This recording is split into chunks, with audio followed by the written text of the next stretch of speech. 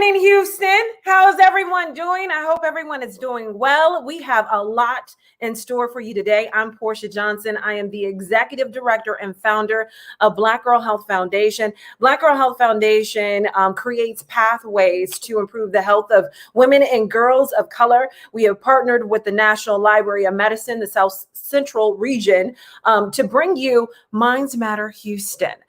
This is a national campaign, and we do workshops in cities all across the country. So it's so great to be in Houston and bringing this to you. Today is about mental health. It's about spreading awareness, getting the resources and support and information that you need to make informed decisions regarding your health. We have been through a lot, from COVID, the pandemic, losing jobs, racial injustice, so much. And today it's about healing. Okay, so we have 8 workshops to bring to you. And this is made possible by our wonderful sponsors, including MD Anderson Cancer Center, also Texas AHEC East for supporting us. Thank you so much for allowing us to bring these great workshops to you guys, hosted by residents in Houston and in Texas. So we have Faith Flow Yoga, Nourish Your Mind, Mom Suffering in Silence, Vagina Monologue, Push Beyond Mental Blockage with HIIT, that's a HIIT exercise, Black Girl Therapy, Put Your Money Where Your Mind Is, and Restoring Your Mind with Yoga. So it's going to be a full day, y'all. I hope you're ready. A full day of fun information and again, mental healing. Thank you all for joining us. Don't make sure you don't, switch over, touch that dial or go to Facebook and do something else. We want you to stay glued on this workshop series. So without further ado, I want to introduce our first kickoff presenter. Actually, before I even do that, I want to make sure that everyone knows throughout the event, we're also giving away free sanitary napkins. We are giving away free sanitary napkins that are non-toxic, and that's thanks to our partner Rain. So you will see the commercials. You will have a chance to win these a free package of sanitary non-toxic napkins by just commenting on these workshops, right? So comment on the workshops. If you comment, we are going to be selecting people at random. We are going to introduce a total of 4 winners throughout this event. The first 2 winners are going to be introduced right after the Vagina Monologue workshop. And the last 2 are going to be, we're going to announce those winners at the end, at the last workshop at the end of the day. So all you got to do is comment. We're just going to be randomly selecting people. Just comment on workshops that you may like or ask questions. Oh, we got someone already commented. Okay. We haven't even got to the workshops yet. But yes, we see that, and we're putting your name when you comment. We're putting your name in it's a electronic raffle. So we kind of just spin the wheel, so it's fair, and we're just going to be randomly selecting people. So comment. We want to hear from you. Now, without further ado, I would like to introduce our first kickoff presenter, and that is Dr. Letitia Plummer. Hello, Dr. Plummer. Hello, how are you? Hello, Portia. I'm doing great. Thank you so much for having me. Absolutely. Well, we know Dr. Plummer. You all know Dr. Plummer, City Councilwoman. She has a lot of experience working with underserved communities, and has been really active during this COVID pandemic. Take it away, Dr. Plummer. I'm very, interested in hearing what you have to say about mental health and how it's affected you and the community you serve. Absolutely. So first, let me just say this. First, thank you for doing this. I think it's a perfect time to make sure that we focus on mental health, for not only ourselves, for our community. Mental health to me personally, specifically in my mind, there's a correlation between mindset and progress.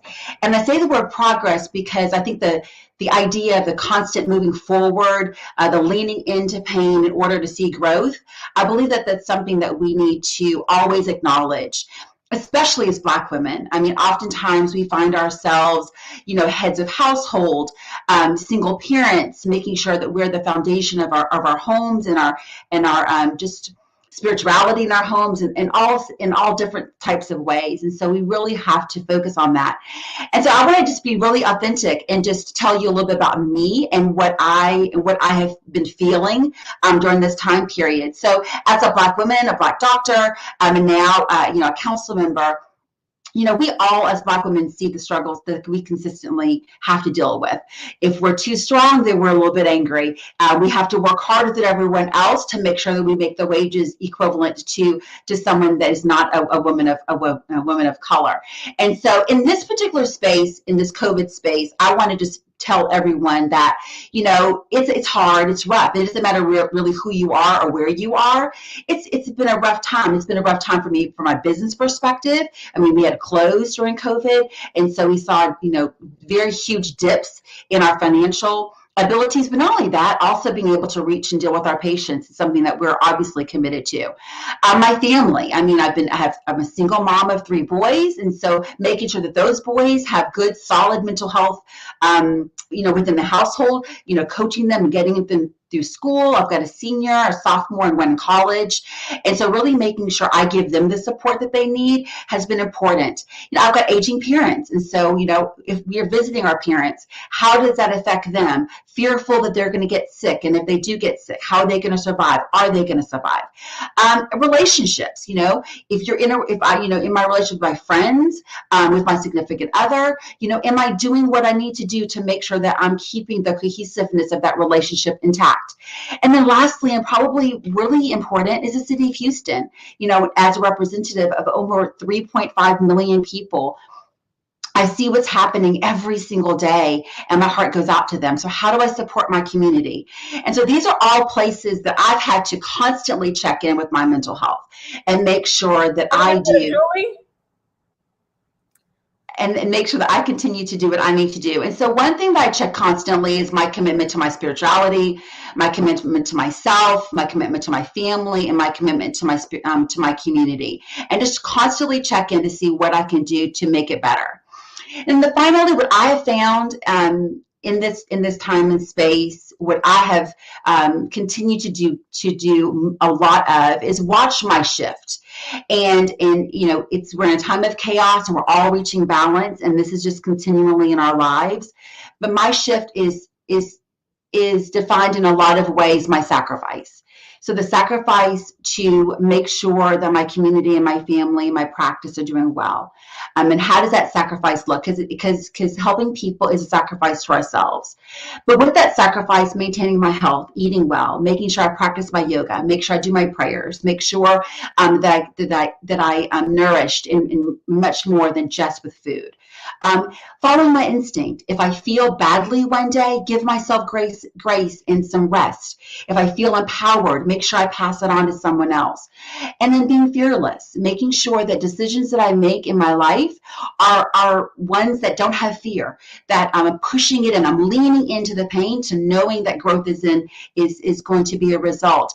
And then finally, the tenacity that we need to continue to grow, continue to thrive. And I believe if we do those things, then we will find ourselves in a very solid space, knowing that mental health right now is key. It's difficult, acknowledging that, but moving forward and making sure that we can push through.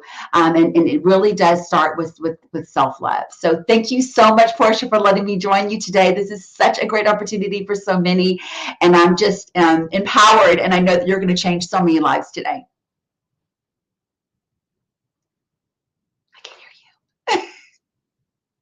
I tell everyone else to make sure they're, unmuted. I'm muted.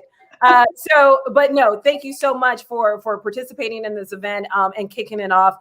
We love the work that you're doing in Houston. Thank you so much for supporting such an important issue, especially among Black women. So thank you so much, Portia. Thanks for having me. Absolutely. All right. Well, we are going to continue with our next kickoff presenter, and that is Miss Julie McShay. Julie McShay, Hi. hello, is the second vice president of the Houston NAACP chapter and also the community coordination chair. Thank you so much for joining us today. And I know that you're an educator, you're a community advocate. And especially have a lot of experience in not only serving the community, but also in government. We thank you so much for being with us today. Please, I'm eager to hear how mental health has affected you and, the people that you serve. Yes, absolutely. So thank you so much for having this today. This is so powerful, especially during Women's History Month. Yes. In a year after we all began quarantine, staying at home. So this is very timely. I do serve the Houston branch of the NAACP as second vice president and community coordinations chair under the leadership of Dr. James Dixon, also known as Bishop Dixon. And so I'm excited to be here. I'm also a college professor. And so in my leadership role, being a professor and just being human during this time, this pandemic has caused a lot of new stresses. I've seen it in my students. I've seen it in the community. And even in our organization, we have to support one another as life happens, and how the pandemic just makes it that much more difficult. People have had losses in their families. How do you support someone during a pandemic when they've suffered such great losses? And then being away from my family has been difficult for me. I'm from Florida. I'm a Florida native, and usually Houston, I'm just all in love with Houston. But baby, this last year, I just wanted to be home with my mama. But I am so elated that I've had a community of support, and I've been able to be a community of support for others. I've encouraged people to do what I've done if they have the means of doing it. And that is checking into a hotel like at least every 4 to 6 weeks and just taking a break and having quiet time. If you can't do that, I also go sit in my car. I'm working from home, teaching classes from home, serving from home, doing these meetings a lot of days, Zooms and so forth. So I go check out. I literally check out of my house and I go enjoy the fresh air, let the sunroof back in my car, let the windows down, and just have some peaceful time, some meditation. And that's helped me immensely. When I'm out in the community, I talk to people about mental health. When I'm forward facing, literally, whether it's serving food, handing out masks, registering people to vote, or just talking to people, just walking and talking to people. I always ask people how they're doing. People give you that first reaction. Oh, I'm fine. And then I say, no, but how are you really doing? Like, how are you doing during this space? And then that gives people the opportunity to express. And I think that's really important that we encourage people to express, not from a place of judgment, but just so they can get that layer off of them. And that creates peace. Yes, I see in Wellness We Win. The car is our sanctuary, especially since we're not driving them as much. So yeah, just having that time to yourself, not being afraid to let someone know. We all need 3 people. I am a woman of faith, so I believe in the Father, Son, and the Holy Spirit. And I also believe in having 3 people here on earth that I can talk to. You can't talk to your family about everything, so you got to have a confidant that you can talk to about certain things. You need that person who will hear you and listen to you, but that won't judge you or just feed you a whole bunch of sound. Because you're the one sounding off. You just need someone to sound off to. And then lastly, you need that person who's going to hold you accountable. I think that is critical during these times for our mental health and for our spiritual health as well. As we continue quarantining, because that's what I'm doing as much as I can, unless I need to leave the house. As we continue, watch what you're feeding yourself in terms of the internet, television, which movies you're watching. I don't watch too much news, and that's really hard for people to understand, especially with me being a political, but I read a lot. I read a lot of articles, a lot of journal articles, NPR, But that's to make sure what's going through my ear gates is not over sensationalized and draining me. And I tell people the same thing. It's really important that we are cognizant of what we're hearing.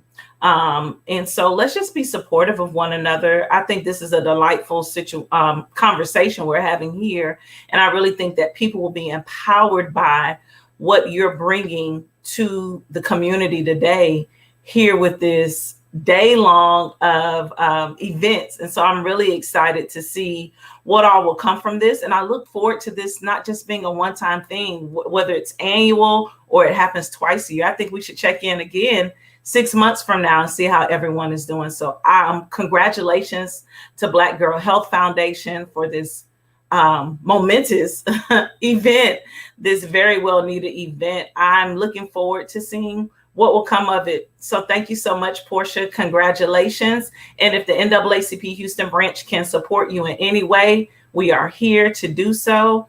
And I'm sure our members would be excited to partner with you. Thank you. Yes, absolutely. I look forward to it. Definitely. You claimed it, girl. You claimed it. Yes, we'll do it. We will definitely do it. Thank you so much, Julie McShay, for joining us and supporting this event and our mission. So thank you again. Thank you. All right. So next, I hope you guys are getting ready. It's going to be a great day. Our next kickoff presenter is Representative Sean Nicole Theory. Representative Theory is actually joining us from over the phone, joining us live from over the phone. She had a family emergency, but she is with us. Representative Theory, are you here? Can you hear me? Representative Theory, can you hear me? Yes. Good morning. Can you hear me? Good morning. Great. Well, I'm glad you're with us. Can you hear me? With us. Yes, I can hear you. I can hear you perfectly fine. Can you hear me? Yes, I can. Yes, I can. Okay, perfect. Good afternoon. Good afternoon, everyone. Thank you. And I'm just really excited to be here.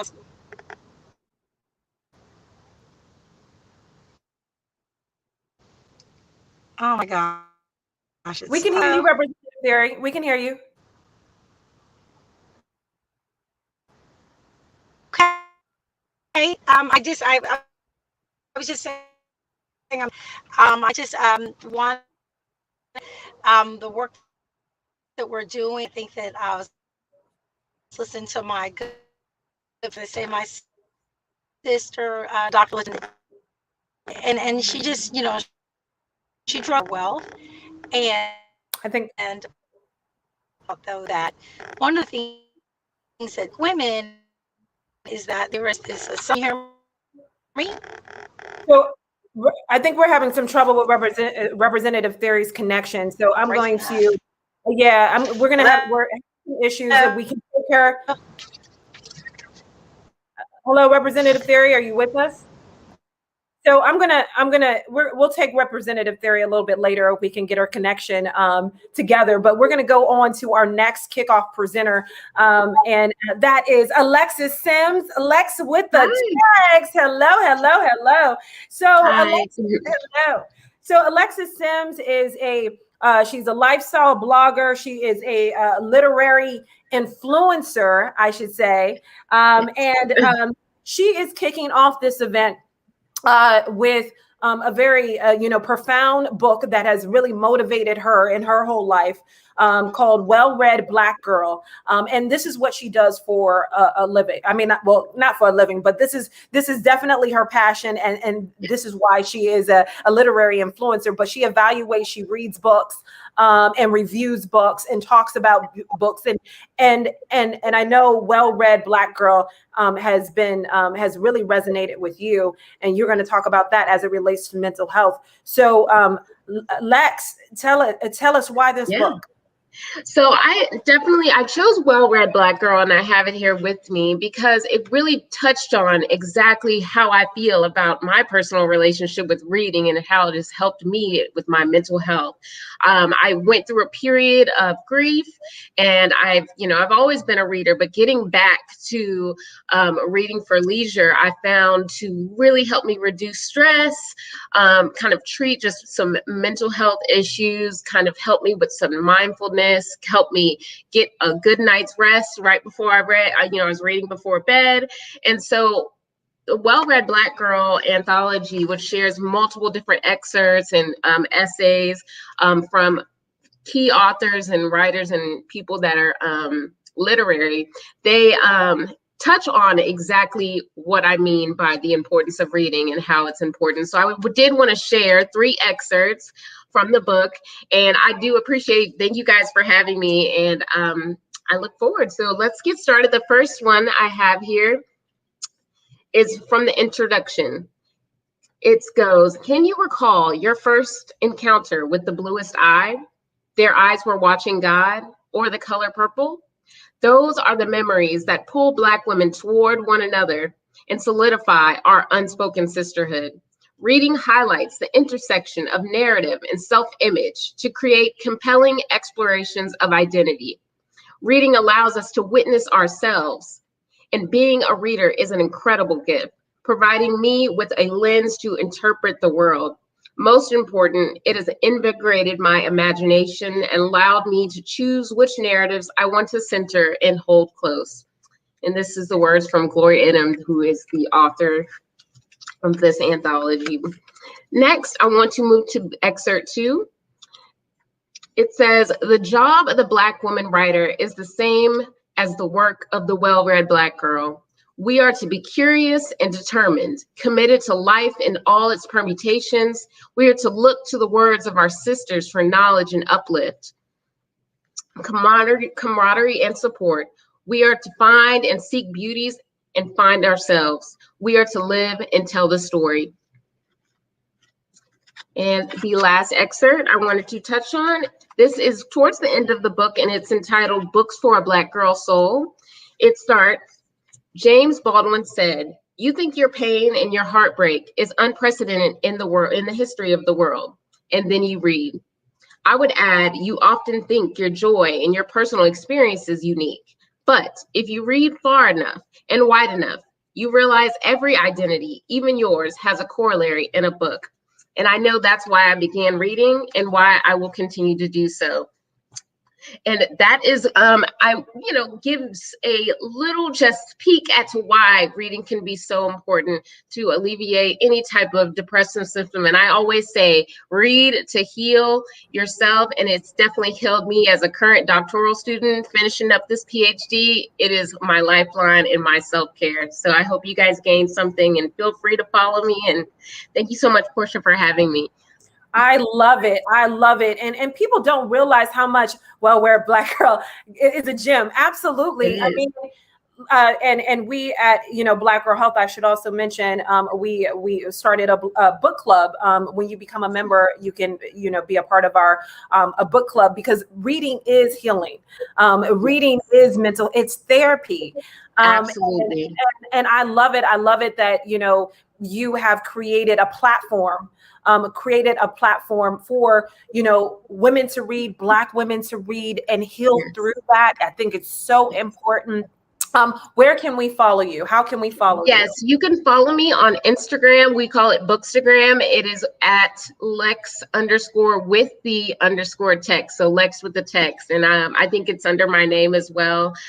So yeah, follow me there. I share all types of recommendations and tips and just anything you need. And feel free to DM me and send me a message. I'm open to talk. So. All right. Love it. Lex with the text. Thank you so much for supporting us and being with us. All right. Okay. Well, I hope you guys are all ready to start our day full of workshops. Just as Lex with the text mentioned, how reading is healing. If you're after you experience some of Black Girl Health today, we hope that you become a BGH member. We do have a book club. When you're a member, you can join our book club so that you can, continue to heal even after, this show. This is motivation. This show is about motivation and giving you the resources, but the journey, starts here. It doesn't stop here, right? It starts here. It doesn't stop here. Let's go to break. And then right when we come back, we're going to have our first workshop, Faith Flow Yoga.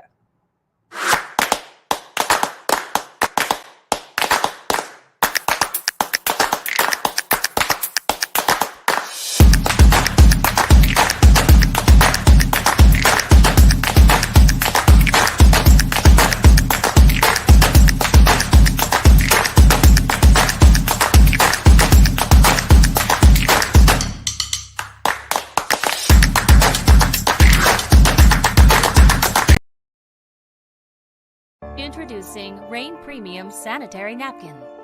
50 milliliters of water will be poured onto a rain pad to test the absorbency system. Rain has an innovative design that is made with a strip infused with Nobel Prize-winning material, graphene. Finally, her feminine flow has met its match. Click the link below to order your Rain pads today. Rain is exclusively designed by Jewel Sanitary Napkins, LLC.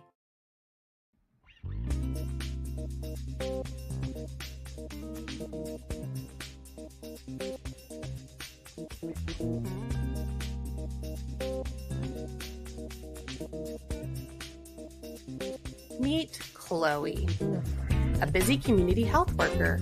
And like so many of you, she's also a parent, daughter, sister, and friend. Also like you, Chloe wants to stay healthy, mentally, physically, and emotionally, so she can be the best version of herself. Chloe wants to help her family and friends be their best selves too. Chloe will help us to discuss some important topics that can affect us and our community, like mental health, senior mental health, perinatal depression, suicide, and PTSD. She'll also share some great tips on how to help others if they need it.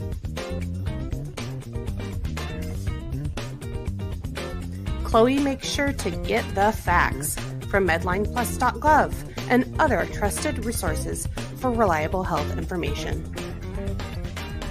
Medline Plus is a service offered by the world's largest medical library, the National Library of Medicine.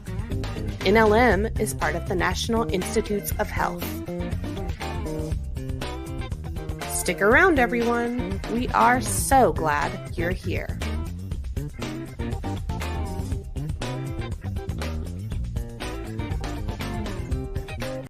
What does it take to be the nation's #1 cancer center?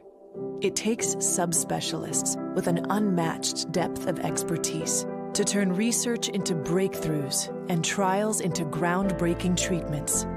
It takes prioritizing safety, compassion, and an unwavering commitment to ending cancer.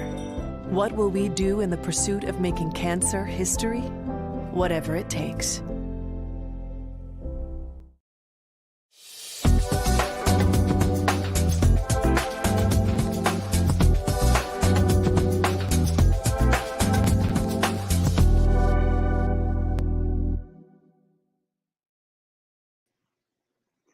Good afternoon or good morning, Houston. My name is Sherelle, and I'm so glad to be with you all this morning. There's been some amazing information that's been shared, and I have really, I'm excited.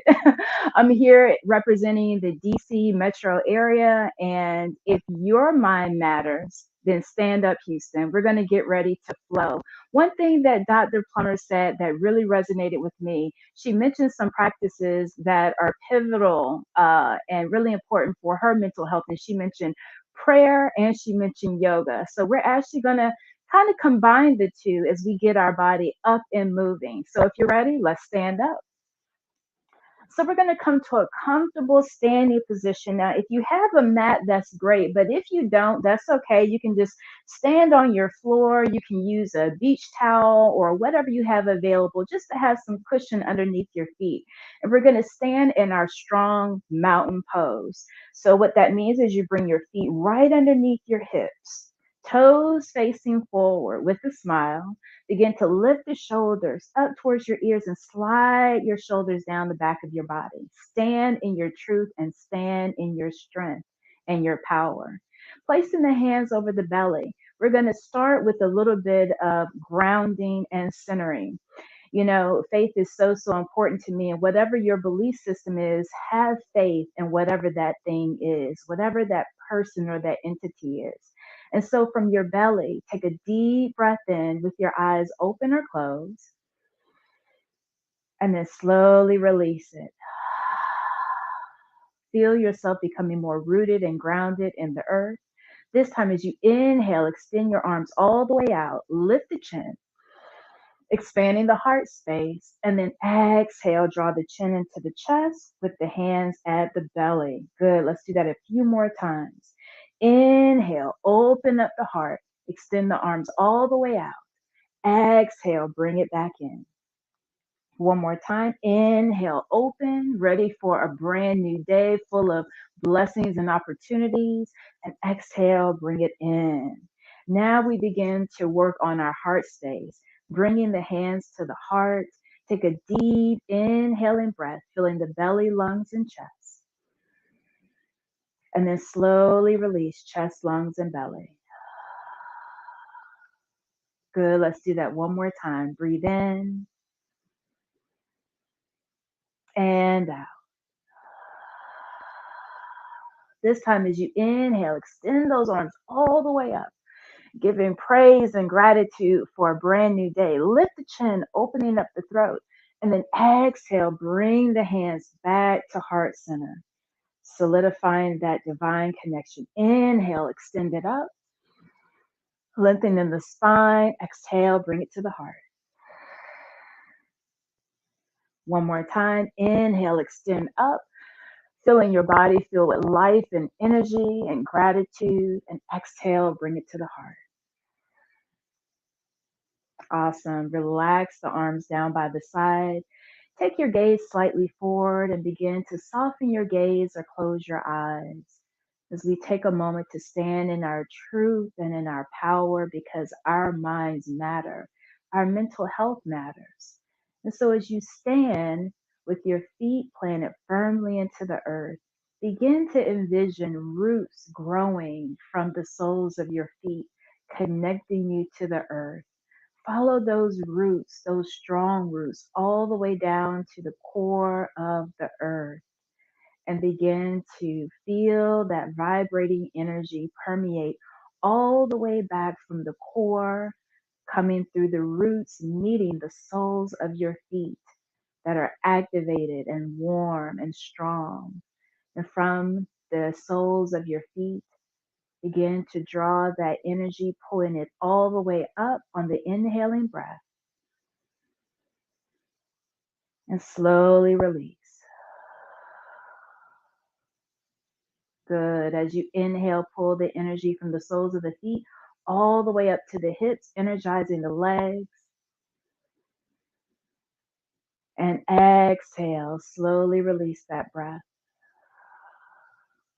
Beautiful.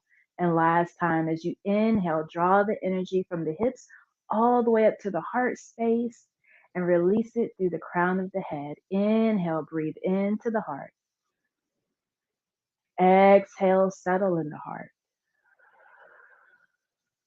Inhale, draw the energy from the heart all the way up to the crown of the head. And exhale, release it all out. Beautiful. Let's take a moment to set our intention, placing the hands at heart center, and draw your chin in towards your chest. This is truly a beautiful day, a day that we have never seen before. And on this day, if there are any prayers that are weighing on your heart, use your breath and send them up into the heavens, even if those prayers are for yourself. With this practice this morning, we set an intention, how we plan to show up in the world, and we practice it here on the mat. What is your intention? How will you flow in this practice?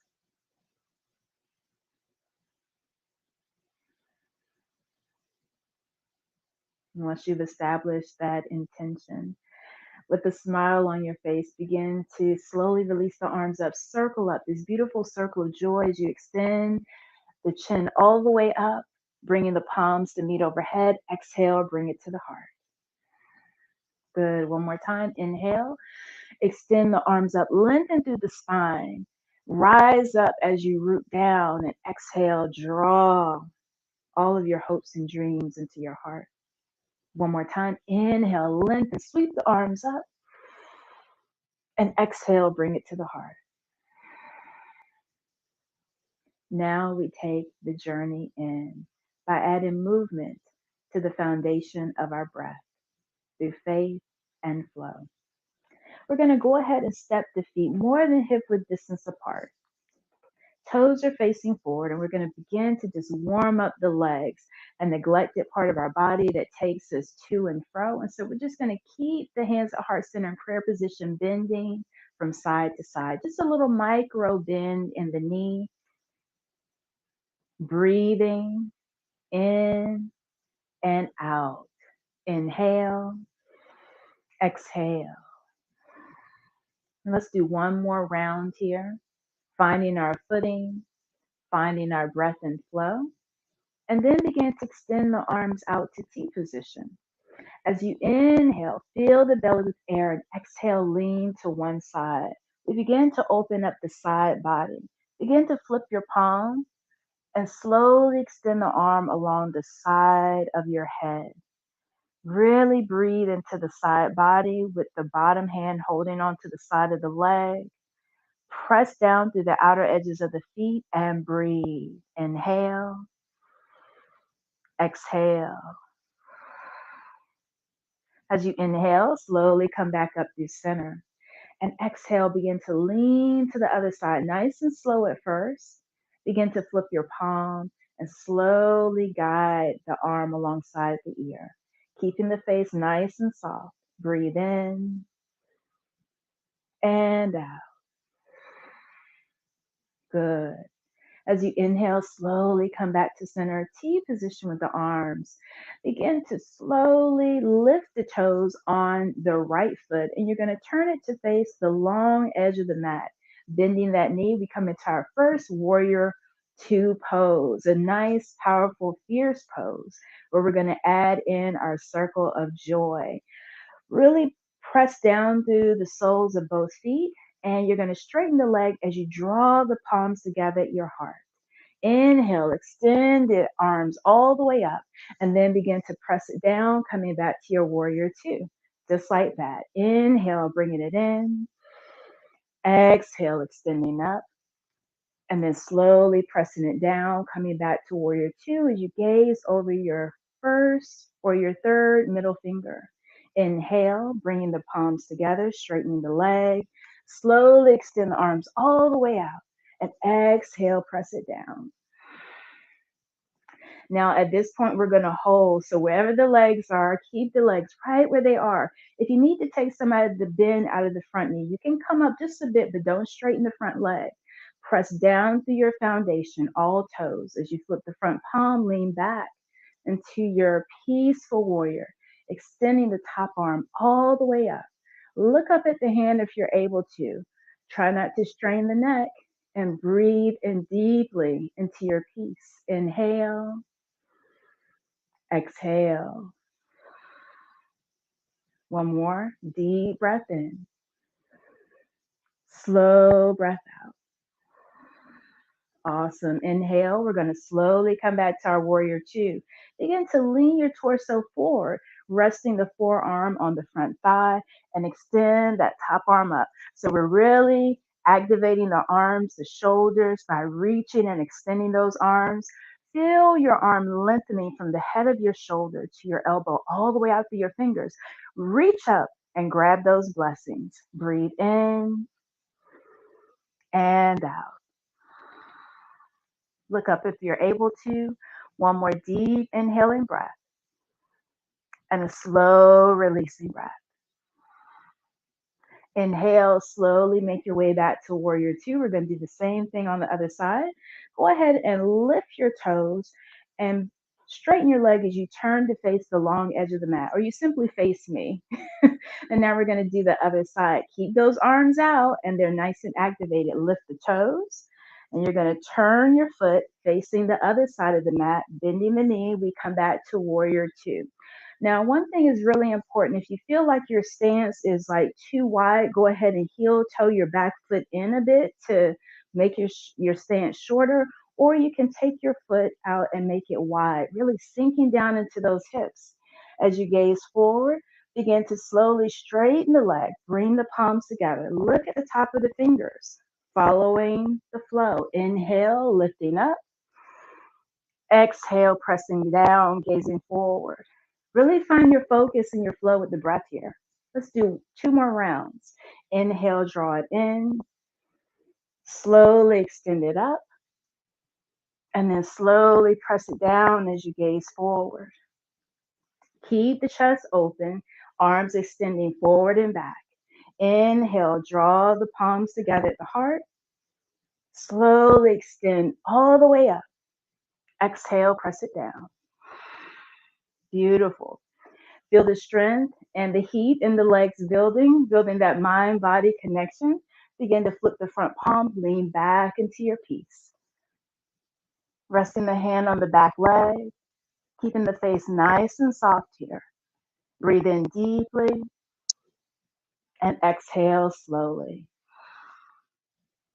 If you're able to look up at your hand, look all the way up.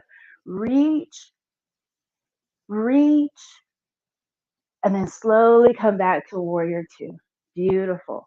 Begin to straighten the front leg, lift the toes, and now we come to face forward. Bringing the hands all the way up overhead. We're going to heel toe the feet in just a little bit.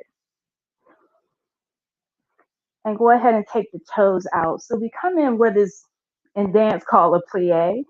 We're going to begin to extend the arms all the way up overhead.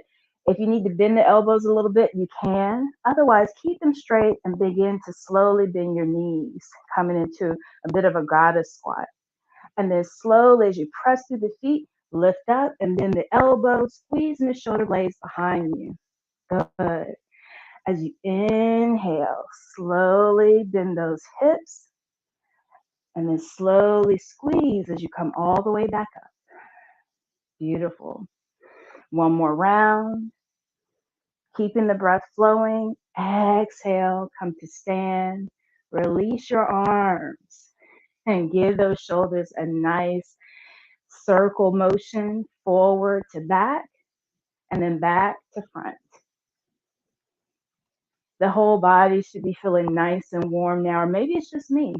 Begin to heel toe the feet together. Feet are right back underneath the hips. Inhale, extend both arms all the way up overhead. Exhale, bend the knees, and let's take our first forward bend. A nice gentle inversion, helping to increase that blood flow.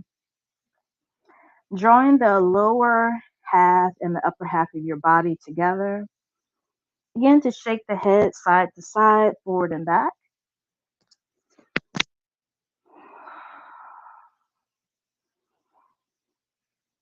Begin to grab a hold of your opposite elbows, making a box around your head and allowing your head to hang heavy in that box.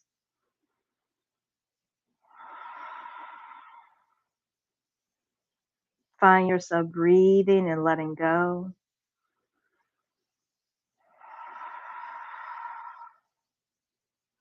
And begin to slowly release the elbows. Inhale, slowly come up to halfway lift. So the hands are at the shins. Gaze down at your lovely toes, give them a nice little wiggle. And then exhale, release, coming back into your ragdoll or forward fold pose. As you inhale, bend your knees, press down through the soles of your feet and root down to rise. Feel yourself blooming as a beautiful flower, extending the arms all the way up overhead. Exhale, bring it to the heart. You're going to do that one more time, adding in a standing twist, really getting full range of motion throughout the spine. Inhale, slowly sweep the arms up. Lifting the ribs away from the waist, exhale, bend the knees, shift the hips back, and slowly come to a nice, gentle forward bend. Begin to open and close the hands, flexing the wrists, bringing some more blood flow and energy to the hands and the palms, the fingers. Shaking the head a little bit side to side, releasing some of that tension from the shoulders and the neck.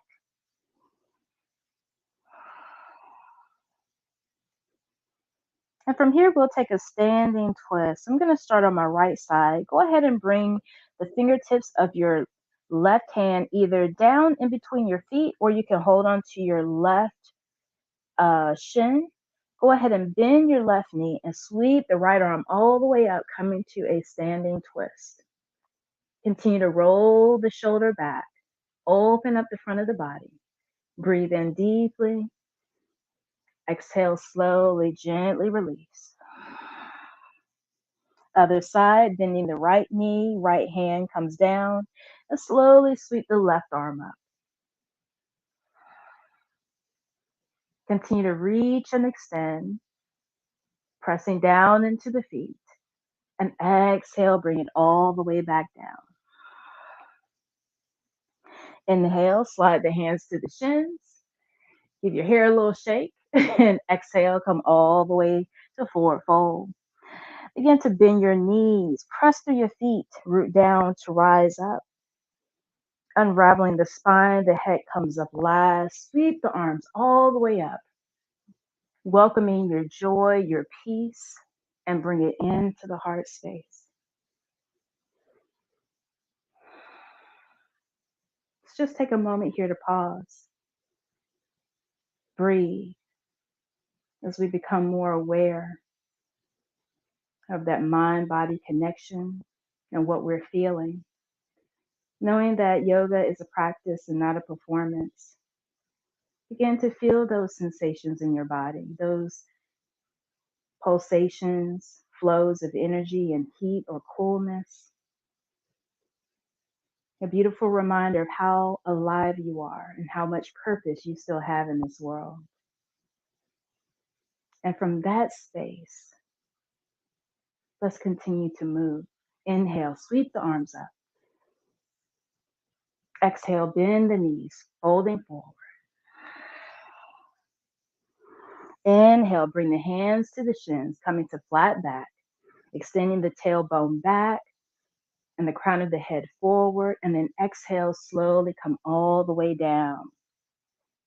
Now we're going to come all the way down to the mat, bend both knees, bring fingertips on either side of your feet, and slowly bring one knee down at a time.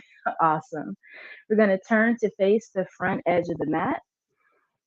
And now we're going to come to tabletop. Hands are right underneath your shoulders and knees are right underneath your hips. Either tuck your toes or point your toes, whatever feels good for you, and reconnect with the earth through your feet, your shins, and your hands. Feeling very grounded, gazing down in between your hands. Inhale, begin to lift your chin and your tailbone, drawing the belly down towards the earth. And exhale, begin to curl in, pressing yourself away from the mat, coming to cat-cow curl. Inhale, begin to slowly arch your spine. Keep your arms nice and long so you don't have to bend at the elbows. And then exhale, slowly curl. Press yourself away, drawing that energy and blood flow into the back of the body. Inhale, arch. Exhale, curl. With the chin drawn into the chest, begin to shift your hips all the way back to your heels, coming to our first child's pose. Now, if this child's pose doesn't feel comfortable with your knees together, go ahead and take your knees apart, providing space for your torso, and your big toes touch behind you. Relax your arms down on the mat. Forehead kisses the mat. As we begin to take a pause, turning our attention inward, reconnecting with our intention. Surrendering a little bit more with each inhale and exhaling breath.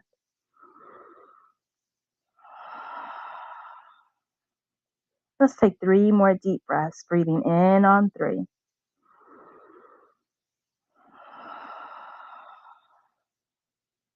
Feel yourself surrendering a little bit more on 2.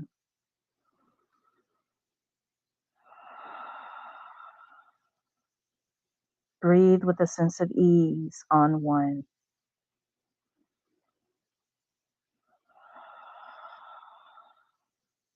Beautiful. As you inhale, slowly make your way back to hands and knees or a tabletop position. Guide your knees back underneath your hips. Now we're going to add in a little bit more balance, some dynamic movement here on the mat where we're able to really engage the core. Begin by stepping your right foot all the way back. Press down through all fingers as you gaze down in between your hands. Begin to engage your belly and slowly lift the back leg. So we're coming to balancing tabletop. Now, if this is your first time with balance, even though you're close to the mat, sometimes people have a fear of falling. So just stay right here balancing. But if this is something that you're familiar with, go ahead and add that arm, extending the opposite arm forward and breathe. Reach forward and press back. One more inhaling breath. And then slowly release everything down to the mat as you rock your hips side to side. Beautiful. Let's try that on the other side. Let's see what our balance is like on the left side. Go ahead and step your left foot back. Reestablish your connection through your fingers and your knuckles. Roll the eyes of your elbows forward. As you press down, slowly lift. Now remember that lift doesn't have to be all the way up here, just in line with the hip. Keeping that back foot flexed. If you feel like you want to add your arm, you can, but you don't have to. Begin to extend that arm forward. Breathe as you gaze down, extending forward and back. And slowly release down to the mat. Awesome job, everyone. Now we're going to add those dynamic movements together. Stay right where you are. Anytime I want to add a modification, if this is too much for your wrists and you're like, whoa, didn't know yoga was like this. Yoga is a weight bearing practice. You can always do this down on your elbows. So when you're ready, go ahead and establish your hands or your elbows down on the mat.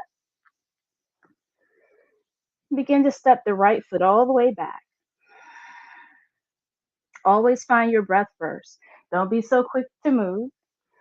When you're ready, only when you're ready, begin to lift the left leg or the right leg. Begin to point the toes. And just like we did with cat and cow with our spine, you're going to begin to bend your right knee, arch your spine, lift your chin. Exhale, draw the knee into the nose. Round and curl. Inhale, lift. Exhale, curl. Inhale, lift. Exhale, curl and hold for 3, 2, and 1. Lower everything down to the earth. Take a moment to shake it out. Sit back onto the heels. Shake the hands out a bit. Reestablish that connection as we move to the left side. Stepping the left foot all the way back.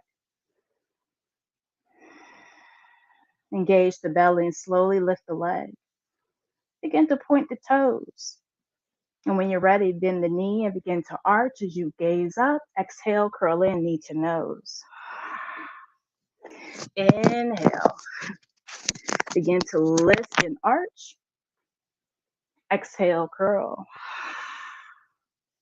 Inhale, lift. Exhale, curl and hold for 3, 2, and 1. Lower the knee down to the mat. Taking the knees apart, let's take a child's pose here with the palms facing up, releasing any tension or tightness or angst that we may be feeling in our practice.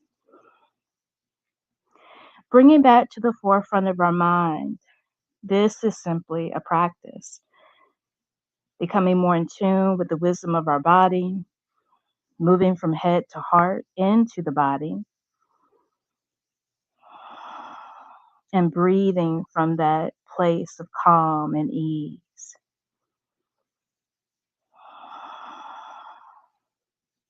Beautiful. As you inhale, slowly rise back up to hands and knees. And now we're going to do a few spinal extensions. Begin to slowly let your hips come forward, and you're going to roll all the way down onto your belly. Now, this may not be too comfortable. We're going to be here just for a few moments.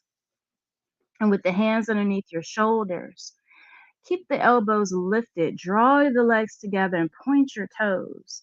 And as you inhale, we're going to come to a low halfway lift. Gaze down at the mat. Press down through the palms and the knuckles and the fingers and lift up just halfway. Draw the shoulders in. Breathe in and out.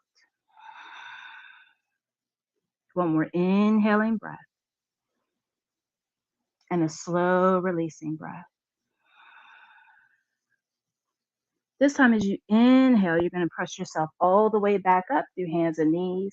And let's stretch it out in a nice, soothing child's pose.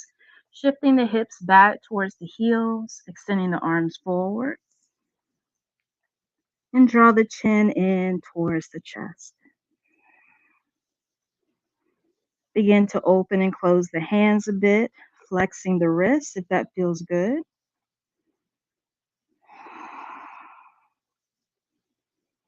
And begin to slowly walk your hands back towards your knees as we come up to kneeling position. Now, if this is too much for the knees, by all means, always take a break. You know your body better than anyone else. And so you can either put some cushion underneath your knees, or you can just simply take a break and join us when you're ready. As you gaze forward, bring the hands to circle the waist. And with that confidence and boldness, begin to step your right foot forward. Bringing the fingertips down, we come to a low lunge. Going to really get into the hips here just for a bit. As you gaze forward, let the hips come down and forward.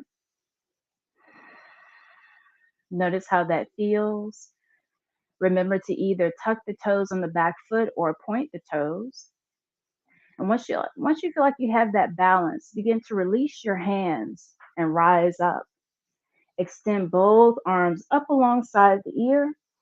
And then as you exhale, palms face forward, bend the elbows, lift the chin and the chest, and come into your crescent lunge with a little bit of a back bend.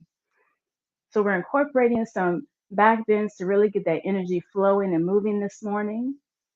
Inhale, gaze forward, palms meet overhead. And then exhale, bring it into the heart. It always comes back to the heart of the matter. From here, we'll take a gentle twist, bringing that opposite elbow to the outer edge of the front knee, taking a prayer twist. Begin to stack elbow on top of elbow, gazing at your third middle finger. If this is not working, you're like, my body doesn't move like that, Sherelle. That's okay. Just place your hand on your hip and the side of your knee and just twist your torso to the side, just like this. Totally fine. Wherever you are, let's take one more inhaling breath and a slow releasing breath. Begin to gaze down at your front big toe and release your hands back down to the mat. From here, we're going to bring the front knee to the back, and we're going to do something that we did before because I love doing the same thing twice. We're going to slowly step that leg all the way back, reestablish your hands, and come back to a balancing tabletop. Let's hold here for a moment. Breathe in nice and deep to this transition, and then slowly release the knee down and take a child's pose as we prepare for the other side.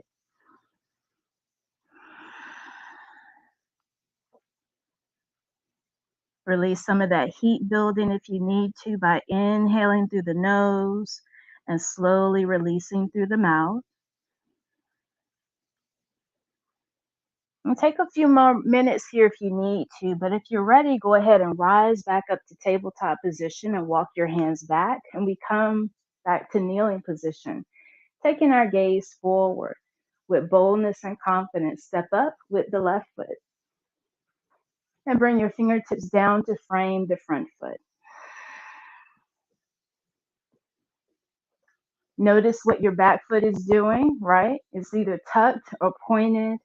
Press down, find your footing and your balance here. And when you're ready, slowly lengthen up through your spine, coming up, extend the arms up. And you can just stay right here if you're still working on balance, or you can begin to flip the palms to face forward, bend at the elbows, lift the chin and the chest as you lean back into the peace, that divine peace, with the heart open and the face with a smile. Inhale, slowly gaze forward, palms meet overhead, and bring that peace into your heart. Remember, it's not about how fast you move, but how intentional you are with your movement and your breath. From here, you can just take a twist, just like this, gazing over your back shoulder, or you can bring the palms together and bring the elbow to the opposite edge of that front knee and stack elbow on top of elbow with your prayer twist. Remember, you always have options in the yoga practice. Breathe, inhale, exhale. Begin to gaze down at your front big toe so that you know where you're going, and bring your fingertips down. Remember, we're going to shift this front leg to the back for balancing tabletop. If you need to move your foot over to the outer edge of the mat so that you have space to move it back, you can do that and shift the leg back. Hands underneath the shoulders, hold here and breathe. Really building that arm strength, that core strength, and then slowly release the knee down to the mat and shift back into your child's pose. From here, let's take a moment to connect with the breath and our intention, taking 5 deep breaths. Relax the muscles around the eyes and the lips. Relax the shoulders and the arms. Breathing in on 4.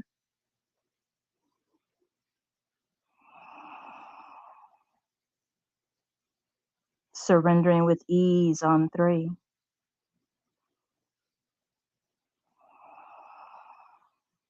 Surrendering to stillness on 2.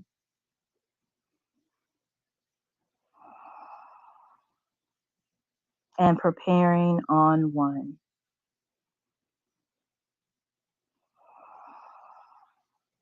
Awesome. As you inhale, we slowly rise back up to tabletop. And from here, we're going to walk the hands back and we're going to come to a kneeling position. With our kneeling position, now we're going to explore the ultimate back bend and camel pose. So we're just going to do a modified version just to really get that energy flowing this morning. Decide if you want to point your toes or tuck your toes. I like to have mine tucked with camel pose. Press down through the toes or the feet and bring the hands to either circle the waist like this, or you can turn your fingers down as if you're putting your hands into the back pocket of your jeans. We just want to make sure we have support there at the low back. As you gaze forward, begin to lift your chest and begin to shift your hips forward just a bit. Notice how that feels in the back of the body first. And if you want to continue, begin to lift your chin. Offering your breath and your heart back to God. If you want to lean back a little bit more, you can. Just do what feels comfortable and natural for you in this moment. And then slowly begin to gaze forward.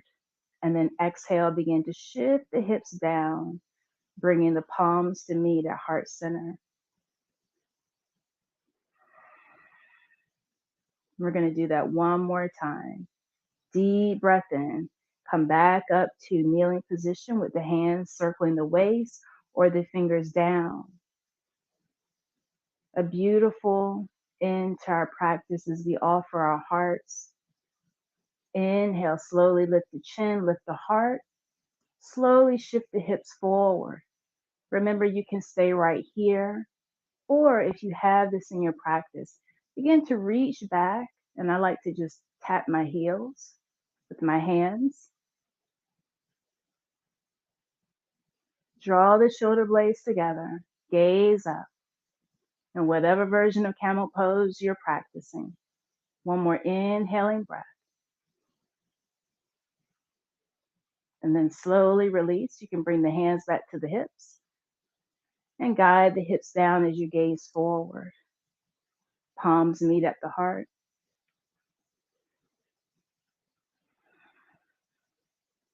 From here, begin to untuck the toes.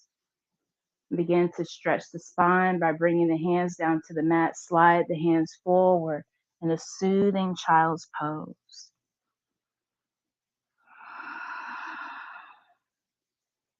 Release and let it go. If it was for you and it served its purpose, release and let it go.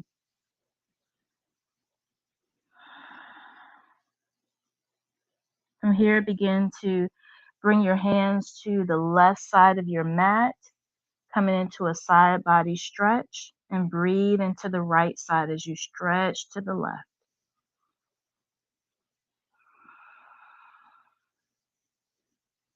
One more inhaling breath. And a slow releasing breath, bringing the hands back to the center. And then slowly walk them over to the right side, breathing into the left side of the body.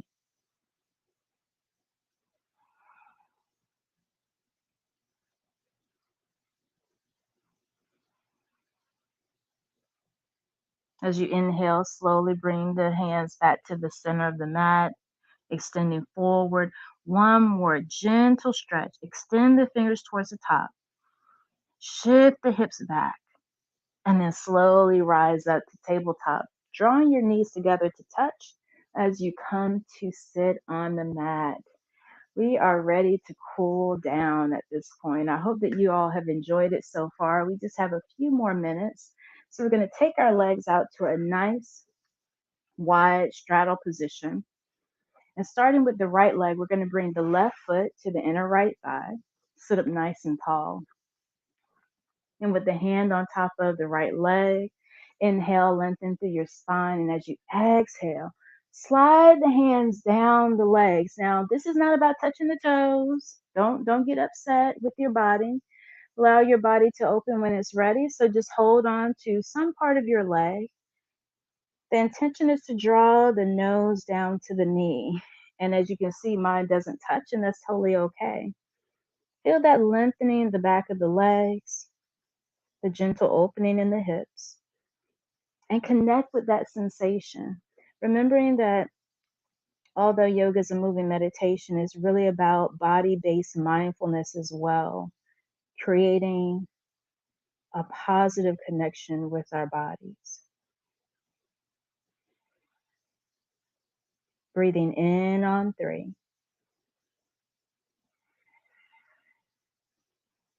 Feel yourself surrendering on 2.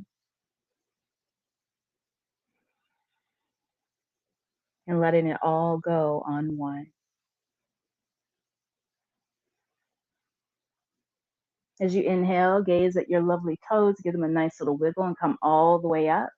We come to a seated twist now. So remember we did a twist standing. I love to do the same poses, just in different positions. Place your opposite hand on that front knee and bring your left arm behind your hip and twist away from that extended leg. Notice how this feels in comparison to our standing twist and when we did a twisted lunge with prayer hands. Feel your entire torso revolving from the navel all the way up to the chest, the shoulders, the head, and the neck. All parts of your body moving for your good. Just rest in that. Breathing in on 2. And releasing on 1. And slowly come to face forward, and we're going to do the same thing on the other side. Go ahead and extend the left leg out and bring the right foot into the inner left thigh. Sit up nice and tall as you angle your torso towards your left leg. With the hands on top of the legs, inhale, lengthen, exhale, slide the hands down. Don't worry about touching the toes. Hold on to the calf, or if you can reach your ankle or your toes, that's great. Draw the chin into the chest and continue to lengthen the crown of your head towards your toes, keeping as much length in your spine as possible. Notice how you even feel a stretch here in your side body and your lower back, reminding you that all is connected.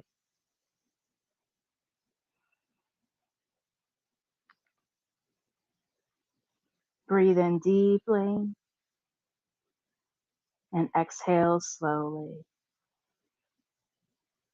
As you inhale, gaze at your lovely toes, give them a wiggle, and then slowly come all the way up to a nice upright position. And place the left hand on the front knee and the right hand behind the hip and twist away from your knee. Taking your eyes with you, feel that twist from deep in your spine. Breathing in on 3. Breathing with ease on 2.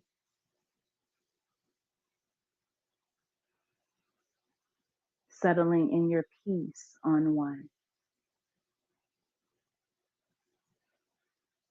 As you inhale, begin to gaze forward with a smile as you draw the soles, or go ahead and come to a cross-leg position as we come to the end of our practice, allowing everything to just settle.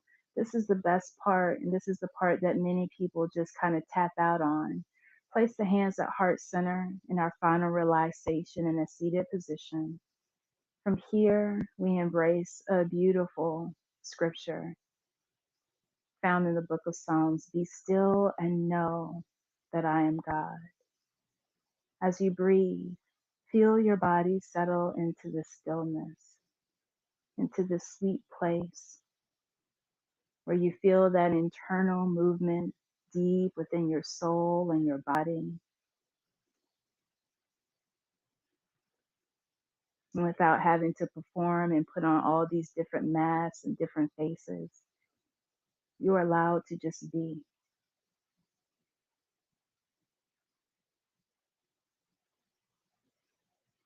In these last moments, just be and breathe.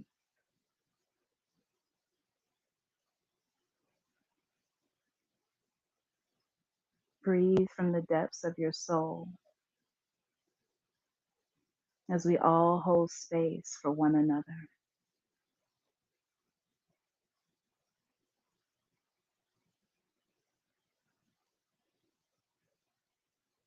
Settle into that quiet space, that space of knowing and that space of safety.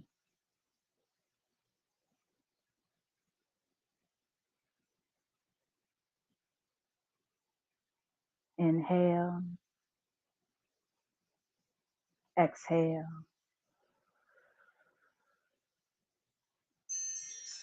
And from there, begin to just slowly flutter the eyes open, our last circle of joy, sweeping the arms up, gathering everything that you've learned and experienced and bring it into your heart. And together we take in a closing breath in, breathe in together, and slowly out. As we release what was, we make space for what is yet to come. Namaste, and God bless.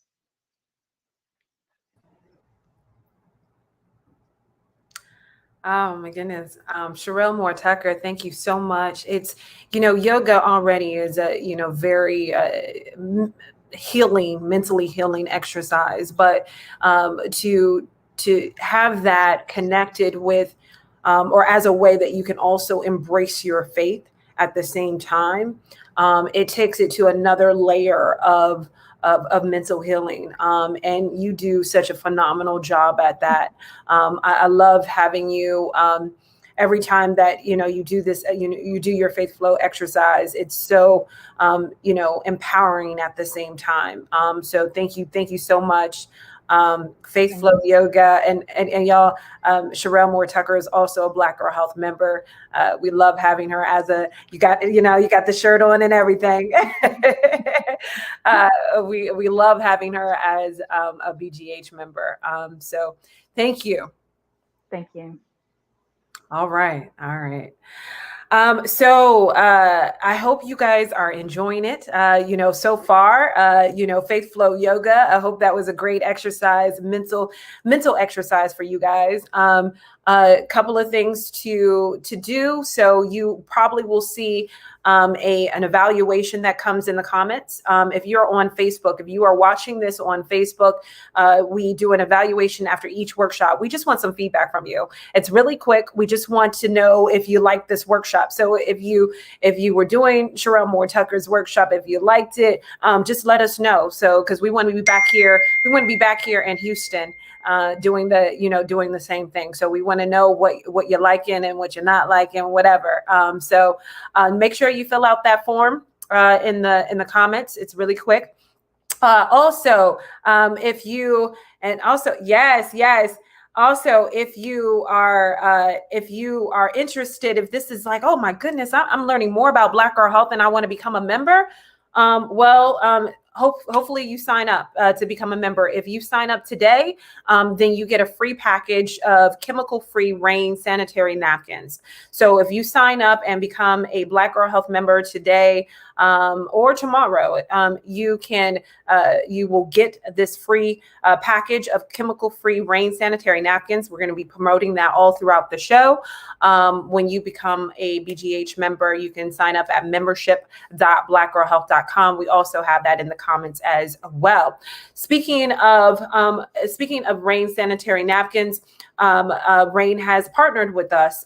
So we are actually giving away 4 packages during this event. So we're giving away 4 packages, sanitary napkins, toxic-free packages. We're giving away 4 of them, just 4 during this event. So what do you have to do to get that? Just comment. So if you're commenting at any of the workshops that you see, we automatically are putting your name in electronic raffle, and we'll be randomly selecting people. That's going to be announced during our vagina monologue workshop. It's going to be announced right after. The winners are going to be announced right after that workshop, vagina monologue. And we're going to announce 2 then, and then we'll announce the last 2 at the end of the event. So comment. We want to hear from you. We're putting those names in our electronic raffle, and we're going to randomly select 4 winners. Okay. 4 winners. So I'm not going to keep talking because I have a tendency to keep talking. We're going to go to commercial break. And then next up is Nourish Your Mind with your Houston girl, Joy Diggs. So stay with us. Introducing Rain Premium Sanitary Napkin. 50 milliliters of water will be poured onto a rain pad to test the absorbency system. Rain has an innovative design that is made with a strip infused with Nobel Prize-winning material, graphene. Finally, her feminine flow has met its match. Click the link below to order your Rain pads today. Rain is exclusively designed by Jewel Sanitary Napkins, LLC. What did it take for me to overcome breast cancer? It took the crucial first step of choosing MD Anderson Cancer Center. It took a unique multi-team approach and a comprehensive treatment plan so personalized that I trusted my doctors with my life. It took a deeper level of expertise to triumph over breast cancer and handle anything that comes my way. What will we do in the pursuit of making cancer history? Whatever it takes.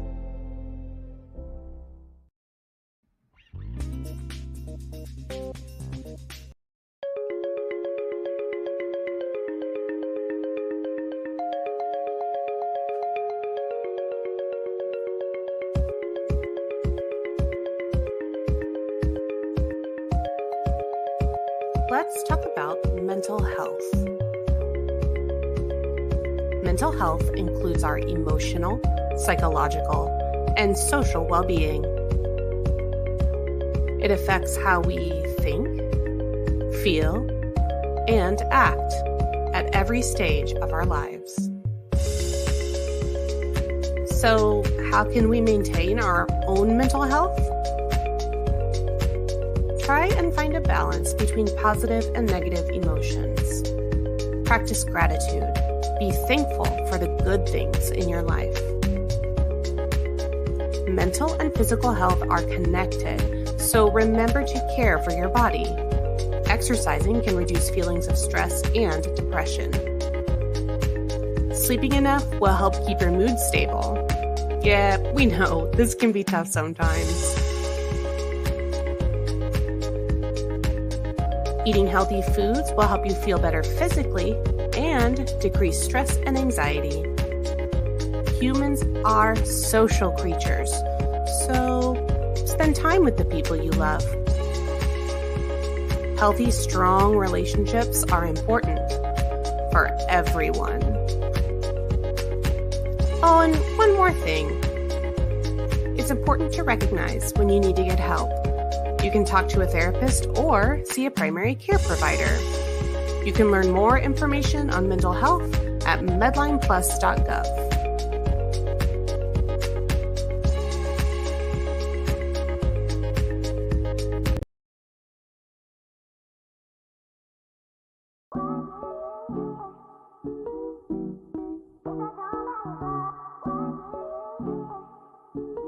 Sometimes we need the extra encouragement, we need support, and Black Girl Health is a movement.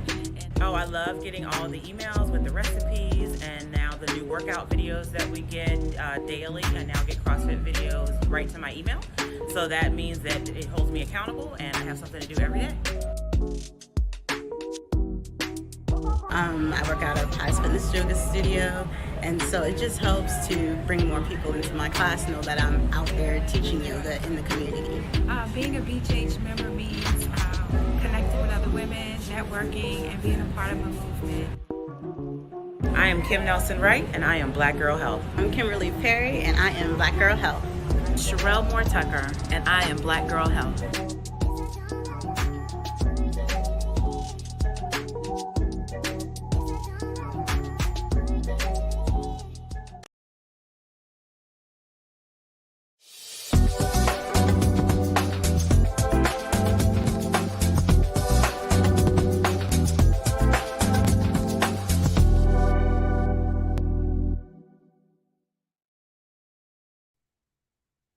Hey, good afternoon, Houston. I'm Joy Diggs. Our next workshop is Nourish Your Mind, the link between food and mental health. I thank Sherelle for that yoga workshop.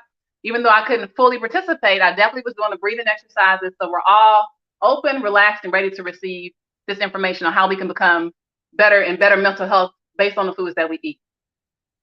I can bring up my slides.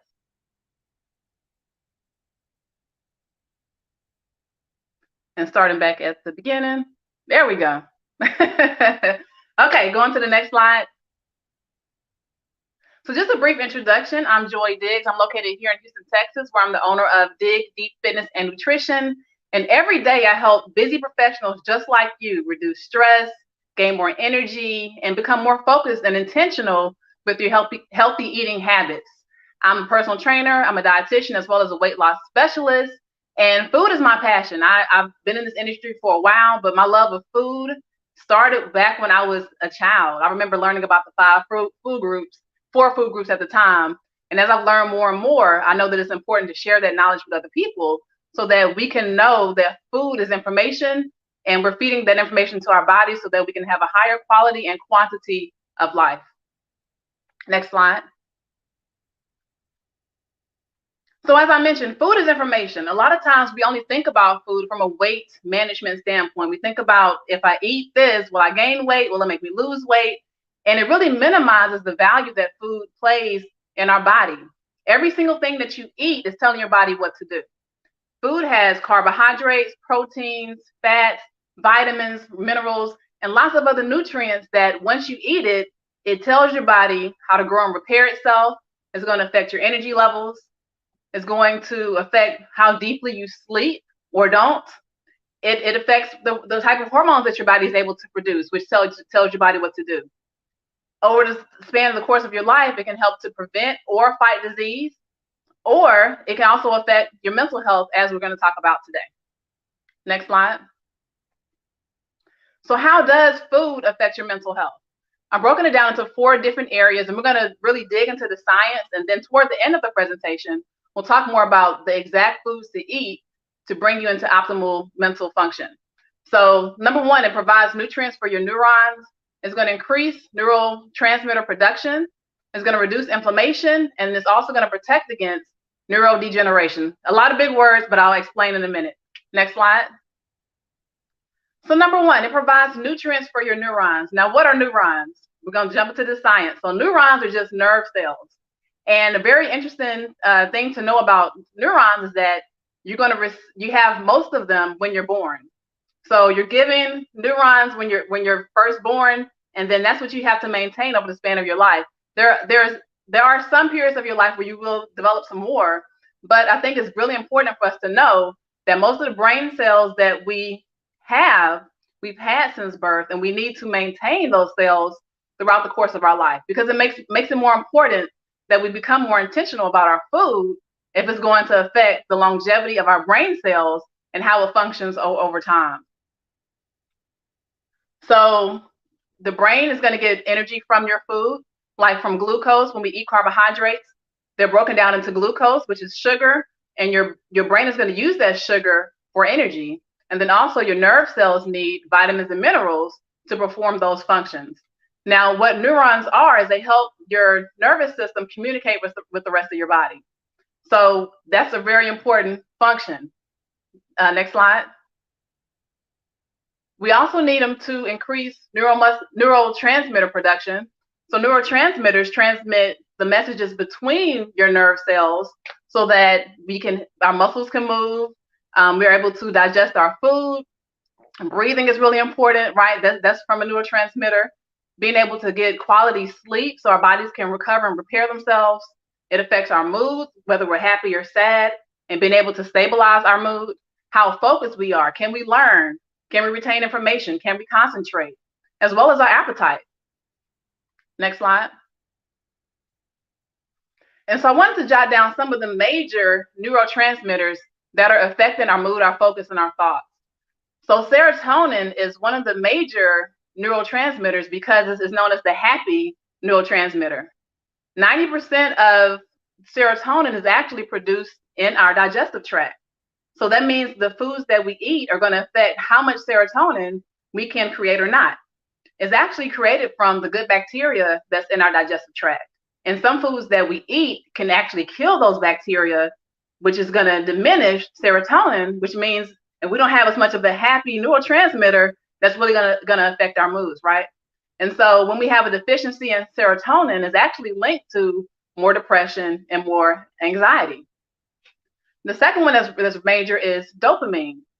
So we probably heard about dopamine as it relates to, feeling satisfied and pleasure and reward system. This is after you have like that really, really, really good meal. I know Easter's coming up. You have that soul food Sunday. You have to lean back like, oh, that meal was so good. That's the feeling of dopamine.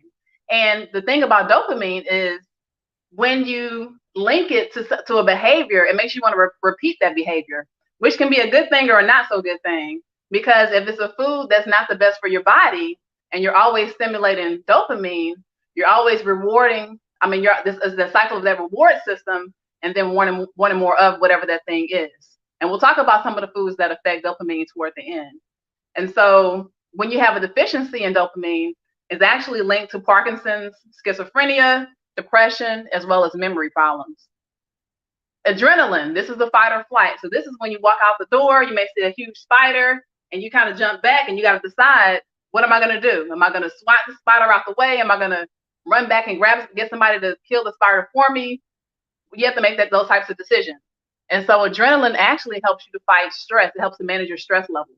And so if we don't have enough adrenaline, we can start to have chronic stress. And over time, that's going to play a part in our mental health. There's also noradrenaline, which affects our mood and our ability to concentrate. Both of those are really important, right? If we can't concentrate, we can't learn, we can't remember, we can't function, We can't get from A to B. We can't perform as well on our jobs, right? We need these levels to be in balance because it affects the quality of our life. And so when there's a deficiency in noradrenaline, that's also associated with depression, anxiety, panic attacks, hyperactivity, right? So it's going to affect our mood. Then there's GABA, which produces the calming effect. And so that's going to be linked to relaxation, de-stressing, your sleep, how deep of a sleep that you're able to get. And when those are deficient, it's going to be linked to more psychiatric disorders and anxiety. There's acetylcholine. We're going through the science. There's acetylcholine, right? It plays a part in memory and learning, right? So if we're not eating the correct foods, like I was saying before, you're not going to retain information. You can't learn information. You're not performing as well on your job. Your kid told you they need to be at soccer practice 5 o'clock tomorrow. Now you can't remember, right? You can't remember all the things that you need to do in your day because you have a noradrenaline deficit. You can't remember the things that you need to do. And so it creates more of that brain fog, and you just can't perform as well as your body was intended. There's glutamate. Now we get glutamate naturally in a lot of different foods. It's the main excitatory neurotransmitter.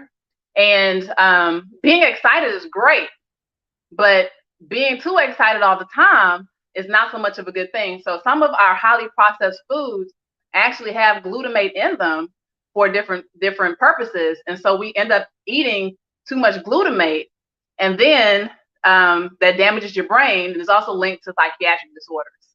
And then last but not least is histamine, which a lot of people may know histamine right now because it's allergy season. And so this is the neurotransmitter that helps with inflammatory response. So it's heightened because it's trying to fight off different things in your body.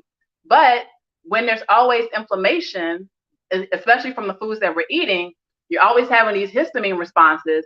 And now the histamine is too high, and that's been linked to depression, obsessive compulsive disorder, as well as having migraines. So the body is always trying to fight for balance. And that's why the foods that we eat are important, because it helps to create the balance in our mood, our focus, our concentration, and our sleep. Next slide. So as I mentioned before, some of those neurotransmitter imbalances are your mood disorders, chronic stress. A lot of us know that, right? We live in a busy society where there are always things to do. So if we're not really intentional about the foods that we eat, we're going to be overly stressed, and it's going to affect other facets of our life. Panic attacks, hyperactivity, low energy, not being able to sleep. I know a lot of people suffer from insomnia right now, and you may not be linking, why can't I sleep? Why can't I, get a good quality of sleep with the foods that you ate the previous day or even the same day, as well as memory problems.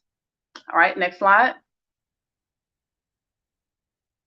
Number 3, the reason a way that food affects your mental health is by reducing inflammation.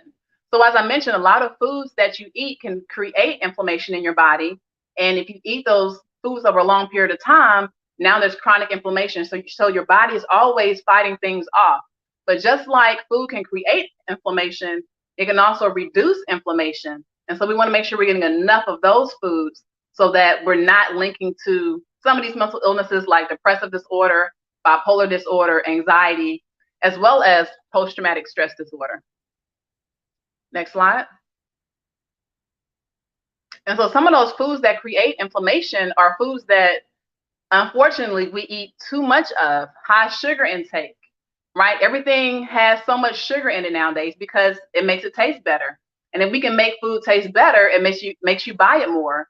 And the food industry is their job is to create more money for their company. So if all it takes is just putting more sugar into a food to make you eat more of it, that's a win for them, but it's to your detriment, right? Because now your body's more inflamed, and now we're starting to affect our mental health.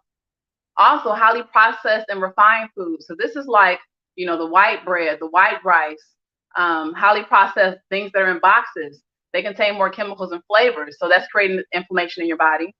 Eating a large amount of red meat. Red meat in and of itself is fine, but it's about the quantity. How much of it are you having? How often are you having it? That makes the difference. Excessive alcohol intake. A glass of wine a night, perfectly fine. But when you're overindulging in alcohol, that's creating inflammation in your body. And then last but not least is fried foods. We already know about this one, right? We should bake or we should grill our food so that it's a healthy cooking method and it's not creating more inflammation and affecting our mental health. Okay, next slide. And last but not least is protecting against neurodegeneration. And that's just a long word that means the breaking down or the death of your nerve cells. Now, as I said earlier, we get those neurons, most of them, at the beginning of our life. We're born with them. So if they're breaking down prematurely and you're not getting any more, think about how that's going to affect your brain and your mental health long term, right? So if the foods that we're eating are creating an unhealthy environment and it's causing those nerve cells to die off prematurely, then we're not going to have as much focus. We're going to see those signs of aging quicker. And I know a lot of us, we think about aging, we want to be independent, be able to think for ourselves, be able to live by ourselves, be able to still drive and have a social life. But if that dementia or some of these other age-related illnesses start coming earlier, it's going to affect you, right? It's going to affect your family. Now your family's having to take care of you because of some of the choices that you made with your food intake. So that neurodegeneration is commonly associated in Alzheimer's, which we know kind of comes along when you get a little older, Parkinson's, dementia, as well as anxiety. So we want to kind of stave off of those things for as long as we can. And if all it takes is us controlling the foods that we put into our body, that's a big decision that we need to make. Okay, next slide. So I want to talk about 4 habits that we can implement right now, things you can do right now to nourish your mind. Number 1 is limiting highly processed foods. 2 is limiting added sugar intake. 3 is increasing fruit and vegetable intake. And then 4 is eating balanced meals. We're going to go through these one by one. Okay, next slide.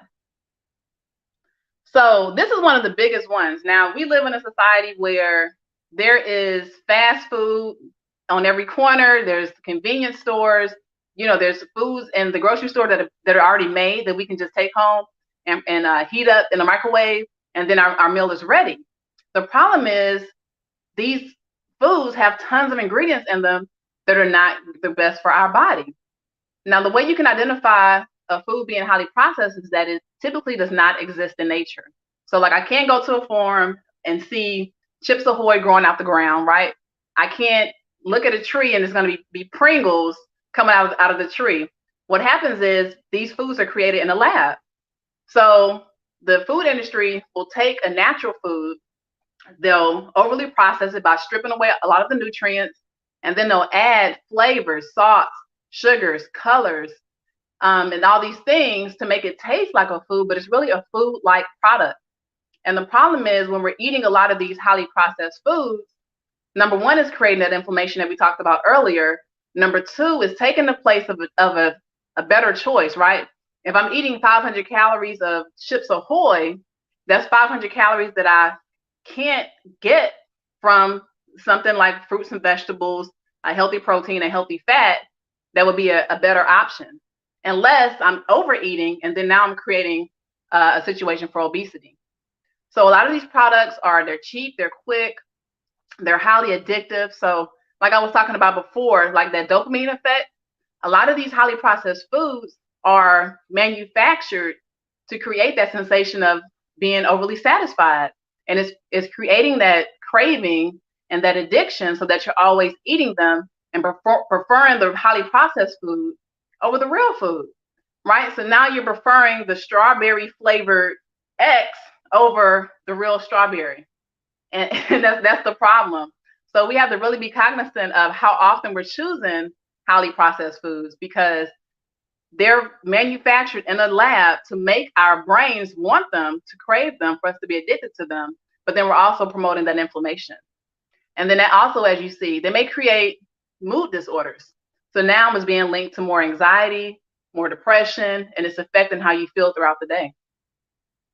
Okay, next slide. Okay, so we also want to limit added sugar intake. Now, as I was saying before, they put sugar in everything to make us crave and want them. And the biggest source of added sugar is going to be in the drinks, sugar sweetened beverages. So those are your coffees, your teas, your soda, your Gatorade, your sports drink. Gatorade is not a healthy choice, just FYI. And as we're drinking these throughout the day, a lot of time we're not thinking about how much sugar we're drinking over time. And so I wanted to put up this Starbucks drink. It's a 16-ounce drink, and we see that it says sugars are 62 grams. So every 4 grams of sugar is 1 teaspoon of sugar. So if we take 62, I'm gonna round it up to 64 just to make it easy for the math. So 64, divide that by 4, that's 16. 16 teaspoons of sugar in this 1 16-ounce drink. This is just the Starbucks drink. We haven't even gotten to anything else that you've had the rest of the day, right? 16 teaspoons of sugar. So if our recommendation is to have 6 teaspoons of less per sugar, and we're getting 16 in this one drink, that's already almost 3 times the amount that you need for the day. Now, if this is a drink that we're having over and over, right now, this is our normal 3 o'clock treat. Can you see how easy it is for you to have too much sugar and for that to affect your mood? So we have to really be mindful of what we're drinking and how much sugar we're having throughout the day. And just FYI, the 24 grams, 6 teaspoons is for women. For men, that number, Brian, is 36. So men can have up to 9 teaspoons of added sugar. And keep in mind, this is added sugar. So we're not talking about fruit, vegetables, or some of the things that are naturally sweet. You don't have to monitor those as much. We're talking about when sugar has been added to a food, and like I said before, you're just adding calories, but you're not adding nutrients. So when you're adding calories without nutrients, it's taking the place of something that could be a better choice, that could make a healthier environment for your body. And then also added sugar, a high intake of added sugar is also affecting your hormone levels. So now you're becoming more insulin resistant, because whenever you eat a lot of sugar, it spikes your blood sugar levels. And if your blood sugar levels are always high, it means your body is always secreting insulin. Now, a lot of us have heard about insulin as it relates to diabetes. But what happens is over time, if your body is always pushing out insulin to bring down your blood sugar levels, the signal starts getting muted. So your body may be pushing out the insulin to pull the sugar out of your blood, but it's no longer responding. And so now your blood sugar levels are staying high, and that's creating the environment for diabetes.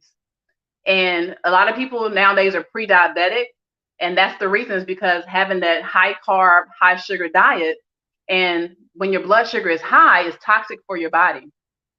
And it makes it harder for you to lose weight, because when your body is always trying to burn off extra sugar, it's not going to burn off the extra fat, right? So we have to really be, like I said before, mindful of how much sugar we're having throughout the day. So Imani asks, does too much sugar, natural sugar, feed bad bacteria as well, like high sugar smoothies? I don't think it's going to have as much effect as the added sugar would. For one, when you're getting sugars from fruit, you're also getting other vitamins and minerals and fiber. So that's going to affect like how is digested in your body, as opposed to when you have added sugar. A lot of times it's just digested so quickly that that's the problem that it has. But you brought up the smoothies, so let's talk about them. So yes, a lot of smoothies do have too much sugar at a time, because like, let's think about it. So I know some of these Smoothie King smoothies have like almost 100 grams of sugar. That's like eating 5 to 6 pieces of fruit at one time, and you normally wouldn't do that. So you still do need to watch the natural sugar intake, especially in smoothies, but you don't have to watch it as much as you would for like the added sugar. So if you're getting something from Smoothie King, let's think like 2 pieces of fruit would normally have somewhere around maybe 40 grams of sugar. Keep it as low as possible. And you want to try to choose more vegetables as opposed to fruit. I think that's it for this slide. Okay, we can switch, yep. And then number 3, we want to increase our fruit and vegetable intake. So the average person only gets 2 servings of fruits and vegetables a day. And a serving size is about a cup, which is about the size of your fist, or it's like a medium piece of fruit. So if you're only getting 2 a day, that means you're getting half of the recommendation. The recommendation is to eat at least 5 servings a day. And when I'm saying 5, I'm saying 5 total. So this could be 4 vegetables and 1 fruit. It could be 3 vegetables and 2 fruits, but it's 5 together. And the fruit and the vegetables provide nutrients like antioxidants, which fight inflammation in our bodies, and it fights off what's called free radicals. Now, the vitamins and the minerals and other nutrients that are found in fruits and vegetables typically are not stored in our bodies. So that means we have to eat them every day in order to replenish what's been lost. So what happens is you eat the fruit or the vegetable, your body digests it, it uses what it needs at the time, everything else is excreted, and then when you start tomorrow, you're starting fresh again. So you have to make sure that we're always eating enough so that there's enough in our system to fight off those free radicals and other inflammation and other diseases. And so an easy way for you to increase your fruit and vegetable intake is to eat one with each meal or each snack. So if you're normally eating 3 times a day and you have a fruit or a vegetable with each meal, that's 3 servings. But if you bump it up to 2 servings per meal, that already gives you 6. Now, if you're eating 3 meals and 2 snacks a day, that means you eat 5 times a day. If every time you have a fruit or a vegetable, that's already your 5. So every time you eat, I want you to look down at your plate or look down at your snack and see, is there a fruit or a vegetable with this meal or the snack? And if the answer is no, then that means you need to modify what you're eating so that you're adding that in. And then you also eating a variety of colors, right? So make sure you're choosing from a variety of sources so that you get a variety of nutrients. And then my last point, next slide, is to eat balanced meals.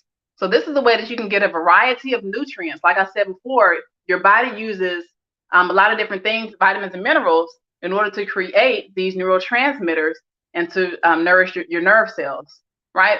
And so a lot of times we stick to the same things all the time, but if we get a variety, we can make sure that we're getting more nutrients throughout the day. So that way you'll have fewer mood fluctuations, you'll decrease your risk for deficiencies, and you also decrease your risk for obesity. And as you're creating these balanced meals, you also want to be cognizant of the portion size. So I'll put this diagram of this healthy eating plate to show what portion sizes should look like.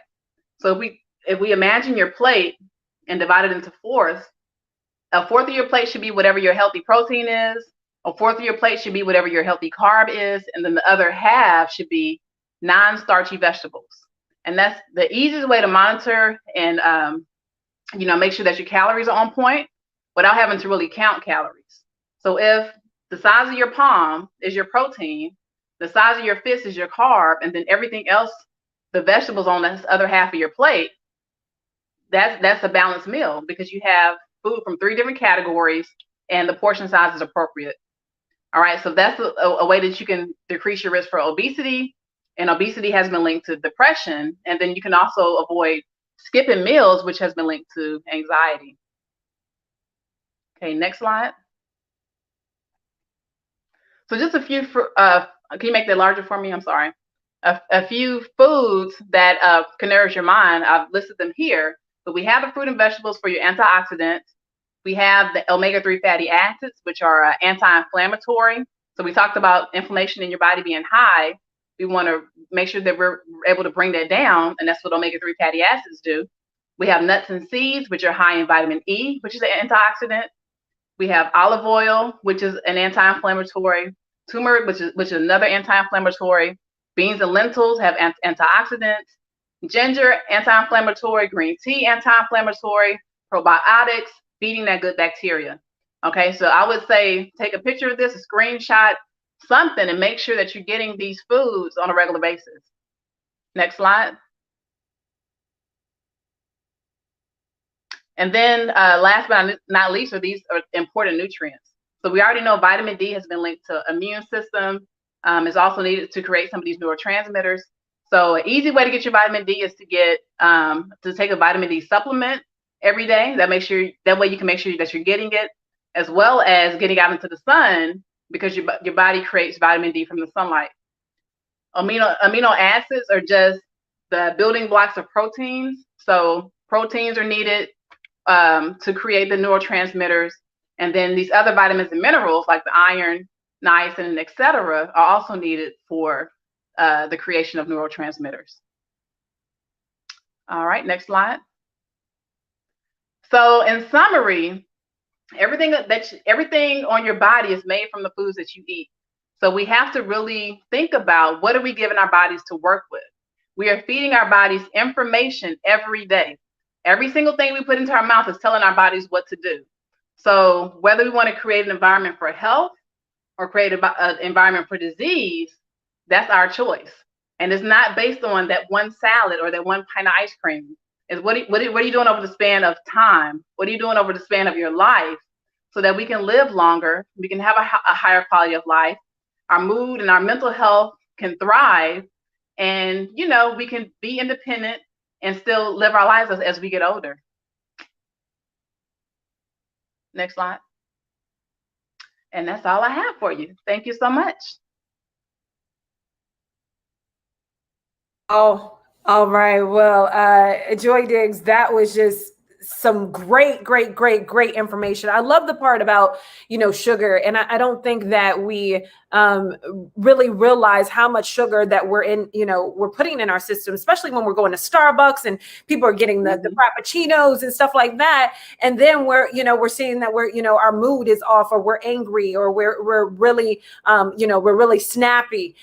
Yes. I mean, Right. Brandon, yes, it was very informative. I thought it was, honestly, I think, Ryan, the producer, was actually taking notes.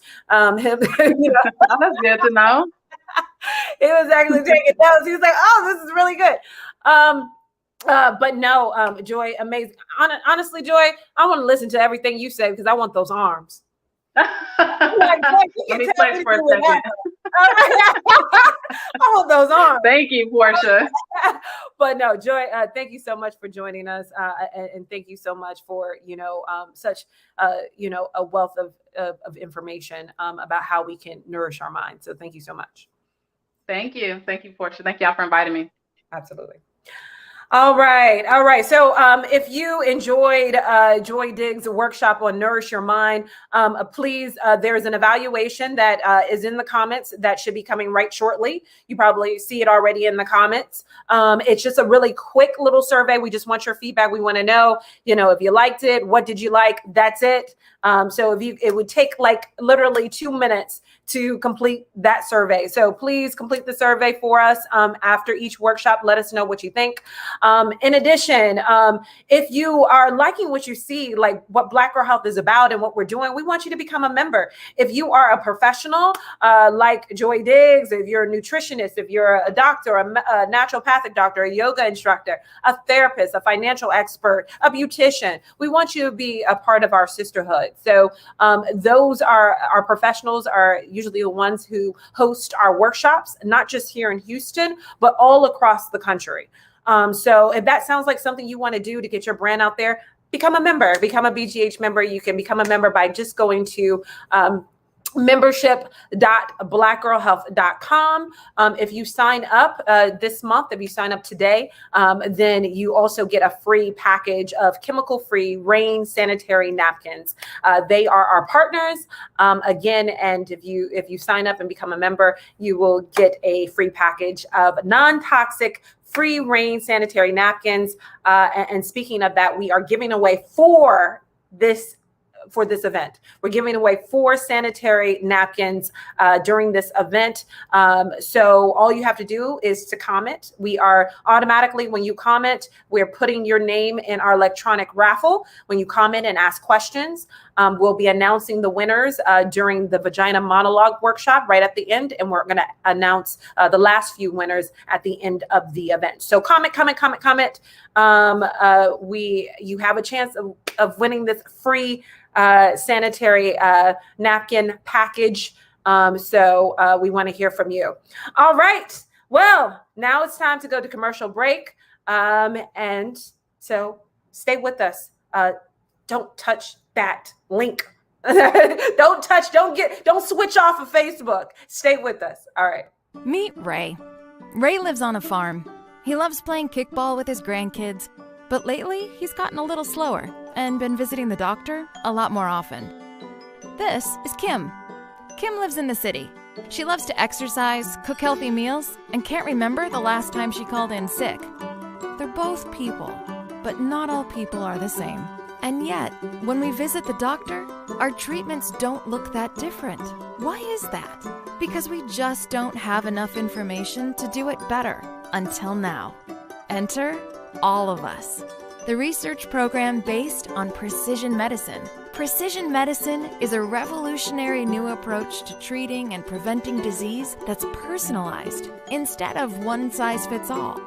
By gathering health data from 1 million people like Ray and Kim and Trevor and Samir, our country's best researchers will be able to develop treatments that are as unique and complex as we are. With this new information, doctors will have a better understanding of disease so they can innovate the next great breakthroughs in medicine. Once enough people join, suddenly everything changes. Information becomes clear, patterns emerge, and simple data transforms into life-saving knowledge. This means that Ray and Kim's children and their children's children can live longer, healthier lives. By becoming one of the first 1 million people to volunteer, you can help reshape the entire future of healthcare for generations to come. If we can figure out how to fly, put a man on the moon, and connect the entire world, surely we should be able to improve the future of healthcare, not just for Ray and Kim or even you, but for all of us. Sign up at joinallofus.org. The future of health begins with you. What does it take to be the nation's #1 cancer center? It takes subspecialists with an unmatched depth of expertise to turn research into breakthroughs and trials into groundbreaking treatments. It takes prioritizing safety, compassion, and an unwavering commitment My last chemo. to ending cancer. What will we do in the pursuit of making cancer history? Whatever it takes.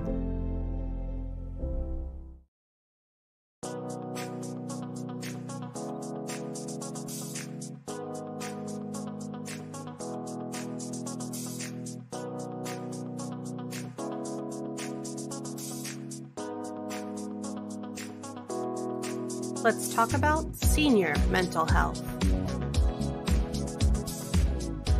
Many older adults are at risk for mental health problems, but that doesn't mean mental health problems are a normal part of aging.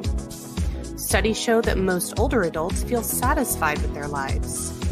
Sometimes big life events like retirement, illness, and loss can leave us feeling uneasy, stressed, and sad. Many older adults adjust over time, but some may have more trouble. This can put them at risk for mental illnesses like anxiety and depression. Mental health disorders are serious. They affect thinking, mood, and behavior, and they may be occasional or long-lasting. It's important to recognize and treat mental health disorders in older adults. These disorders can cause mental suffering and may make it harder to manage other health problems.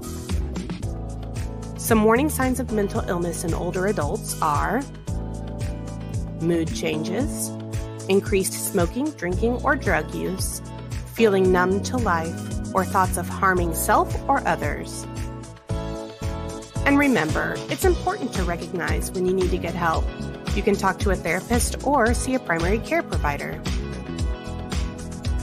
You can find more information on senior mental health at medlineplus.gov.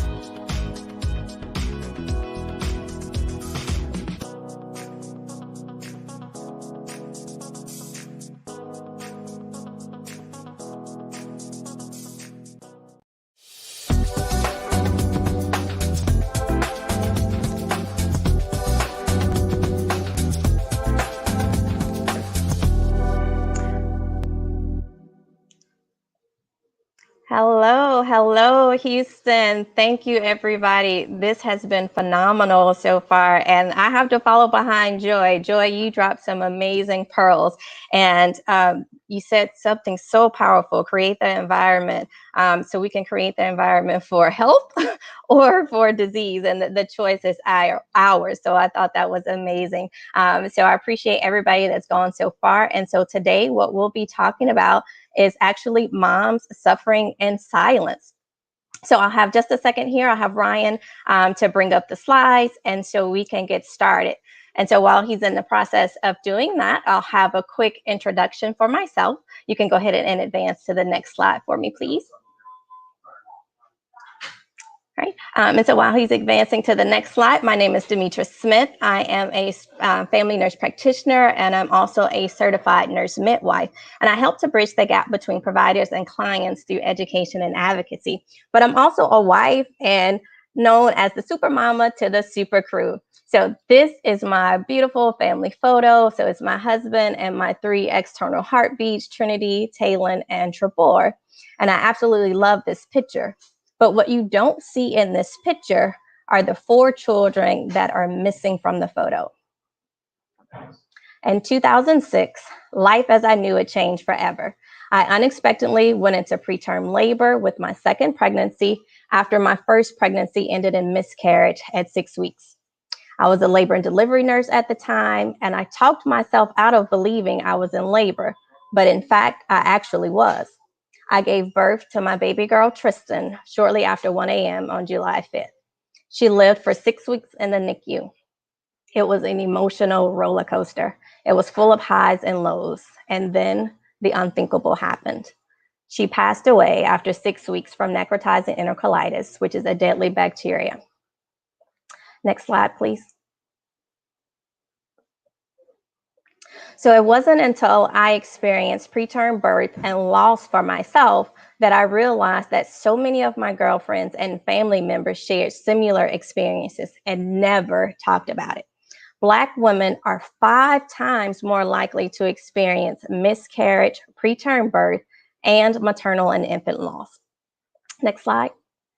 We are more likely to have miscarriage, preterm birth, health disorders such as like preeclampsia, gestational diabetes, sickle cell, lupus, labor complications, such as cardiovascular disease, maybe even hemorrhage. And we're more likely to suffer from postpartum and prenatal depression. We're more likely to have unresolved grief, PTSD, or post-traumatic stress disorders, have traumatic experiences that are related to pregnancy. And then we have to tack on to systemic and institutional racism, mistrust of the healthcare system, all of these things that are vying against us in our pregnancy and our postpartum periods. Next slide, please. And so Black women are more likely to experience all of these complications despite your educational level and your socioeconomic status. We are more likely to have these complications compared to our white women who have less education and a lower socioeconomic status. So if you think about it, you know someone who has probably experienced loss, or you may have experienced loss for yourself.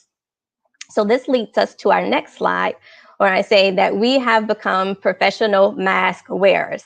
And how do I know this? Because I am a recovered mask wearer myself. We are professional smilers. We are taught we have to do better, be better. We often carry the weight of the world on our shoulders. We must be strong. We can't appear weak. And we have become very, very good at masking our emotions. We normally keep silent about things that are bothering us. So let's take a look at this next example here. So on this slide, the lady on the right appears that she has it going on. She's jazzy. She has her coffee, hopefully not the Starbucks coffee that's filled with that 16 teaspoons of sugar, but she has her coffee and, she's not letting things bother her. And in this, the girl on the right, her girlfriend is saying, that she's looking good, that she's glad, that she's feeling better. And she responds, thanks, girl. I got this. And so that's typical of how a lot of times we appear on the outside, but that's not necessarily what matches what we feel on the inside. So next slide, please. And so if we go to the next slide, we'll see like these are her true feelings. She's saying that I'm mad. My heart is broken. I'm mad. I'm sad. I want to cry. I can't sleep. I'm tired. I still feel baby movements. Am I crazy? My body betrayed me. Why does this keep happening to me? Does he blame me? How can he love me? I can't even give him a child. Has God forgotten about me? if I hear one more time that God won't put more on me than I can bear, I'm going to lose it. I can't even. So these are so many of the feelings that we get off and on when we have these experiences. And it is so very common. And so if we go ahead and go to the next slide for me. And so we see that we tend to deal with these feelings that we kind of pack away. So we have shame, guilt, sadness, fear, and sometimes unworthiness, and then sometimes even criticism. If you advance to the next slide, please. And so I put this picture in here because this is, as most of you know, Chrissy Teigen and John Legend. And unfortunately, they lost their son, Jack.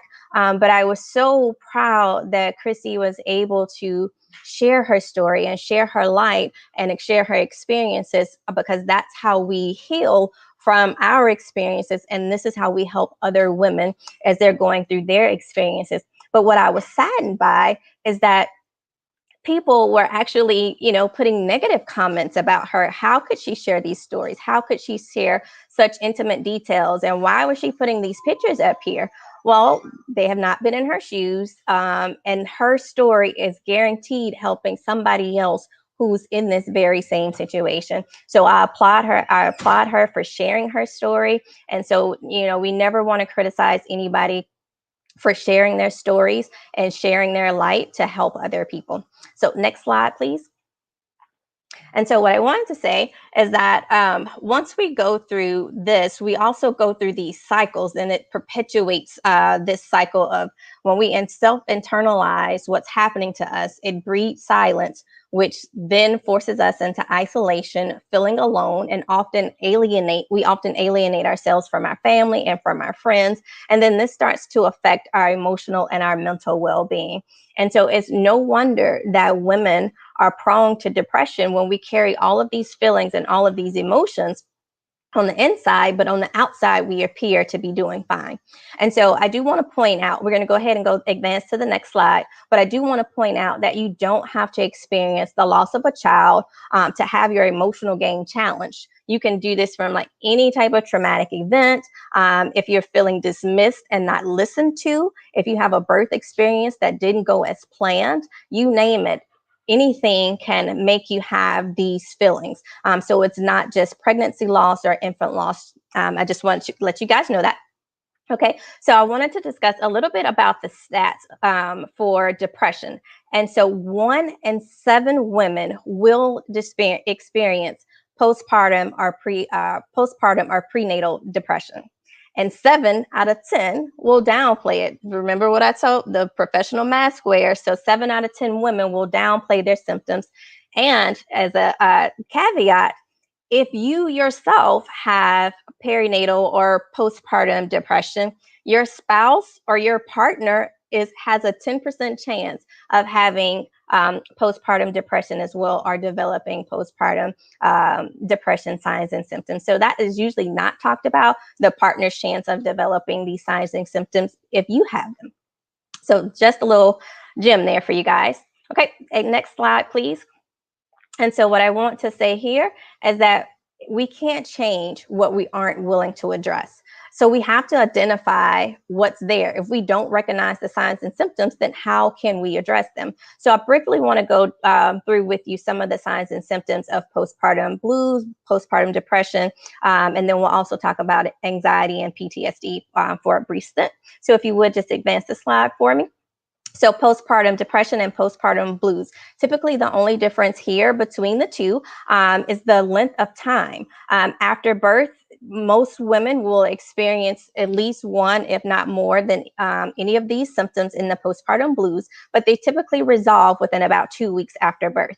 If they continue past that 2-week point, then we're going into postpartum depression. So it could be things like difficulty concentrating, being distracted, irritable, angry, frequent feelings of being sad. Now, sometimes that comes along with the territory after you have a baby, after you've experienced the loss, because your hormones are kind of trying to rebalance and things are shifting all over the place. So sometimes this is very normal to have some of these signs and symptoms. But if they're starting to linger and they're lasting a little bit longer, so maybe now you're having changes in appetite, you don't want to eat, or maybe you're eating too much, weight loss, weight gain, you're being restless, fearful, you feel worthless. Sometimes you can even have headaches, GI problems. This can even start to affect difficulty with breastfeeding, difficulty concentrating, and then you may experience lost thoughts of hurting yourself or thoughts of hurting someone else. Next slide, please. And so next we'll talk briefly about postpartum or prenatal anxiety and well as PTSD. Approximately 6% of pregnant women and 10% of postpartum women will develop anxiety. And sometimes they can experience anxiety by themselves, or it can be in combination with depression as well. And anxiety is a form that you're usually pretty nervous, and you may have even panic attacks that come and go with this. You can have shortness of breath, chest pain, feel claustrophobic, dizziness, feel like your heart is about to beat out of your chest, numbness and tingling in your extremities. And then the panic attack can kind of come and go in waves. But what's important to note here, even though it feels like you may be dying from the panic attack will pass and it will not hurt you. Now, this is very different from, chest pain and something of a cardiac that has a cardiac or a heart problem that's making you have these versus a panic attack. So you want to make sure that you differentiate between the two.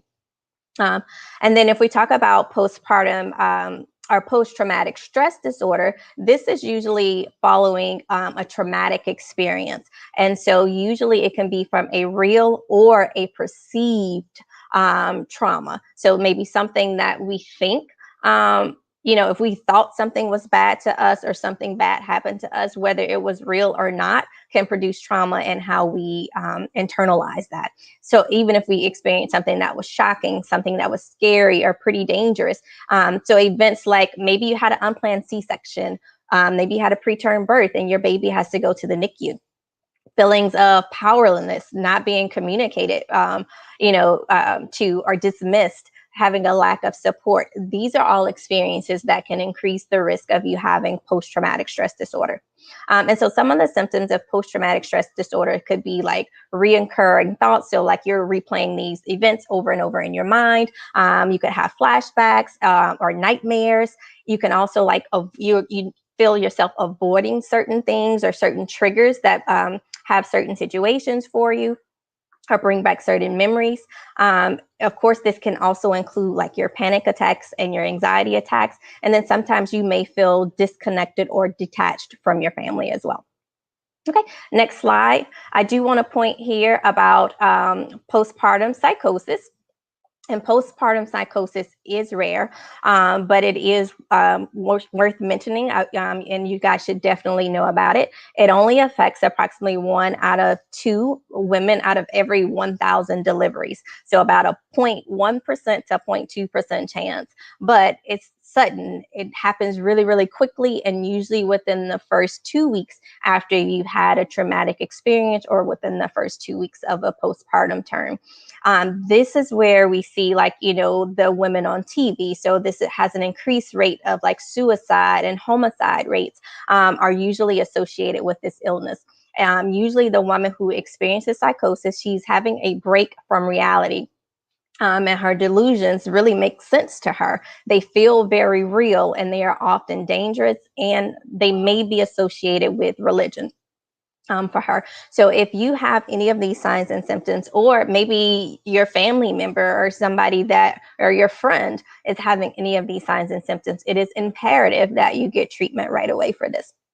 So some of the signs and symptoms for postpartum psychosis, you have a elated, high feeling all the time, or maybe you're anxious, depressed, and confused, extremely irritable. The moods can go back and forth pretty quickly. Strange beliefs or delusions that are not true or connected to reality, hearing or seeing things that are not there, or having hallucinations. You can have a mood that's like really high touch, like you constantly on the go all the time, severe confusion. You may be really more talkative, more sociable on the phone really excessively, or you have a very, very busy mindset, racing thoughts all the time. are feeling like super mom, like I got to do everything all the time, nobody can help me, those type of things. You're like always on it, like an emotional high. Those are some of the things for postpartum psychosis. It can affect your mood. It can affect your sleep. Your behavior is typically out of control. And you sometimes can feel connected to the stories on TV, like they are talking to you through the TV as well. Okay, so next slide, please. So what I want to bring us to is what I call stinking thinking. And so what are we telling ourselves? So what if we do recognize that we have some of the signs and symptoms of depression or anxiety or, PTSD? Now what? What do we do about it? So this is what I call like our stinking thinking, because there's so many things that can direct our mindset. So one of the things is cultural stigma. Culture to do mental health is sometimes seen as taboo. You can say, I'm not crazy, Black folks don't see therapists, or this is just the way it is, or I'm just going to pray about it. Well, we can have prayer and we can also have counseling as well. They are not mutually exclusive. You can have both. God doesn't say, like, if you go to counseling, you are not Christian. So you can have both. So I do want to let people know that, and that God gave us counselors for a reason. The second thing that can affect our stinking thinking is our mistrust of the healthcare system. Or they may think I'm crazy, or they may take my kids away. And so sometimes this may be true. This may, we may have some real balance or some real legitimacy behind these thoughts. But sometimes what we're going through may justify medications. You may need medications to heal these emotional wounds. Emotional wounds are invisible, and so we don't often treat them the same as we would a physical wound. And sometimes we do need the medications to help with that healing process. So if you do need the medications, it is nothing wrong with taking the medicines if you need them. If you are a diabetic, you would take your medicines. Right. And so the next thing that affects our stinking thinking are our irrational thoughts. So like, I'm not good enough. I don't deserve to be happy. Or maybe I just want to hold on to this grief because it helps me to stay connected to my loss. So those are some of the things that we often think about and that often kind of keep us into that keeping silence mode. So next slide, please. So, and we don't suffer alone. Our families and our friends that are close to us tend to suffer with us. So maybe we have become emotionally unresponsive, maybe we're withdrawn, or we're isolating ourselves. And so others want to help us, but don't know how to help us, or maybe we are pushing them away. Next slide. So the next thing that we can do is that we can show ourselves some grace. Allow yourself time to heal, to grieve, and to process whatever it is that you're going through. You don't have to take care of everything by yourself, and you don't have to do everything on your own.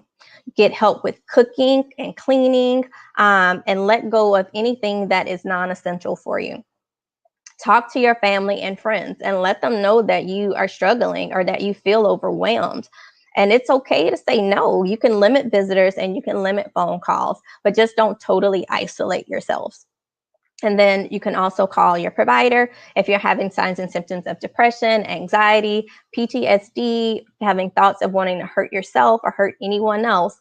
Please, please, please, by all means, reach out to a mental health provider, whether that's your primary care provider, a therapist, even going to the ER if you feel like that you want to hurt yourself or anyone else. And so next slide, please.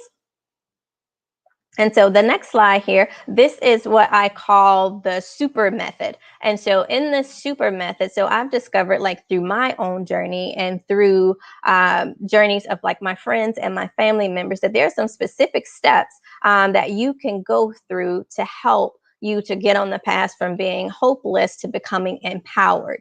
And so I wanted to just explain this to you guys. And so the S is for support. So who is your tribe? Who is your village? Who can you talk to about anything, or maybe just sit on the phone? Who can you seek for professional counseling? So S is for support. And then we have our U. U is for understanding your current health condition. So maybe you're diabetic. What are some things that you can do before moving into your next pregnancy? Or what are some things that you need to do now in order to get yourself on a healthy track? Maybe you're hypertensive. So maybe we need to change your lifestyle, change your nutrition, change up, incorporate different exercises. So what can you do now to be more healthier in the future?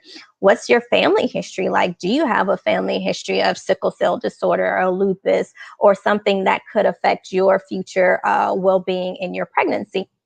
And also affect your future health. And then what about your partner's history? A lot of times we don't think about our partner's history in the pregnancy, but if they have, say, sickle cell or lupus, that can affect future pregnancies as well. And then that also can affect if they have any type of mental health conditions as well. You affect one another. So we want to see, what's in your family history, what you have going on right now, and what are some things that you can do to get yourself in a current healthy state. The next part of the process in super is our P. So that's our patience and our planning. And so this is not a race. It is a journey. Allow yourself some grace, What's your reproductive plan? So it doesn't have to, pregnancy does not have to happen by happenstance. You can plan it, despite what some people think. So you can plan your pregnancy. You can allow for your finances to get back on track. You can allow, so if you've had a past poor outcome, so maybe you've had a miscarriage and you need to wait those 3 pregnancy cycles before you advance to another pregnancy in order to have a better chance or a better outcome in your next pregnancy. So these are some of the things that I say for patience and for planning that you should allow yourself for. And then the E is for empowerment through education. There is nothing more important than education. Educate yourself on the risk factors and the warning signs that are common for Black and brown mamas. Educate yourself on, what are the signs and symptoms of preeclampsia? What are the signs and symptoms of gestational diabetes? What happens if I do have these things, and who do I need to tell?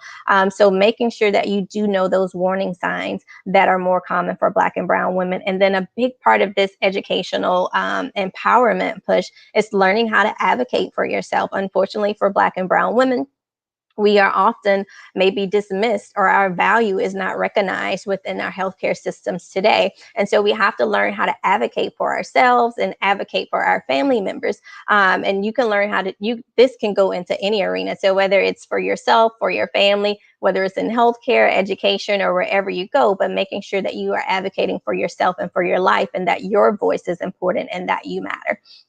And then the R is for rest and reflection. And so I can't emphasize the importance enough of physical rest, because we need to physically rest. We can't keep demanding and putting all these demands on our body if we're not taking care of our body and we're not resting. So we want to make sure that we have these physical rests, and we also want to make sure that we have mental reflection, that we are honoring your feelings, that you're getting it out there, you're not keeping it bottled up. And so that this is the only way that you can have holistic healing, to get those feelings out, and that you're physically resting for yourself. So that is the super way to get it done. Next slide, please. And so doing the super way, it teaches you how to break up with the silence. It teaches you how to be healed, stop the stinking thinking, and also to seek professional help. Next slide. And so this is just saying, alone that we can do little, but together that we can do so much. And so just get ready to unleash your superpower so you can become empowered and take care of yourself and ownership of your own wealth and pregnancy journey. And so I will advance to the next slide here. And so this is, if you had any questions, you could drop them in the chat or send us a message through Black Girl Health, or you can send me a message through my email at demetris@melanatedmidwife.com. And I just appreciate you guys. This is how you can contact me here, Facebook, Instagram, and email as well. So thank you very much. Awesome. Making sure that was great, Demetrius. Oh my goodness. And I really feel that moms are the unsung superheroes of all time. We go through so much, and being able to give birth is such a special thing, and we need all the support that we can get. Absolutely. And you mentioned that about being an advocate for yourself is so important, and putting people in your corner, like doulas, I love midwives, and people that are going to advocate for you, especially during pregnancy, post-pregnancy, so you can have the best outcome. Because maternal mortality is crazy in the African American community, and we need that support. So thank you so much for increasing awareness about that. Absolutely. Thanks for having me. All right. Well, Demetrius is a BGH member. She's wearing the BGH shirt. Absolutely. She is a BGH member. So thank you again. Until next time. All right. Thank you. All right. Bye-bye. All right. So I hope you guys are enjoying this. And getting, good information. Again, there is an evaluation link that is posted in the comments. Let us know how you liked Mom Suffering in Silence workshop. Let us know how you liked Demetrius' workshop. We want to know. We want your feedback. We would like to do this, again in Houston, and it helps to improve all our workshops. So we want to know what you're liking. So just it's literally 2 minutes, just, to fill out the quick feedback survey.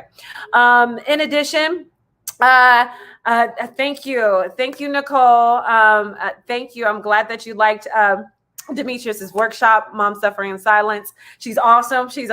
You want more of her, definitely become a BGH member.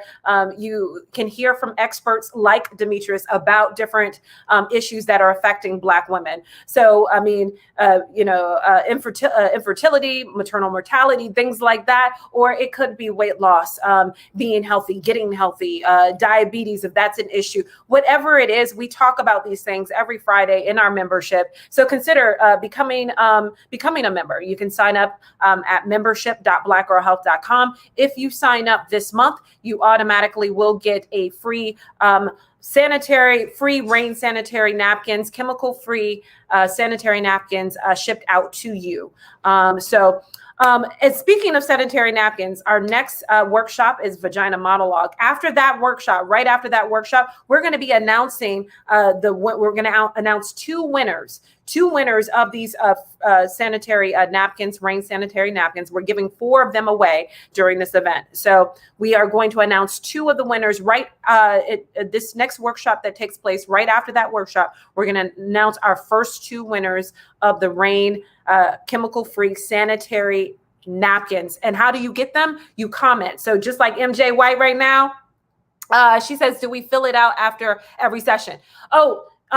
That would, if you could just fill it out once. So when you do the evaluation, the feedback session, you can pick which workshop that you liked, and why you liked it. So if you want to fill it out like after the end of the event, you can.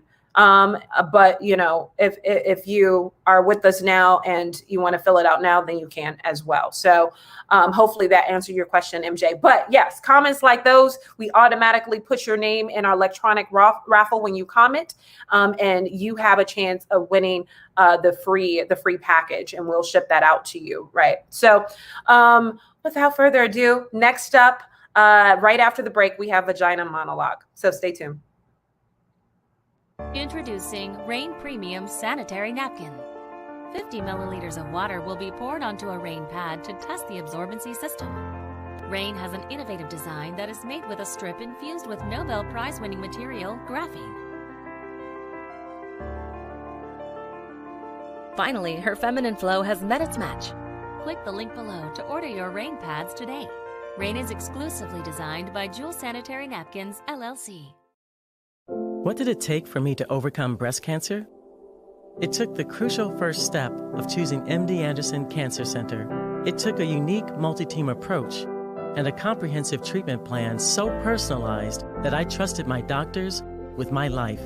It took a deeper level of expertise to triumph over breast cancer and handle anything that comes my way. What will we do in the pursuit of making cancer history, whatever it takes?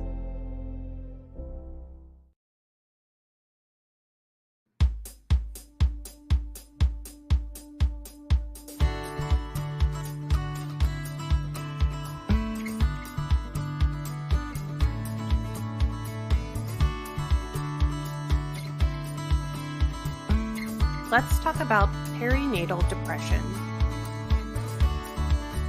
Did you know 1 out of 8 women report symptoms of depression after giving birth? Did you know about 1 in 5 women are not asked about depression during prenatal healthcare visits? Did you know over half of pregnant women with depression are not treated? Perinatal depression includes depression that begins during pregnancy, prenatal depression, and or after the baby is born, postpartum depression. Mothers with perinatal depression experience extreme sadness, anxiety, guilt, fatigue, insomnia, and thoughts of death, suicide, or harming themselves or the baby. Babies require around-the-clock care, so it's normal for mothers to feel tired, worried, unhappy, exhausted, or overwhelmed sometimes. This commonly happens in the first 2 weeks after having a baby. These feelings are often described as the baby blues. However, feelings like these lasting longer than 2 weeks may be due to postpartum depression. Women with postpartum depression generally will not feel better unless they receive treatment.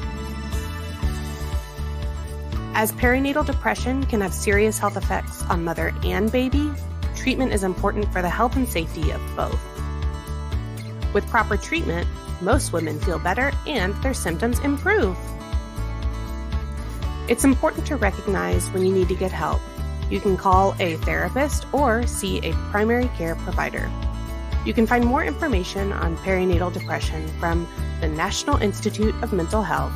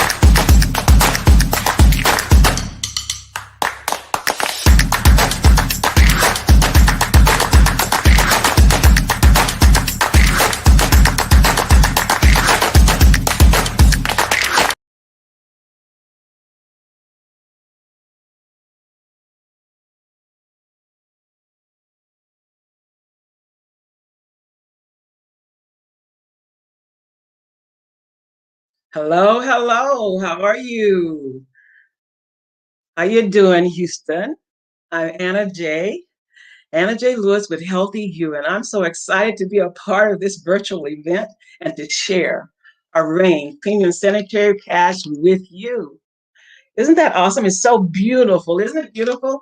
And they are raffling these off, 4 packs for 4 fortunate winners today. 2 after this session and 2 at the end of this awesome virtual event. So I want to say welcome. Today we're going to be taking a menstrual journey from darkness to light. We're going to be talking about things that you should know because we're talking about mental health, and all of us have had mental frustrations during our menstrual journey. We've suffered in silence. We were just talking about moms suffering in silence. Ladies, we have been suffering in silence. And I really like what Demetrius said about you can't change anything if you don't address it. So I say it's time to get justice for my jewel. Time to get justice for my jewel. You are a queen who deserves to reign over your life and over Aunt Flo. Please go to the next slide. I want to ask you a question. Did you know that your menstrual health affects your mental health and vice versa? We all can tell when Aunt Flo's coming to visit, right? She sends all those friends ahead of her. They come knocking at our door. We mood swings and we're getting depressed and our breasts are getting tender. You know, we're having bloating and sometimes we have cramping even before Aunt Flo gets there. Aunt Flo, I want you guys to know that Aunt Flo is a thief. That's right. She is a thief. She's a thief that robs our joy. She robs our peace of mind. She causes us to worry.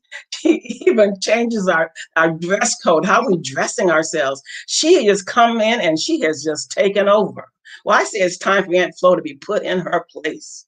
It's time out for Aunt Flo to be ruling our lives. It's time out for us to be putting our lives on hold because it's that time of the month. It says, I'm so happy that this is going on today. I'm going through a lot mentally and emotionally with myself and my family, and I needed this today. Thank you so much, Ms. Tawana. We all need this today. We're here to share, and you know, they're raffling according to your participation in the workshop. So please get your fingers and your voices heard in the chat today, ladies. We're going to make this interactive. We want to talk together. Let's reason together. It's a monologue, a vagina monologue. I might be doing all the talking, but y'all can certainly talk with y'all's fingers, right? We can do this. We're working this together because it's time out for women to be suffering in silence. Time out for us to be putting our lives on hold.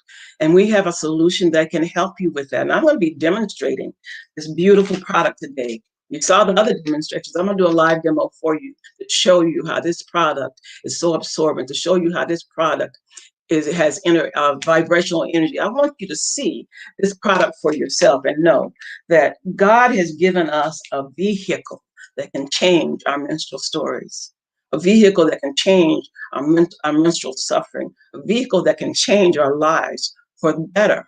That's what we want. We've been talking about healing during this workshop. Everybody's talking about healing. We have the yoga. We talked about eating right. We talked about what we can do about suffering in silence. You know, so many women suffer from PMS, postmenstrual syndrome. We have that, but you know, have you had it on steroids? About 3 to 4% of women suffer with postmenstrual dysphoric disorder, and that is like PMS on steroids, and people want to take their lives. They get so depressed they can't even do daily activities. Activities of daily living are just put on hold. Sometimes we hibernate ourselves. You're so ready for this. Aunt Flo drives you crazy, Miss Brandy. Aunt Flo, we're going to put her in her place today, girl. Aunt Flo is not going to rule our lives. She is not going to rule our life. It's time out, ladies, to stop. It's time out to keep suffering in silence. And we can't talk about it, and it's taboo. My granddaughter just turned 12. And, you know, when she got her cycle, it's like, wow, I noticed she's putting these hats on her head. She's wearing her coats because we've made it taboo. Because she's already at 11 and 12 years old, feeling the shame. And that's not how we should live our lives. God gave us this flow as a natural cleansing. It's a natural cleansing. And when he cursed Eve, I want y'all to know he said she would have pain in childbirth. He didn't say she would be suffering every month with her menstrual flow. Okay, so it's not status quo. It's not how it's supposed to be. It's not like that's how it is and nothing we can do about it.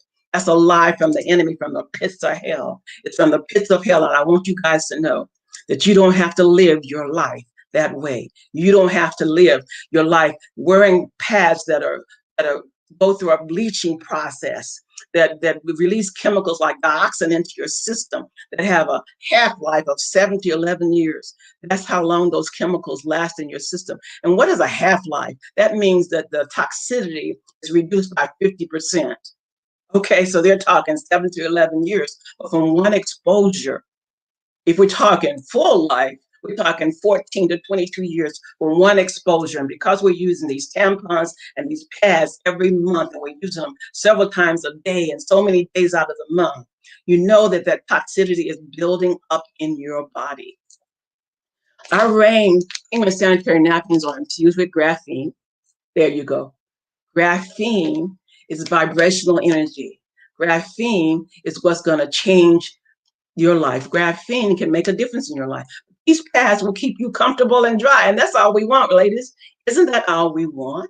Isn't it time to get your life back? Isn't it time to get your life back, period? I want to share some testimonials with you guys. I really want to share some testimonials because People are sharing. We don't make health no medical claims, but people are sharing their testimonials. They're saying they're comfortable and dry. They're saying they don't even feel like they have on these pads.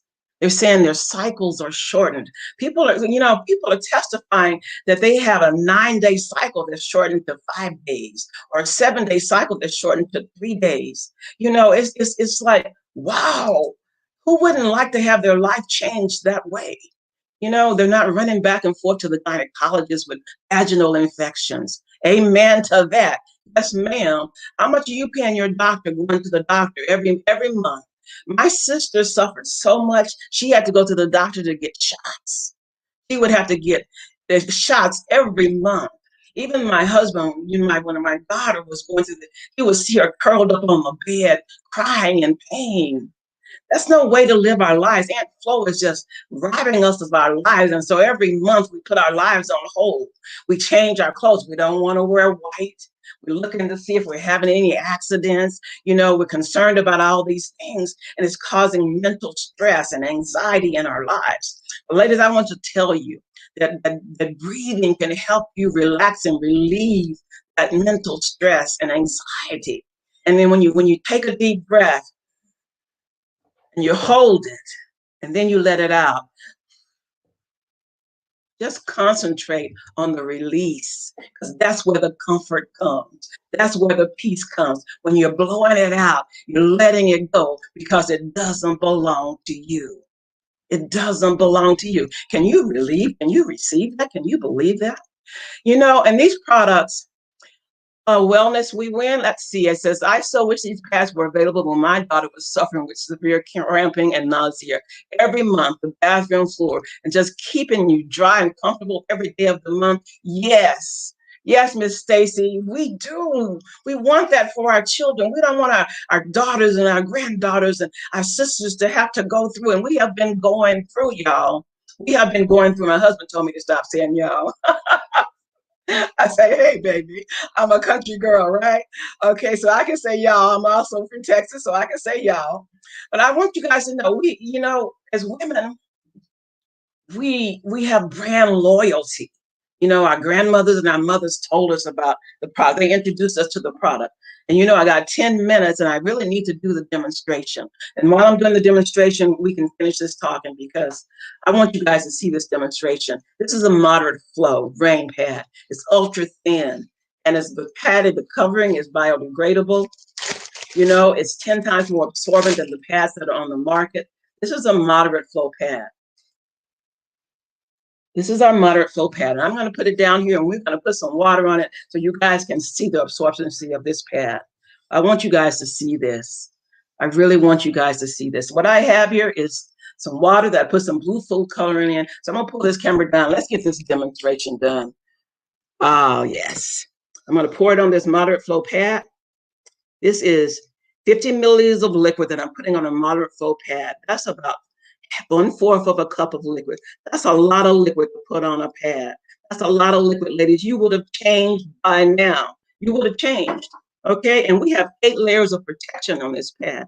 8 layers. And the top layer are our wings and the 3D leak guards that lift up on either side. That keeps you fresh, so that you're avoiding having all that leakage. And we really want to avoid that, right? We want to avoid all that liquid and those leakage. And this feels so soft and silky because it's a soft cotton blend cover. This is an all-natural product. Okay, it doesn't have any toxins in it. It doesn't release any chemicals into your body. It removes the heat from your core because of the graphene. And so we're not suffering in silence. We're comfortable and dry, and that's the best place to be. You use rain pads. All right, Miss Winifred, you are comfortable and dry, girl. I know that's right. I appreciate y'all so much. I'm going to do the red napkin test. The red napkin test. I love the red napkin test because you can see for yourself. The rain will keep you comfortable and dry, ladies. Comfortable and dry. Let's pull this camera down here. This feels soft and silky to my touch, and there's no water on my fingers. No water. They're dry. So let's put this red napkin on here, and I'm going to press and press and press. And see that napkin lifting up? I'm pressing hard, ladies. And what do we have? We have comfortable and dry. Comfortable and dry is a game changer for Aunt Flo. And Flo, you better look out. We got your number. I'm going to take this pad apart so we can get to our absorption system, which is 10 times more absorbent than what's on the market. That's a blessing, because with the traditional pads, the conventional pads on the shelf, we're changing every 30 minutes, every hour, and we're so wet and miserable. We don't want to live our lives that way, right? So I'm going to take this pad apart so that I can get to our absorption, and it is a plant-based polymer, and it keeps you comfortable and dry. I want to show you that. I'm taking this pad apart. I want to get to this absorption system. Let me pull the camera back down so you can see what I'm doing. This is our absorption system. It has airlaid blockage top and bottom. It's perforated for breathability because we're sitting in a hot, wet environment month after month, and we need some breathability. Rain loves you that kind of way, ladies. Look at this. All this water, I already put a fourth of a cup. I'm putting this absorption system into this water. It's 10 times more absorbent than the pads that are on the market. And it absorbs up to 300 times its weight in liquid. The soft blend cover is light and airy and perforated for breathability. And I put a fourth of a cup of liquid on there, and it is so dry to the touch. It feels so wonderful, ladies. It does. And even our bottom layer, this whole pad is biodegradable. Our bottom layer, can you see those vertical tracks? That is a plant-based adhesive, because the commercial pads, they have the conventional pads have commercial adhesive. And we just want you to be comfortable and dry, and we want you to be in a healthy environment. And look, where you stick these babies is where they stay, all right? And it has a waffle weave to help relieve the heat from your center, from your core, and it is not plastic. Conventional pads have a plastic bottom, and so there's no breathability. Let me demonstrate our graphene strip to you. You like staying fresh every day, Miss Cassandra? Girl, I know what you're talking about. Let me get my light bulb. There she is. All right, I want to show you this. This is our graphene strip, and I'm wetting it to show you the vibrational energy. I want to show you the vibrational energy. Just imagine your flow hitting that rain pad, and this is what happens. The vibrational energy in your body works in conjunction with the vibrational energy in this graphene. Graphene is working to destroy bacteria, to remove heat from your core. And women are saying that their cycles are short, and I said that. They're saying they're not suffering in silence. They're saying these pads are soft and comfortable, and they're comfortable and dry. That's the game changer, being comfortable and dry, right? Let's be comfortable and dry. Look, I put that absorption system in all that liquid, and there's no water in this cup. No water, because this pad will keep you comfortable and dry. That's right, it will keep you comfortable and dry. Now, we are raffling off Rain products today. See those beautiful pads behind me? So beautiful, they're beautiful. The design is beautiful, made by women, for women, keep you comfortable and dry. I want you guys to know, it is a sad state of affairs when a woman has to say, hallelujah, thank you, Jesus, when it's time for a hysterectomy. And that woman was me. I don't want anyone to have to suffer in silence like that. We shouldn't have to live our lives like that. So make sure you're putting your comments in the chat so that you can be part of the raffle. And also, I partnered with Black Girl Health Foundation. We're doing a Rain Pad fundraiser, and this is International Women's Month. So we want you to support the Black Girl Health Foundation fundraiser this month. Then you go to jewelpads.charity/ID/BGHF, and that's where you can do it, support the fundraiser. And you can find me on Facebook at Anna J. Lewis or HealthyU.store, and on Instagram at Lewis Anna J. I want to thank you guys for allowing me to have this time with you today. I just want to say it's been a beautiful pleasure to share Rain with you today. And let's share our testimonies. Let's get the word out there. Let's not continue to suffer in silence, ladies. We don't have to live our lives like that. We deserve better. You are that queen, and you deserve to reign. You deserve to reign over your life and over in flow. Let's put her in check. Keep her in check. Thank you so much. Oh my goodness. Anna Lewis is wonderful. Absolutely wonderful. Anna is Obviously, Anna is a BGH member, and she just has a wealth of knowledge. I have my shirt. She got her shirt. She got her shirt.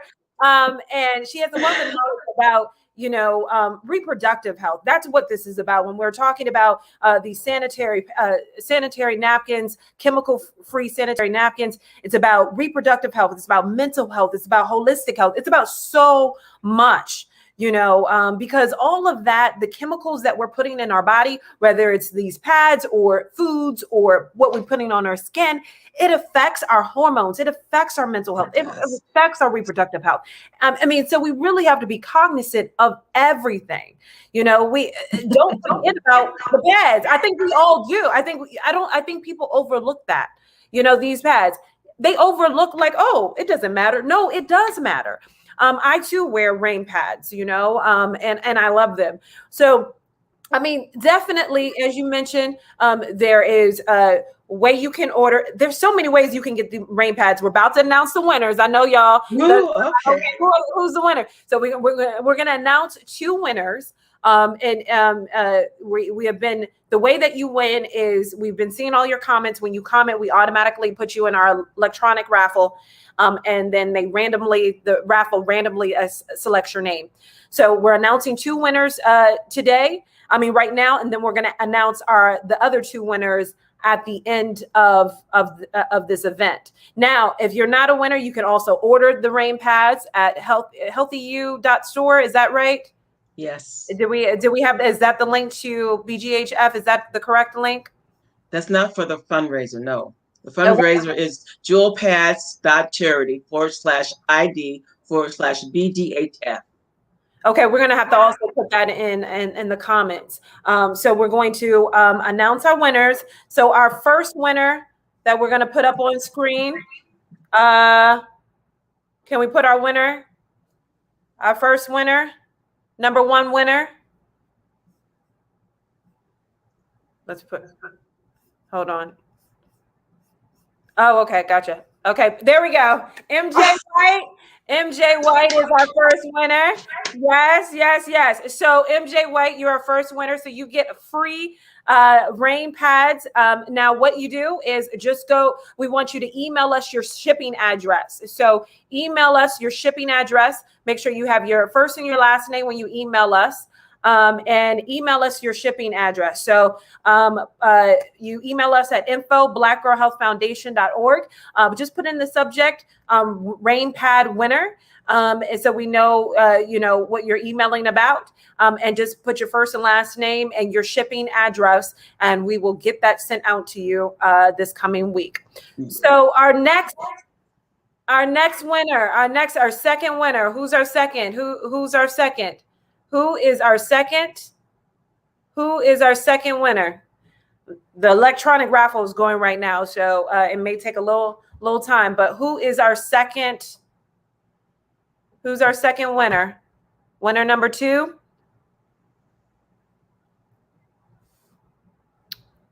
Okay, Aset Rising. Winner number 2 is Aset Rising. So again, congratulations to our winners. Again, please. So we have Aset Rising and we have MJ White, are our first 2 winners. Please email your name and your last name and your shipping address to info@blackgirlhealthfoundation.org. Put in there in the subject rain pads winner, so we know what you're emailing about, and those pads will be sent out to you next week. Now we will be announcing just passed. She said a resume just passed. Funny, but hey. So we're announcing 2 other winners. So we'll be announcing the last 2 winners at the end of this event. So the last workshop, which is yoga, the last workshop is yoga. We will announce our last 2 winners. Now, there are other ways that you can get the rain pads, right? So if you become a BGH member, this month, okay? So if you become a BGH member today, then you will get, you will get the rain pads for free. So we'll also ship it out next week to you. So you can become a BGH member by just going to membership.blackgirlhealth.com. Again, it's membership.blackgirlhealth.com. It's right here on the screen. Just go there, sign up.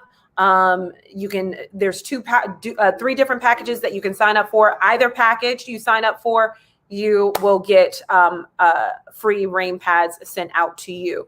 The other way is you can simply just order. You can order rain pads, and the link. I think I don't know. We have the link in our comments. We have the link in our comments. We will be posting the link. There it is. Awesome. So I'm glad I have a staff that's working. Yes. If you just want the rain pads, then you could just go to jewelpads.charity/ID/BGHF and buy the rain pads. So these are all different ways you can get them. Awesome. And thank you so much. Thank you, Portia. I appreciate it. All right. Okay, so y'all. So next up, we're going to take a commercial, and then right next we have Push Beyond Mental Blockage. It's a HIIT work exercise. So we're going to, hey, it's time to get moving, y'all. It's time to get moving. It's time to burn off that mental frustration. All right, so stay with us right after the break. Introducing Rain Premium Sanitary Napkin. 50 milliliters of water will be poured onto a rain pad to test the absorbency system. Rain has an innovative design that is made with a strip infused with Nobel Prize-winning material, graphene. Finally, her feminine flow has met its match. Click the link below to order your rain pads today. Rain is exclusively designed by Jewel Sanitary Napkins, LLC. What does it take to be the nation's #1 cancer center?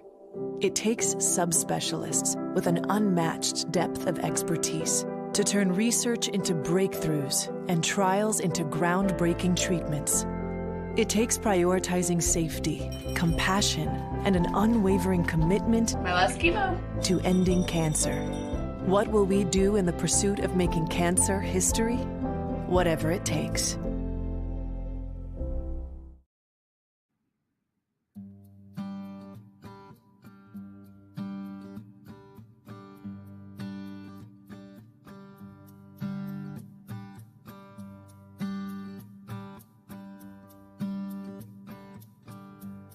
Let's talk about suicide. In 2017, suicide was the second leading cause of death for African Americans aged 15 to 24.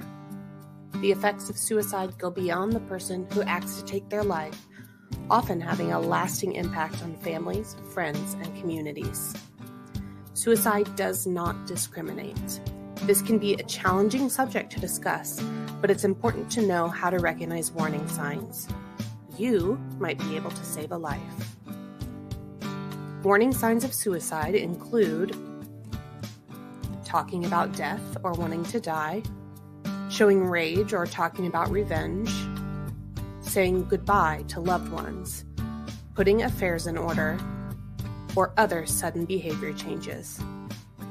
Here are some ways you can help.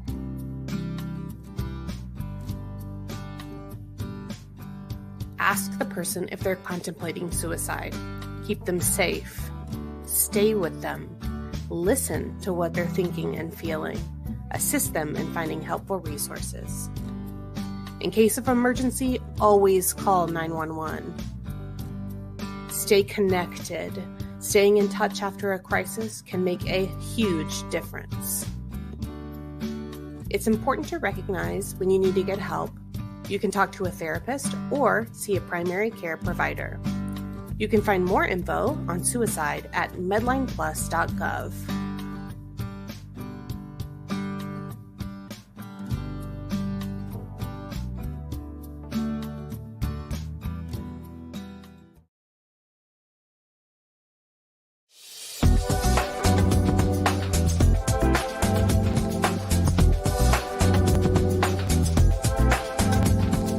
Happy Saturday. Dr. Esther here. I am so presenting a high intensity workout. I am Dr. Esther Odama.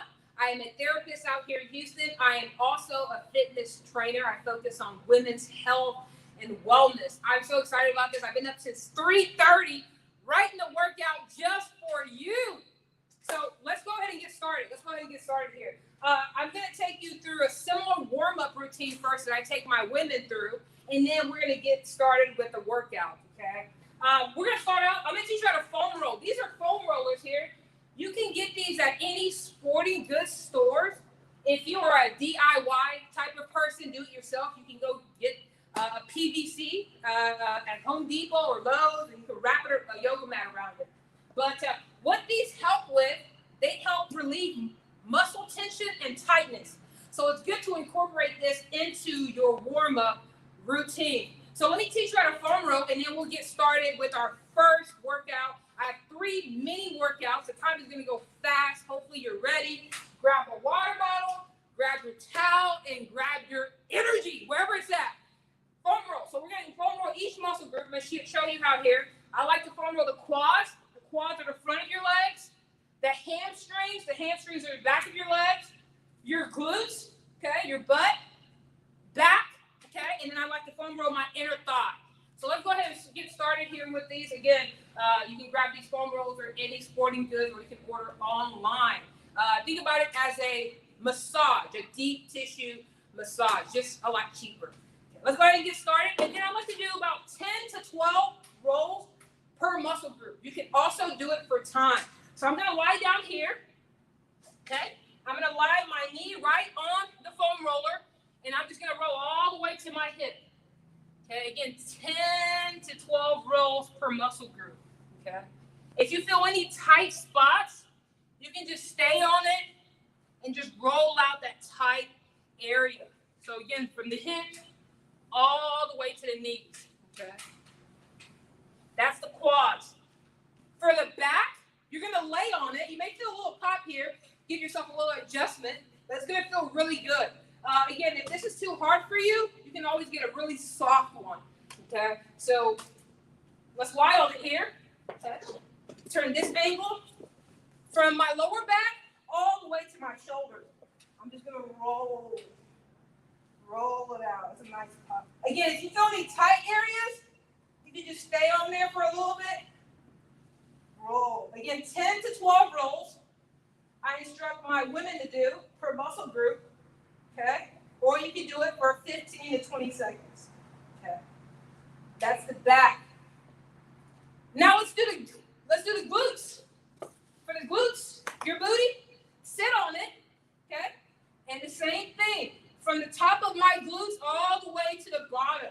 I'm just gonna roll.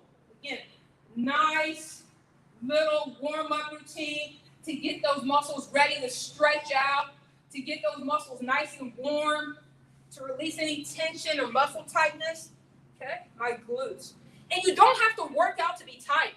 Just going through our normal day-to-day living, we're tight. Sometimes we tense up when we're stressed, when we're experiencing symptoms of depression or anxiety. So this is good to help relieve that, okay? In addition to yoga, in addition to deep breathing, okay? Now our hamstrings, so we're gonna sit on it, just like we sit with our glutes, and you're gonna roll from your glutes all the way to your knee. Again, 10 to 12 rolls, okay? Or you can do it for time. Okay. It's a nice little massage here. Okay. You can do your calves also. Let's go ahead and do that.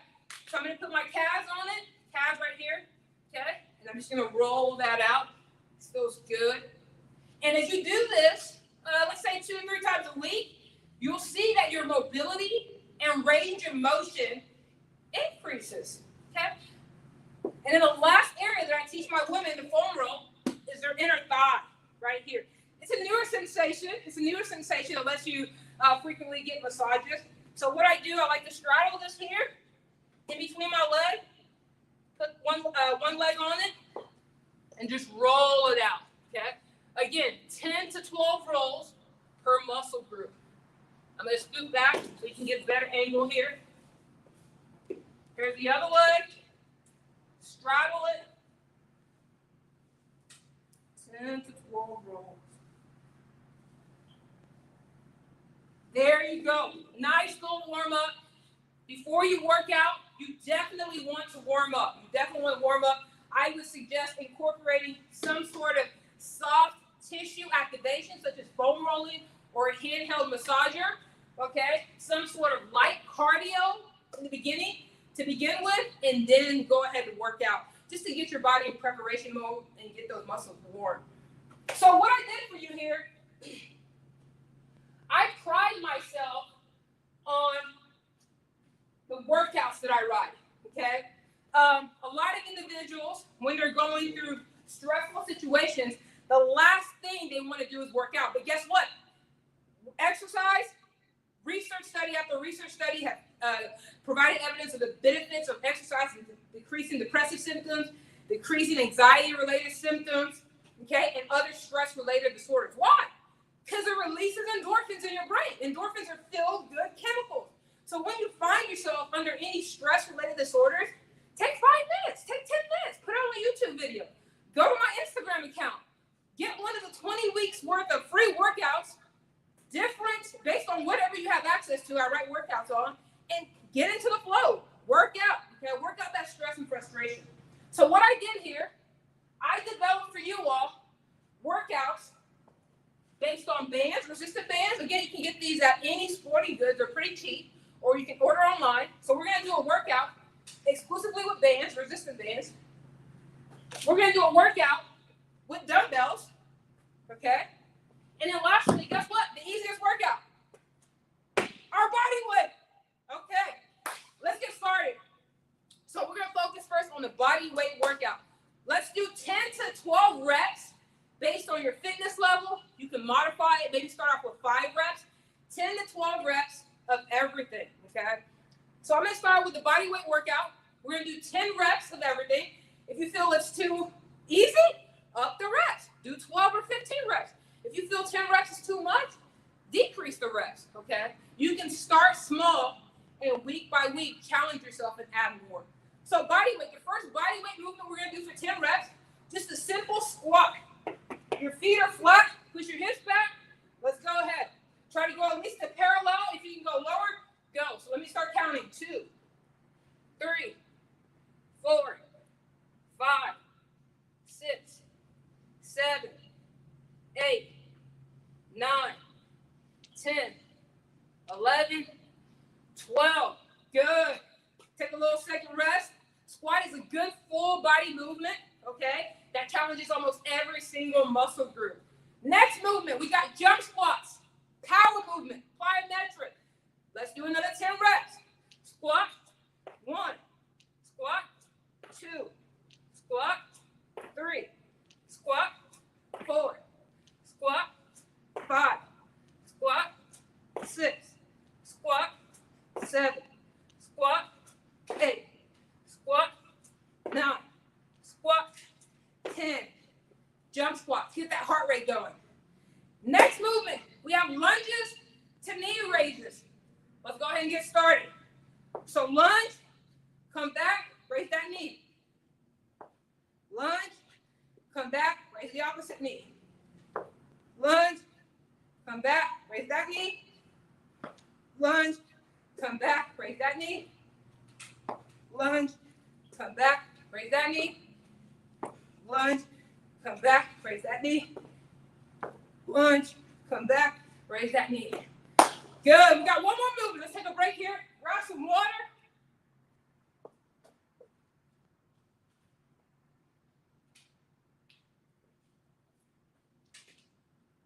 Our last bodyweight movement, we have a bear crawl to a plank walk. We're hitting the core now. Let's go ahead and get started. So we got a bear crawl. You're on all fours. 1, 2, 3, 4. Straighten your leg. Plank walk. You can stand back up. Do another rep. So bear crawl on all fours. 1, 2, 3, 4. Straighten out to a plank position. Walking. Stand up. That's 2. It's a complex movement. 2 movements in one. Gets your heart rate up. You work different parts of the muscle group, all in one. Let's go for another couple of reps here. Bear crawl, 1, 2, 3, 4. Straighten the leg, 1, 2, 3, 4. Come back up. Get a couple more reps here. Bear crawl, 1, 2, 3, 4. Straighten the leg, 1, 2, 3, 4. Go up. Let's get another rep here. All fours, bear crawl, 1. I'm gonna do a sideways now. I'm changing the direction. Plank walk, 1, 2, 3, 4. Good. Let's do a last rep, and then we'll take a short rest. Bear crawl, 1, 2, 3, 4. Plank position, 1, 2, 3, 4. Good job. That's body weight for you. A lot of individuals, when they work out, a reason that they give, I do fitness consultations all the time, is I can't afford the gym. I don't know what to do in the gym. I'm afraid of weights. Something you can do, start small. Start with body weight movements. There are tons of body weight movements you can do, and you can get the same benefits as doing it with bands, barbells, and other equipment that you may not have access to. Let's take a breather, grab some water.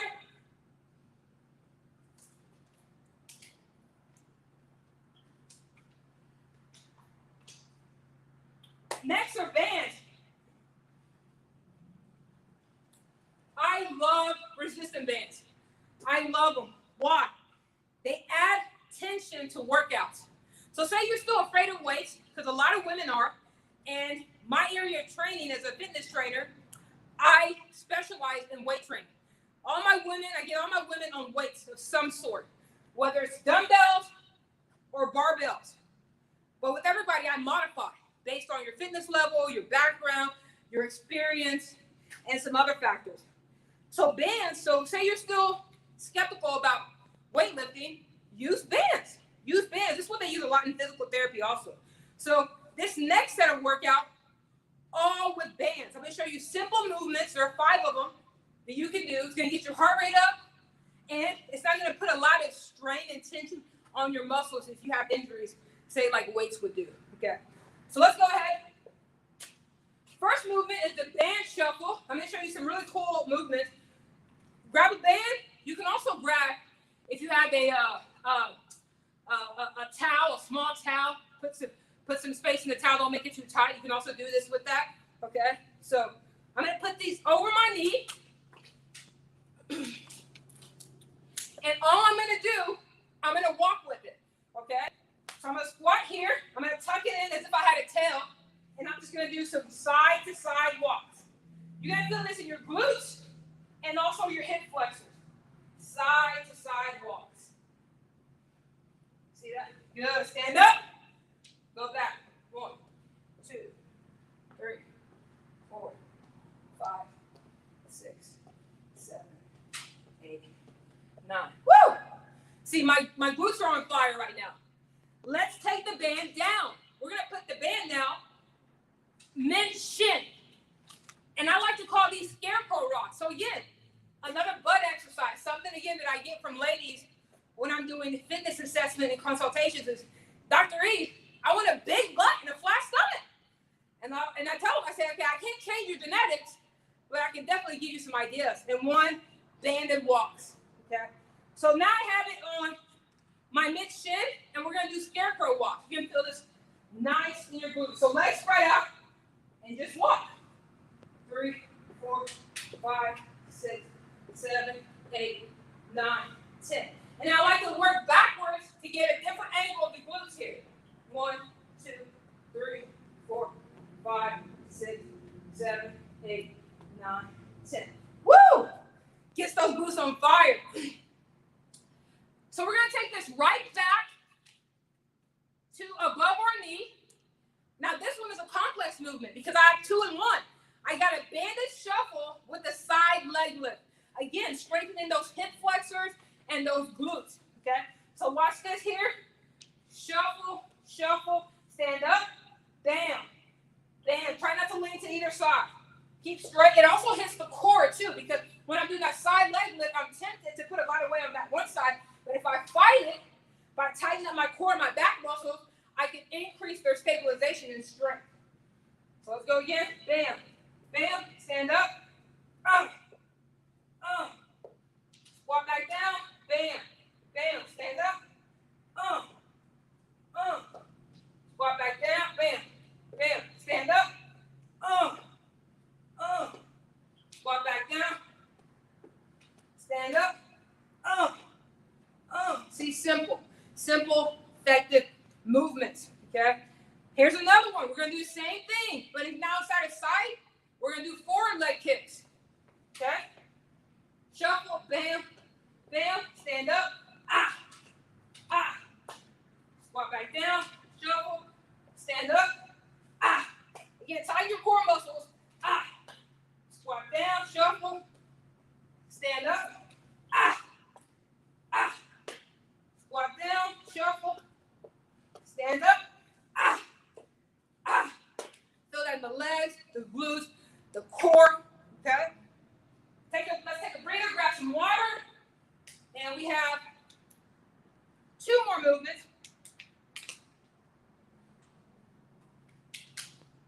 And with bands too, something that I love about them is that, say you're getting stronger and you're like, hey, I need to up the band. I don't want to move the weights yet because I'm not confident. All you have to do is get bands of different intensities, or you can double up on the bands. Okay? So most bands, right, whether it's light, medium, or heavy. And this is the way you can test your strength or challenge yourself some more. So I'm going to go to a heavier band now. This one, a full body, challenging band workout. I bet you've never seen this one before. Dr. E-Fit has a way of creating these exercise mixes that a lot of people can't. Put one band here on your arm. You know, I have another band here on my ankle. I call these plank walks to lateral leg lifts. So I'm going to get into a push-up position. Okay? I'm going to walk over to bam, bam, and I'm going to do lateral leg lift, and I'm going to do that again. Bam, bam, lateral leg lift, I'm going to do that again. Bam, bam, bam, bam. And you see the position I was in. My hips weren't high like this. They were low. And I was bracing my core. Okay, so it's not only an upper body movement, it's really core dominant. You want to build that flat stomach. Brace your core. Suck the stomach in. Tighten your back. Okay, let's do a couple more reps. Okay, but now we're going to add a lateral and an up leg lift. Looking like this. Push-up position. Bam, 2, 3, lateral, up, Do that again. Bam, bam, bam, lateral, up. And not only that, it hits the upward movement against the tension of the band, really targets the glutes also. So a full body movement. Let's grab some water here. Hope you're enjoying these workouts and hope they're helping you generate some ideas.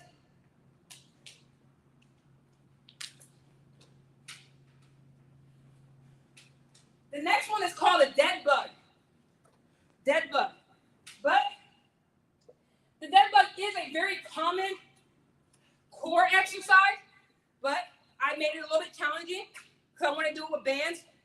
Check it out here. Let me show you the standard dead bug first. Standard dead bug. Your legs are up, knees are bent, your arms are up, your back is flat, your core is tight. Opposite arm, opposite leg. Return back. Bam. Bam. Bam. So you see that's the standard.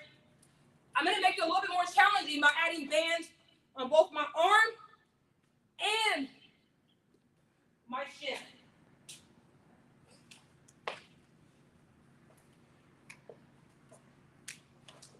Again, no weights necessary. Pick up your leg. Watch this. Opposite arm, opposite leg. Bam. Bam. Put this up here. Okay. Bam. Bam. Bam. Bam. Now watch this in 10 seconds of this. Keep that core tight. Keep the back tight.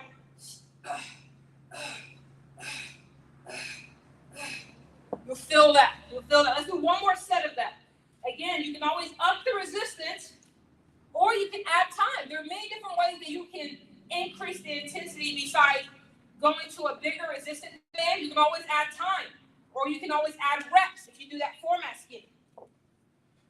So let's do that again. Get it tighter. So I up the resistance on my arm. So we got here, opposite arm, opposite leg. Push straight out. And in 10 seconds. Keep that core tight. Good. That was it with the band workout. So I've taken you through 10 different exercises here.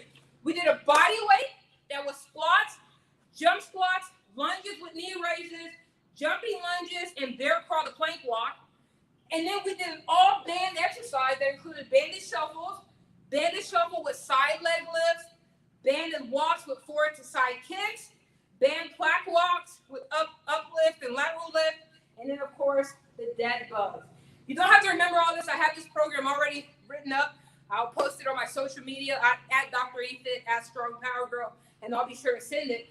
Here's the very last one. You're gonna like this one. This is an all dumbbell workout. For those of you that like weights, you feel like you're a little bit more advanced, or you prefer dumbbells as opposed to barbell, like the whole bar, this one's for you. Again, dumbbells, another relatively cheap, or affordable, I should say, another relatively affordable equipment. You can get these at any sporting goods, okay? In addition to the bands, okay? You don't have to have a whole gym to be fit. You don't have to have a whole gym to actually get a good workout, okay? I have 5 movements here for you. You're really gonna like this one. Total body, hits the core, hits the upper body, hits the glutes, hits the leg. We're gonna start out with renegade rows. Renegade rows here. Basically, you're in a plank position. Okay. That plank position, and you're gonna pick up the dumbbell, and you're just gonna roll it. You can spread your feet apart for more stability. Watch this. Bam. Pull the dumbbell back. Make sure your elbows are in. Don't let your elbows be flared. You don't see my hips moving. If your hips move too much, that means you're not engaging your core muscle a lot. So, right here. Bam. 1, 2, 3, 4, 5, 6, 7, 8, 9, 10. There you go. Those are called renegade rows. You can go heavy if you want, or you can up the reps, or you can do it for time. I have different formats whenever we do circuit training with my ladies. Second dumbbell movement, thrusters. Thrusters are a full body movement, basically a squat to a shoulder press. Let's do 10 reps here. So grab your dumbbells, all dumbbells. I'm gonna squat down, and as I'm coming up, I'm gonna press the weight. Looks like this. Squat down. So use the power from your squat, and when you're coming up, to press the weight up. Don't wait to press the weight up. But if you need modifications, if it's too much of a movement to do all together, you can squat, stand up, and then press the weight up. But the standard movement looks like this.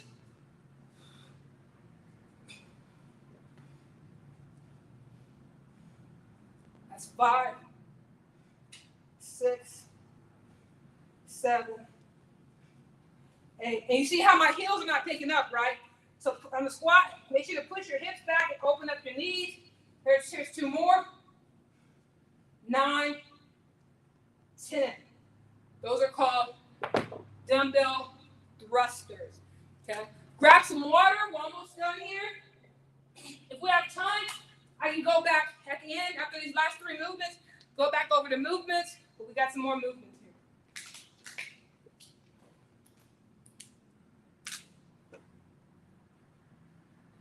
Now we got the hip thrust to the press.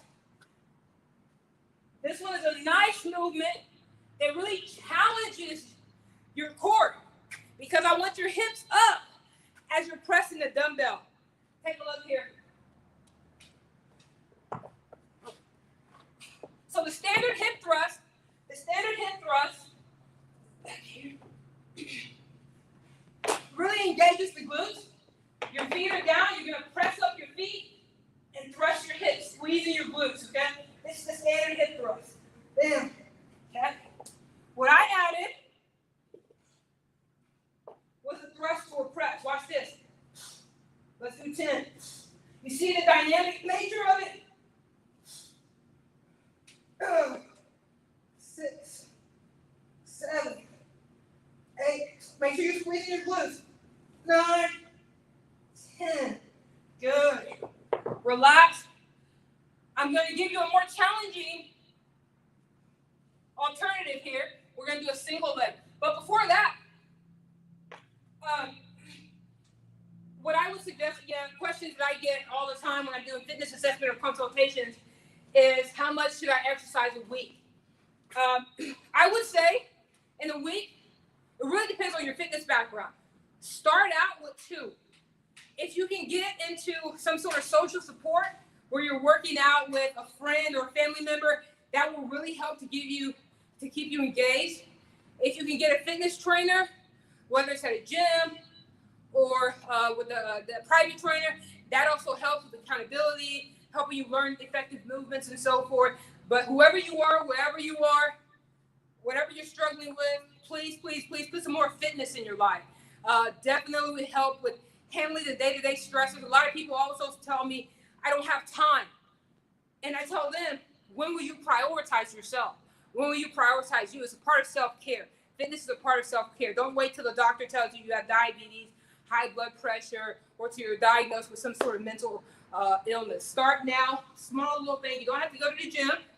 I just showed you bodyweight workout, and I have plenty more bodyweight workouts on my social media.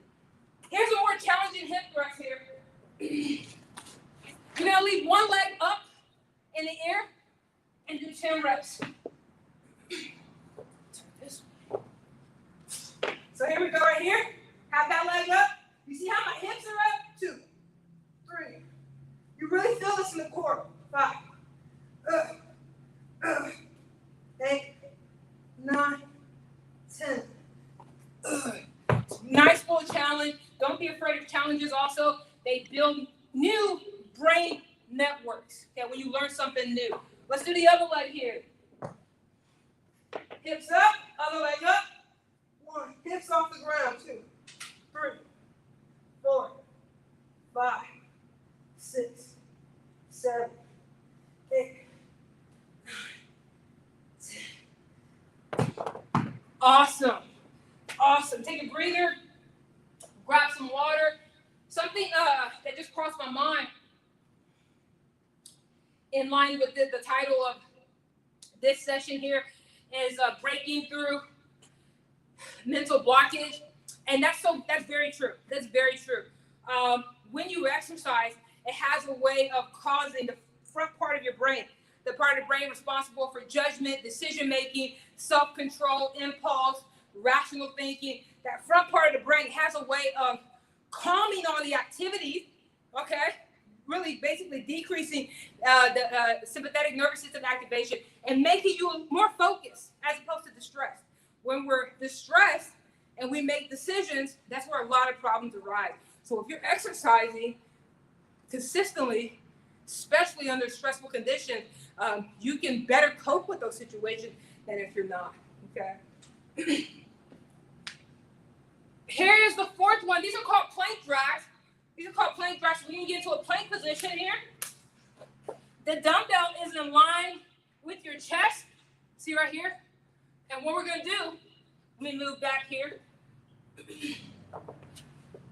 This is a nice core movement. So the dumbbells in line with my chest. What I'm going to do, I'm going to opposite arm. The dumbbells on the opposite side. I'm going to drag it. 1, 2. See, my hips are not up, right? Your hips are up. You're not engaging your core and your back. Have your hips low. 3. Something else you see my hips not doing. They're not moving excessively. Okay? Spread your legs out so you're stable enough. See that? This again, I'm going to hit the core, challenge the core. Bam. Bam. Those are called plank drags, dumbbell plank drags. Okay. The next one, I got 2 movements in one. We got figure 8 to a goblet squat. Okay, again, all dumbbells. So you're gonna be in a squat position, kind of like you're playing basketball. And what you're gonna do, you're gonna pass the dumbbell around your leg, stand up, squat down. Do that again, squat position, like you're playing basketball. Stand up, squat down. Stand, squat position. I'm gonna pass it, stand up, squat down. Let's do another rep. Pass it, stand up, squat down. 2 more reps. Keep that core tight. Pass it, stand up, squat down. 1 more. Squat down here, figure 8 like I'm playing basketball. Stand up, squat down. Very, very good. We got 1 more. We got 1 more. It's gonna hit the core. It's gonna challenge you. 1 more movement here. These are V-ups. If you know the regular V-ups, those are done on the ground, alternating. But when you add weight, it makes it a little bit more challenging, okay? Let me show you the standard V-up core exercise. And you can do them single leg, or if the single leg, this is single leg. Watch, I pick up my whole body, back down. If the single leg is too easy for you, you can do double leg. Pick up your whole body again, up and down. Okay?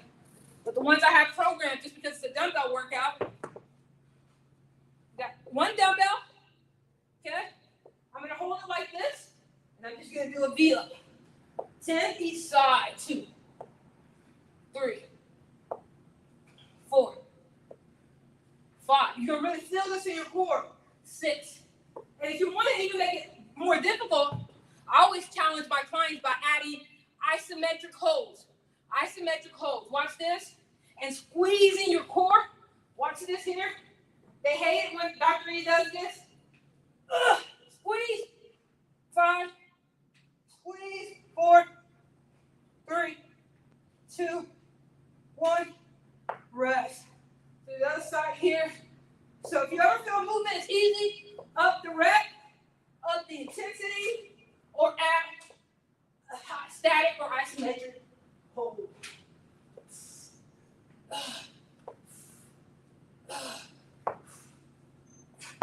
I could really feel that in my core.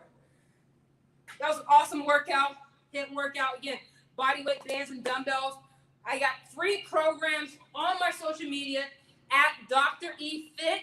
Also my Facebook, Dr. Esther Odama, and my personal Instagram for my lifting, Strong Power Girl. Thank you so much for being here. Thank you so much for spending part of your afternoon with me and Black Girl Health Foundation and the work they're doing. I appreciate it. Again, just a tip from me, my therapist side, please, please, please get exercise in your life. Thank you all so much. Dr. Esther, thank you so much. And we do need that challenge in our workshops. If things are too easy for you, you know, if we're trying to, especially if you're trying to de-stress, right? If you're trying to de-stress, add some challenging elements to your workout. And that's what you demonstrated today. Get those dumbbells. I mean, I love the, like, kind of the squeeze. I don't know, the squeezing the glutes and everything when you put the leg up with your dumbbell. Like, I mean, take out your frustration in the workout, right? Yes, I agree. So, Thank you so much for demonstrating some great challenging workouts for us that we can do in the comfort of our own homes. So Dr. Esther, thank you so much. Thank you so much, Portia. I appreciate your work. Y'all have a good one. Yes. All right. So y'all, we have 2 more workshops right after this. Please, the evaluations are being posted. The evaluations are being posted in the comment section. So you can please just comment, let us know how you liked this workshop. What was your favorite workshop? It only takes literally 2 minutes to complete the feedback survey. So please make sure that you don't skip over it.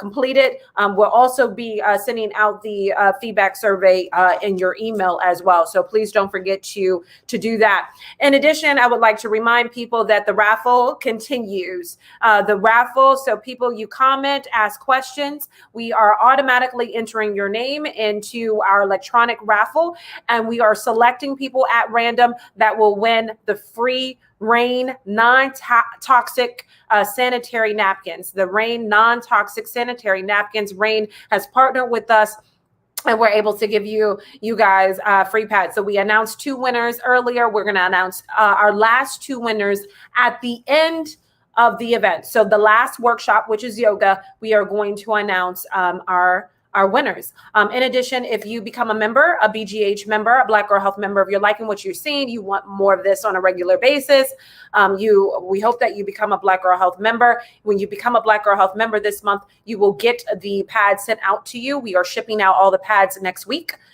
So next week we'll be shipping out all the pads, the people who have registered this month. And yeah.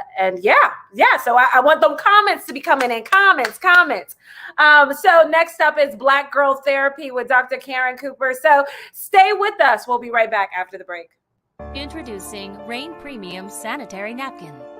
50 milliliters of water will be poured onto a Rain pad to test the absorbency system.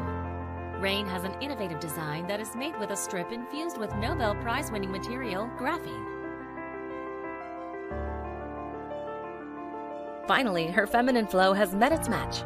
Click the link below to order your Rain pads today.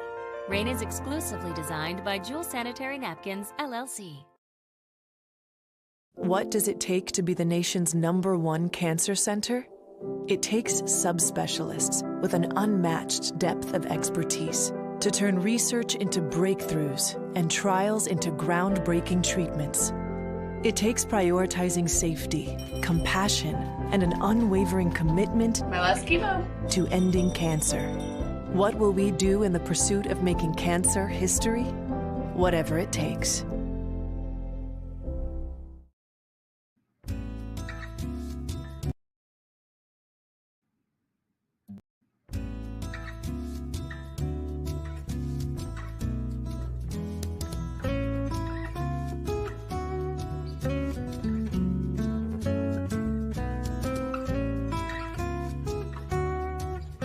Let's talk about PTSD. Post-traumatic stress disorder, or PTSD, is a mental health disorder. It lasts longer than 4 weeks, and symptoms interfere with home or work life. It develops as a result of trauma. Trauma is a major distressing or disturbing experience like combat, a natural disaster, a car accident, or sexual assault. The rate of sexual assault among Black women is 3.5 times higher than any other group in this country. Black women are also less likely to report their assault. Many suffer in silence for years. Trauma often remains unnamed, unknown, and untreated. There are 4 PTSD symptom types. With re-experiencing, you are reminded of and feel your fear all over again. When experiencing avoidance, you steer clear of situations or people that trigger memories of the traumatic event. Arousal and reactivity symptoms may cause you to be jittery or be on the lookout for danger. Cognition and mood symptoms cause negative changes in beliefs and feelings. Symptoms can show up moments, days, weeks, or years after the trauma. They may also come and go over time. It's important to recognize when you need to get help. You can talk to a therapist or see a primary care provider. You can find more information on PTSD at medlineplus.gov.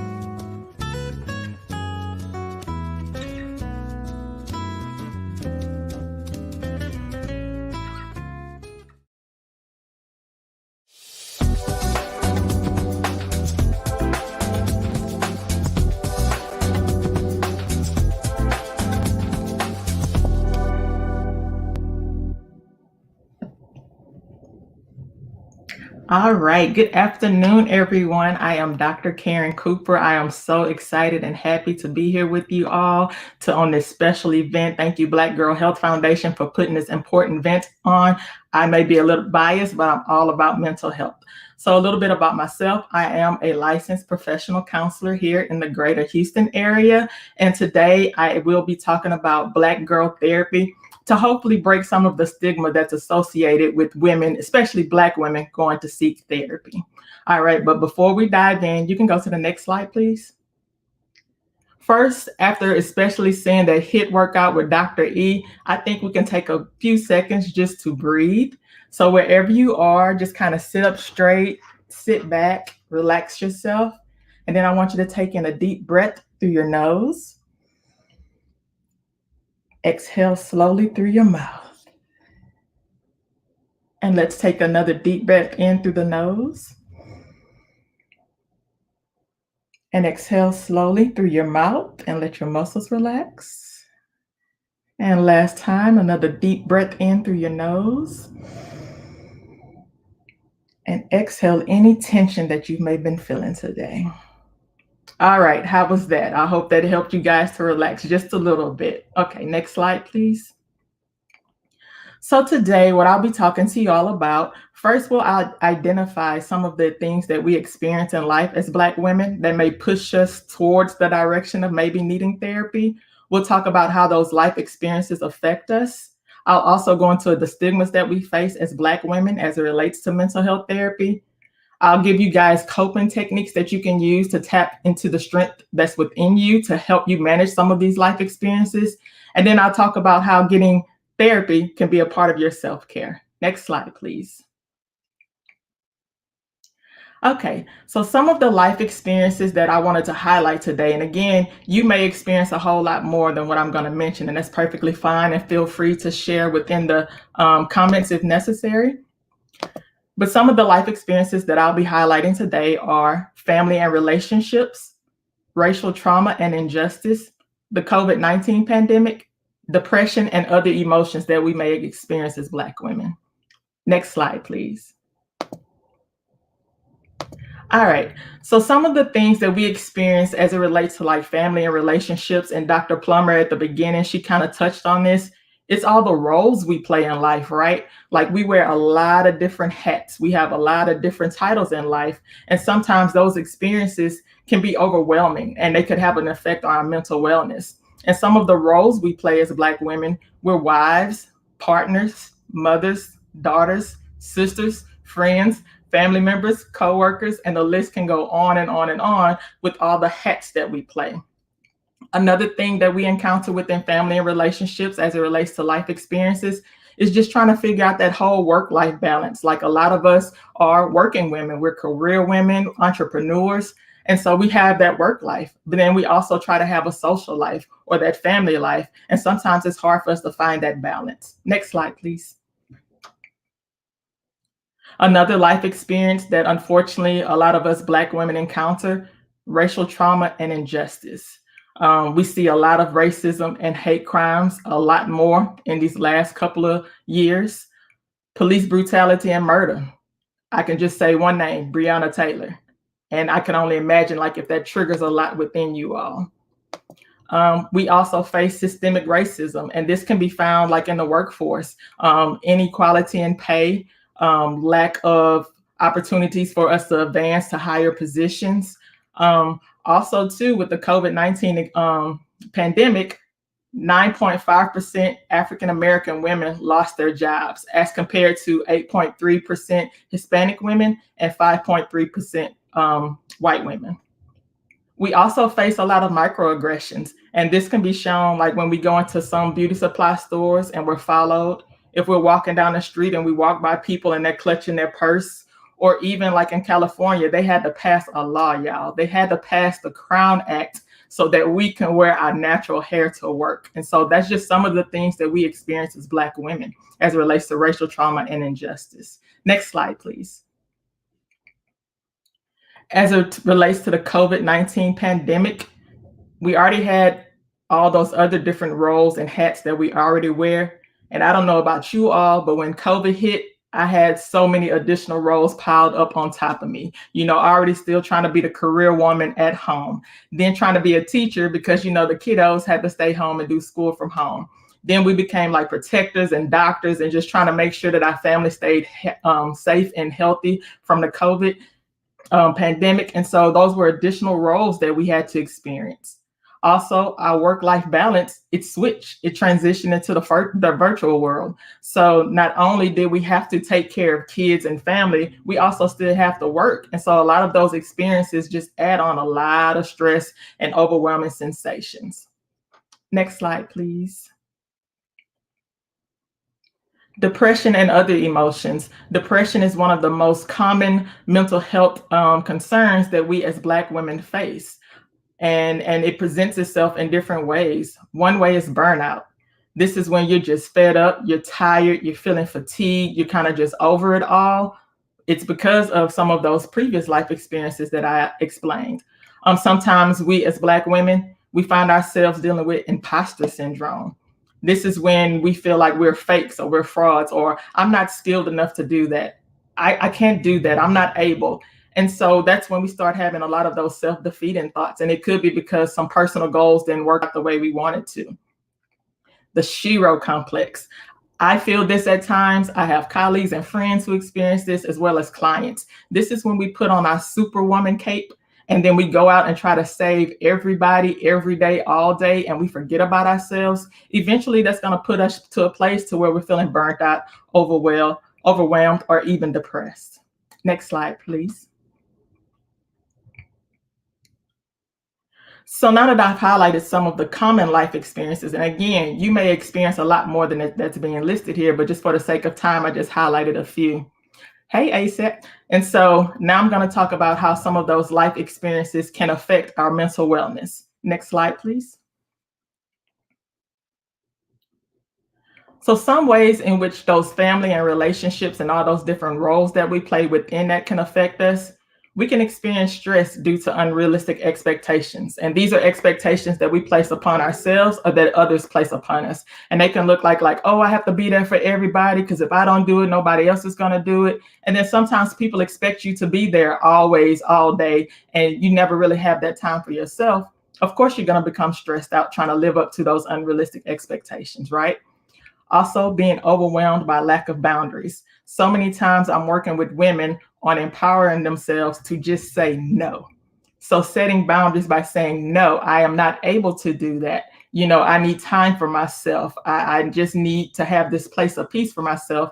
A lot of times it's hard for us as Black women who happen to be the foundation and backbones of our families to just say no. So we become overwhelmed by that. Also, depression due to estranged relationships. And that comes from when you finally find your voice and you tell someone no, then those friendships, they start to distance. Parents, siblings, you may start fighting and moving and distancing from other people. And then you start to feel lonely. Then you start to feel depressed. Next slide, please.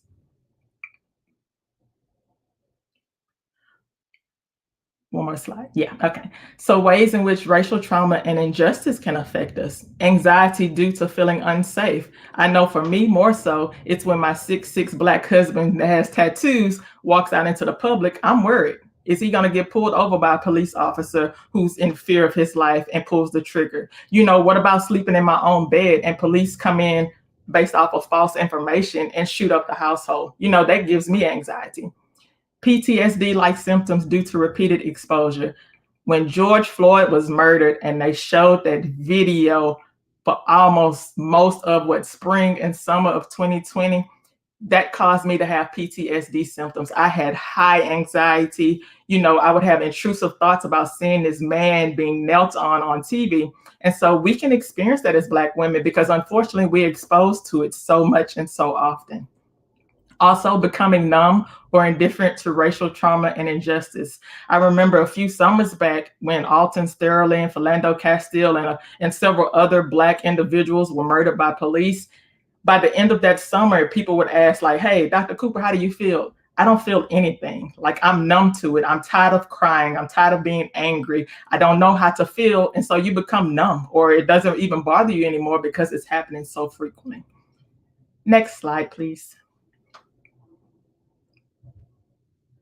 So ways in which the COVID-19 can affect us. Like I mentioned a little while ago, a lot of Black women unfortunately lost their jobs or they were furloughed or they had to quit because they had to go home and take care of their kids who were isolated at home and having to do school. And so stress comes from that.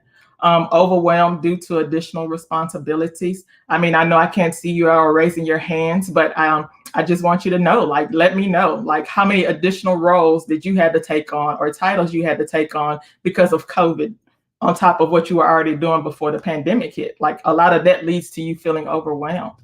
And then just think about something. In February, March of last year, COVID hit and, everything just shut down. And then a couple of months later in May was George Floyd being murdered. So there was a combination of emotions from the pandemic and then, the racial trauma. And I know for a lot of people in my circle, like it truly, truly became really, really overwhelming. Next slide, please. So how does depression and other emotions affect us? Well, we can lose control of our daily functioning. And so that looks like us losing interest in regular activities that we normally would do. We have a lack of motivation as it relates to like either personal goals or even in the workspace. We experience physical ailments, feeling fatigued, tired, headaches. You can lose your appetite or you may gain an appetite. And that has a play on like your weight, losing weight or gaining weight. Then also isolating and being disconnected from others. COVID already caused us to be isolated. And then when you start to experience depression, sometimes you just really don't even want to talk to the people within your household. Next slide, please. Okay. So stigmas. So now I just outlined, some of the experience that we as Black women encounter on a regular basis and what could trigger, us being stressed and overwhelmed. And that could push us in the threshold of maybe needing to seek therapy. But now we're hesitant because the stigmas come into play. And so while I have a video coming up next of friends and colleagues that I asked to share, like what are some of the stigmas that they've had or experienced, I would love for you all to share some stigmas that you have had maybe yourself as it relates to mental health or getting therapy, or if you've heard from others. Next slide, please, and play the video.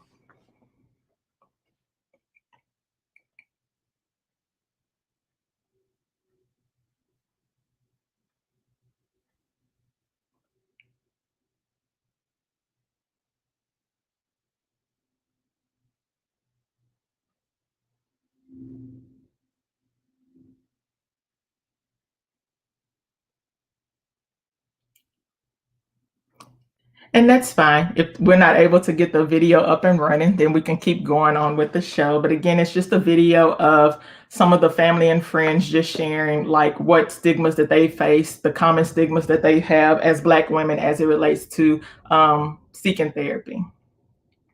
And I see that someone shared the therapist won't understand my cultural background and won't be able to relate. And that's very true. I hear that. Like sometimes representation is really, really important for us.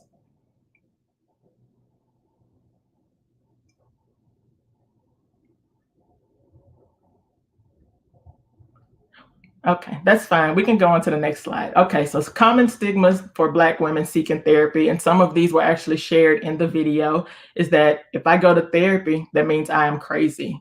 Or if I seek therapy, I am weak. If I go to therapy, something is wrong with me. If I go to therapy, I don't have faith in God. If I go to therapy, that means I'm unfit. Or if I go to therapy, that means that I don't have my shit together. And so a lot of these stigmas is what keeps, Black women from going to therapy because of they feel, just the stigma attached or feeling judged. Next slide, please. So how do we start to break the stigma? And that's one thing that I've become passionate about as a Black woman therapist, is to being able to go into my own community and educating and breaking this stigma that something is wrong with you seeking therapy. So one of the first things we can do is normalize mental wellness. Like, a lot of the wonderful presenters earlier were talking about physical health and the things that you eat. When people go to the gym, they want to get physically healthy. They want to be well. Think of going to therapy as going to the gym for your brain. You're working out your mind, you're working out those emotions so that you can become stronger mentally. Mental wellness is a part of that whole healthcare routine. Look at mental health as self-care. We go and get our hair done, get our nails done just to help ourselves feel good. Well, why not go to talk to a licensed professional to help you process through some of those life experiences that could be triggering depression, anxiety, stress, and other emotions?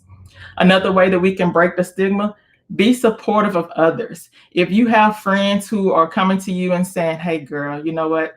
I think I'm gonna go ahead and go to therapy.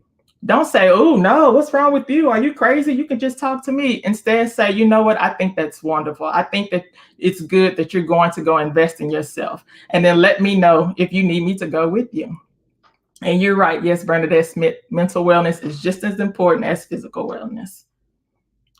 Also, another way that you can break stigma, mental health education. So what I'm doing right now, mental health education. If you are a member of a church, encourage them to invite like someone out to talk about mental health within our own community, because education is very important. And I see someone just shared that too, that education is key, and it absolutely is. It's to let people know just because you go seek therapy, it doesn't mean that you're going to have a mental health diagnosis or anything like that. Going to see a therapist is just like an extension of your support system. You're just talking things out and figuring things out. I finally acted on a decision I made 2 years ago and started with a great therapist 6 weeks. Let me applaud you. Yes. And it doesn't matter how long it may take you to go, just go. And, asking yourself the question, what would it hurt? All you have to do is give it a try. And if it's not for you, that's absolutely okay, but give it a try. Do you have any suggestions for coping with anxiety attacks? I sure do. So once we keep moving, I'm going to get into coping techniques and I'll come back and answer that question for you. The last thing that we can do to break the stigma with mental health is advocacy, like advocating for, there being more representation as therapists, advocating that there are like more accessibility within our communities for our members to go and get mental health. Next slide, please. I love this quote. I saw it and I said I had to include this in my presentation. She knew the power of her mind, so she programmed it for success. Our mind is a very powerful tool. I don't know if any of you are into manifestation. I know I am. And it's all about what you put your mind and focus on. That's what you're going to attract. And so she knew the power of her mind, so she programmed it for success. Guess what? Therapists are there to help you program your mind. All right, next slide. Okay, so to go into coping techniques and to answer the question about anxiety attacks. So some of the coping techniques that you can use when you find, yourself feeling depressed, anxious, experiencing any PTSD or anything based upon those life experiences that I mentioned earlier, some of the common coping techniques are mindfulness techniques, having those lifestyle changes, and then creating a strong social circle. Next slide, please. So some of the mindfulness techniques, and I know mindfulness has become a very big thing over the last couple of years. And just to kind of let you know more about what that is, basically mindfulness is you staying present in the moment. That means that you are not worried or anxious about things that happened yesterday. You're not worried about things that are happening tomorrow that have not yet happened. Instead, mindfulness brings you back into the present moment. And some of those mindfulness techniques that you can use is mindful breathing. So I know we did a quick breathing exercise at the beginning of my presentation, but you can go deeper into that. And, when you're taking those deep breaths, it's just you paying attention to where you are. It's you focusing in on how you're breathing, paying attention to how your muscles are feeling. You can even talk to yourself during the deep breathing exercises and encouraging yourself to relax. Mindful awareness, again, that's just you doing like grounding techniques. So say like if you are experiencing an anxiety attack or you feel yourself getting anxious, because a lot of time our body sends warning signs that we're feeling anxious. It's kind of like that fight or flight response. And so if you find yourself getting anxious, going ahead and do a grounding technique. One of my favorite techniques that I like to use, and I also use with a lot of my clients, is the 5, 4, 3, 2, 1 technique. And basically you're just going through your 5 senses to help ground yourself. So say that you're starting to, really feel anxious. And so then the first thing you do, let me identify 5 things, in the room. So you can do it right now. Just quickly scan your room and name out 5 things that you see. And I can say, oh, I see a ceiling fan, I see a window, I see the painting behind me, I see books, and I see a shelf. And then you can go into, okay, what are 4 things that I'm hearing right now? 4 things I'm hearing Dr. Cooper ramble. I'm hearing, the other sounds that are in the house, and you identify 4 things that you hear. Then 3 things that you smell. You may smell a candle that's burning. You may smell your perfume. You may smell some type of odor. Then you go to 2 things that you can feel. And that could be like, okay, how does this shirt that I'm wearing feel? How does the chair that I'm sitting in feel? And then 1 thing you can taste, like if you have a piece of gum or a piece of candy or something that you're snacking on, pop it in your mouth and just really focus on how that tastes for you. And what you've done in that moment, you've distracted yourself from whatever life experience or trigger that was causing your anxiety. You grounded yourself and brought yourself back to the present moment.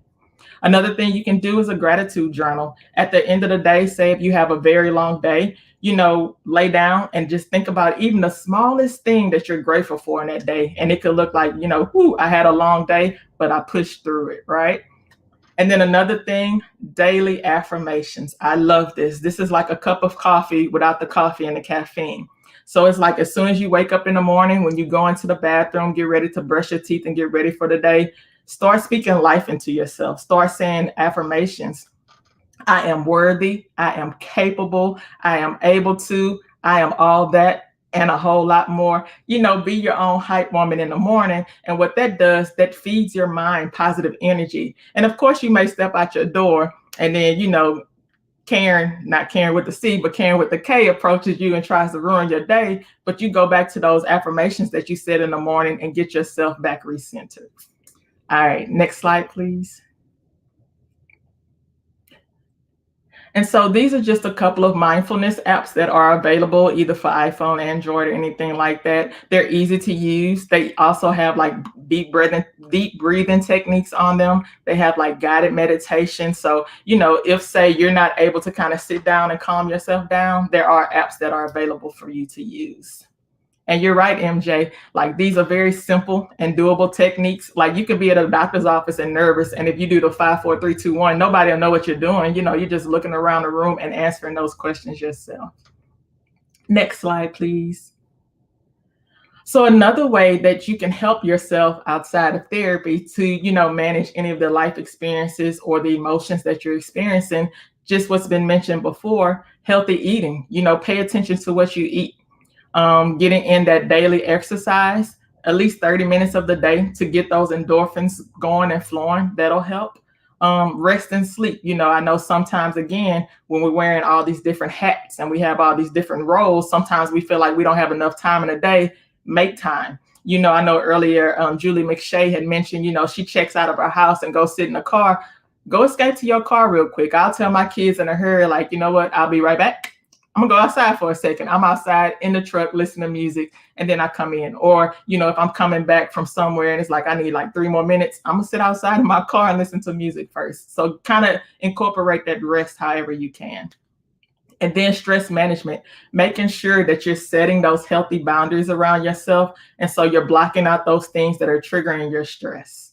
All right, next slide, please. A strong social circle. This is so very important. You want to be really mindful of the individuals that you surround yourself with. You want to make sure that your circle are people who are pouring into your life instead of taking out of your life. You want to make sure that that's supportive. So say like if you have a girlfriend who's calling you over and over about the same issue and you've tried to give all types of advice and they're not listening, being supportive could be like, hey, go ahead and call a therapist because I think this is now beyond what I can handle. being open-minded. If someone tries to come and talk to you and tell how they feel, and if they say that they are seeking therapy, like being open-minded, say that's great. You do what you need to do to help yourself get to a better place. Making sure that your circle has common interests. And it's not to say that you have to like or, be involved in all similar things, but making sure like you kind of have some of those common goals. Like if you're trying to elevate your life, surround yourself around people, who are trying to elevate them lives as well. Making sure they are non-toxic. We have got to stop sacrificing ourselves just to say we have friends or we're in a relationship, even when it's toxic. Like, don't do that to yourself. Again, if you are in a friendship or if your circle is draining you and stressing you, it's time for you to start building another circle. All right, next slide, please. Okay, I think this was another video. Okay, and so basically this video was more friends and colleagues sharing what the benefits of therapy, are for Black women. And so again, therapy, it doesn't mean that you have to have a mental health diagnosis. It doesn't mean that you have a mental illness. Therapy is just that safe space that you can go to process all of those life experiences that you're encountering. It's a place that you can go and get the tools that you need to manage those life experiences on your own. Therapy is not a permanent situation. Us as therapists, we love the people that we work with, but I don't want to see you, for 10, 15, 20 years, because then that means that I'm not doing my job. And so therapy, again, is just another place to give you another perspective and those tools you need, to make it through. If I wanted to start therapy with you, what do I need to do? Thank you for the question. As you can see at the bottom of the slide, you can go to cooper-counseling.com, and I have more information about the services, that I offer there. And then real quick before we end, how did you all feel about that? Identifying the life experiences, going through the emotions, talking about the stigmas, do you feel like that information was helpful for you? And you can let me know in the comments. And there's a reason why I'm asking.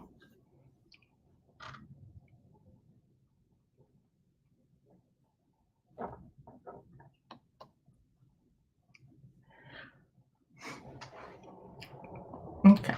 Well, thank you. I'm glad it was helpful. And the reason why I was asking, what you all just experienced with me was pretty much a free therapy session. If you hadn't been in therapy before, what I just took you all through is typically what the purpose of therapy is. You go in and we identify what are some of these life experiences that you're having. And then we explore the different emotions that may be causing you. And then we move into the coping techniques and the skills. So today you just had a therapy session. So now, when you log off, true, it wasn't in detail or anything like that. And I didn't get to ask you what your concerns were. But that's exactly what therapy is like. It's not a scary place. It's a place, again, where you go and identify, this is what's going on with me. I'm trying to see where it's coming from. Can you give me the tools that I need, to make it through that? Well, that was all. I hope you enjoyed. I hope you now see that therapy is not a scary thing. It doesn't mean that you're crazy or anything like that. Therapy means is that you're taking the time to invest in yourself, just as if you were going to the gym or eating healthier. So thank you all. All right. I mean, Dr. Cooper, that was so amazing. And it's really important, as you mentioned, to protect our mental health. The people around us could be very toxic to us. So when we talk about Black Girl Health Therapy, look at the people who are around you.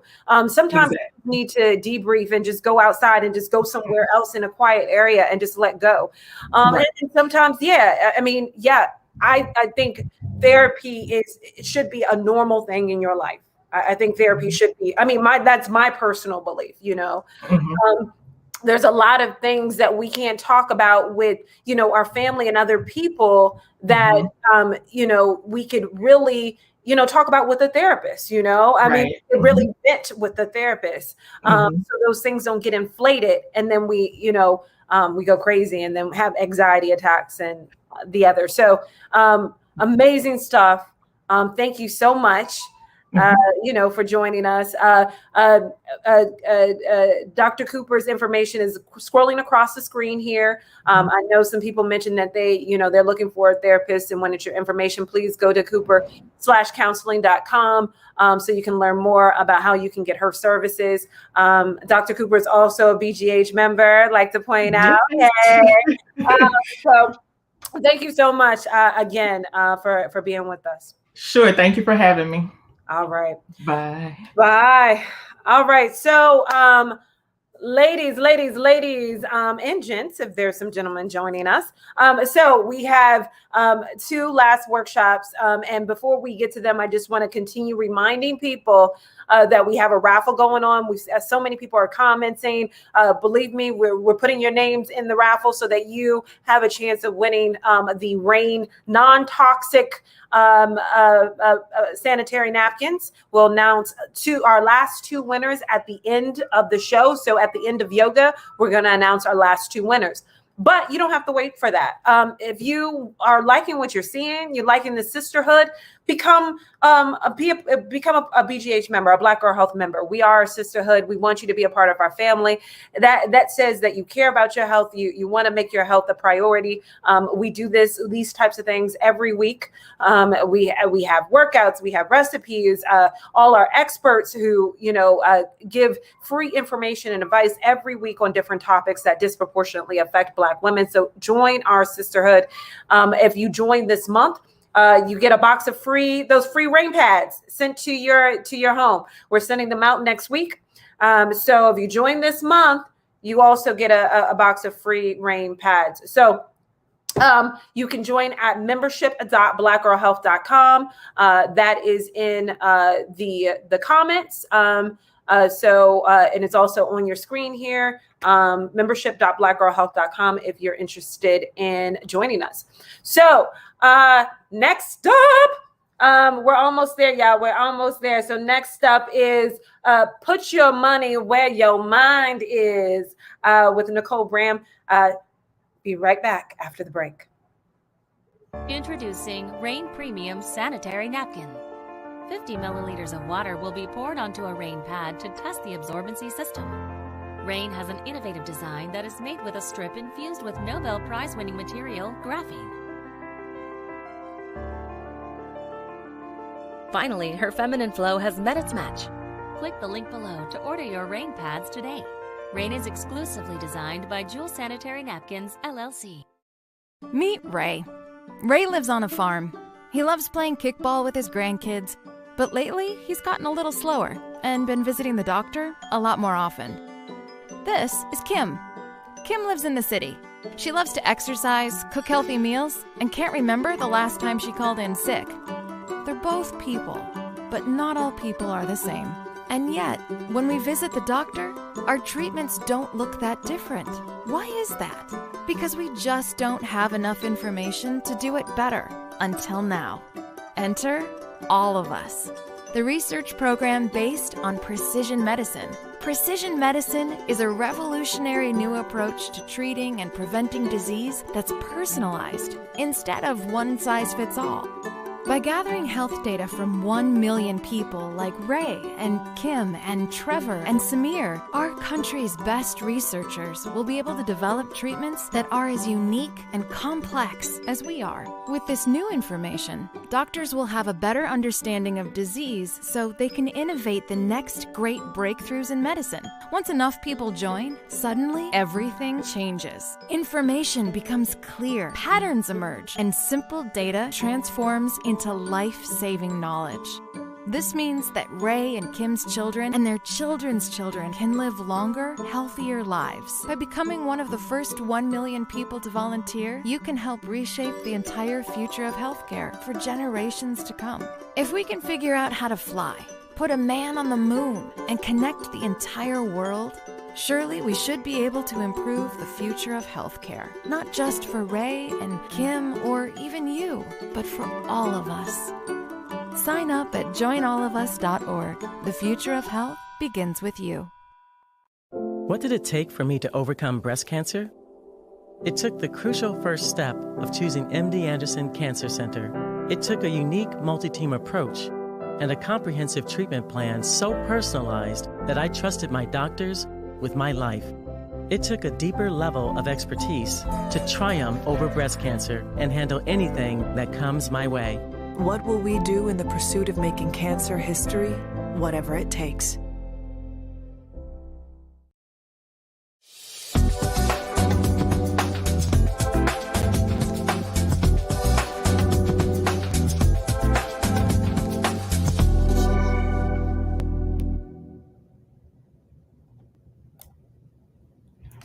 Hey everyone, welcome to Put Your Money Where Your Mind Is, Profiting in the Pandemic. Thank you so much for sticking around. I would love to just get started by going over a little bit of information about me, and then we can kind of jump into some fun concepts that I think you guys are going to be able to start using immediately to boost your financial well-being. So I got my start back in 2010. I started working in the banking industry, and I always wanted to work in their investment department. I always wanted to, help clients invest money and things like that. However, I found out that you really have to have a ton of money to even be, accepted to work with somebody in that kind of thing. So I didn't want to work somewhere where I couldn't even help my own mom if she walked through the door. Plus, working for other people is not my thing, but that's a topic for another day. So I returned to school, got my bachelor's, and decided I wanted to start working in a financial firm, wanted to assist clients as a financial advisor and strategist. That's just a fancy title. It means I've spent the last 5 years in the financial industry helping clients gain understanding of their finances and design their financial future. We help them with things like asset protection, tax strategy, financial planning, retirement planning, all these different things to help you design your future. And I firmly believe that if you don't design your future, you will get the leftover scraps of someone else's design, like so many others in our generations have. You don't need me to tell you that for years, studies show ongoing stress about money is linked to migraines, heart disease, diabetes, sleep problems, and more. We've got some smart Black women on here. They taught us all about health, so I'll let the doctors do the doctoring. But that's part of the reason why I'm here today, is to share some of the information about finances that is hopefully new to you. Imagine needing to get fit and sending somebody else to the gym for you. What about sending somebody else to your therapist? Well, that's not going to really help you in real life. But if you know how money works, you can send your money to build your wealth for you. I've recently partnered with How Money Works to help provide financial education. So there's going to be links for you guys to get more information and resources from them, as well as a special time to take advantage of a free financial consultation with me or one of my trusted members of my team. All right, so let's go ahead and jump right in. I think I've got some good information here for us. So How Money Works has laid out of 5 elements: financial education and empowerment. This is a ton of information and resources on their website, so feel free to check out those links. One thing I want to do is to show you to keep in mind today that time is of the essence. These concepts are all connected to the time you put in them, and when it comes to growing your money, every day counts. So we're going to go over to slide number 10. So today we're going to go over the 3 concepts that I think you can use to start making your money work for you and to be profitable even in a pandemic. The 3 that we're going to talk about today is the time value of money, the $1 million baby, and the rule of 72. I think this will be fun. First, let's talk about the time value of money. Everybody on the planet is guilty of wasting time or being just way too busy, which may not be 2 different things, especially if you're me. But it's especially costly to waste time when you lose the value of your money over that time by not planning ahead and designing your future to have that money working for you. We can go to the next one. So time is one of our most precious commodities. How much time do you have until you have to pay off your car? What about pay off your home? What about sending kids to college or retiring? You've got to know how long you have, because when you know how long you have, it forces you to value the time that you have and focus on the lifestyle design for ourselves and our families. So there's 3 ways to leverage the time value of money. Start now, save regularly, and be patient. All right, so we can go to the next one. So starting as early as possible is always a good idea. It makes a significant difference. So on this slide, let's talk about Sarah and George. So Sarah is on the left and George is on the right. And if we could zoom in a little bit on the slide, just want to kind of get everybody to see. So the light blue is the period where they started to save. And the dark blue is the time that they were not saving. Okay, so just take a look at this. In this case, Sarah, just by saving from the age of 22 to 30, right? So she only saved, when she started saving at 22, stopped at 30. And George started saving at 30 and stopped saving at 67. Sarah ends up with $110,892 more dollars. And George put in 5 times more money than Sarah did. It's crazy. All right, so we can go to the next slide. So numbers don't lie, except the ones on the scale. Those always lie. No, I'm just kidding. But the longer you wait, the more you have to save in order to hit your goal. So you definitely want to take action as soon as you can to put your money to work. So next slide. All right. So let's zoom in on this slide a little bit. I just want everybody to really be able to see this. So here's a picture of the numbers and it breaks it down by age. So you'll find your age and that will tell you how much money you need to save per month in order to have $1 million when you retire. So for example, at age 30, you'll need to save $282 a month to have $1 million at retirement. But if you wait until 40, you need $731 per month. It's craziness. At some point, it's just going to be too expensive, right? And then what are you going to be able to do? You know, you'll have to kind of change what you're hoping to have at the end of your life or not retire at all. So it could be a big problem. Now is the best time to start applying these principles for yourself and see what that looks like. Write down your age and how much you need to retire, how much you need to save to retire. And what happens if you wait 5 years? Does it go up? How much you're going to need? Usually it will.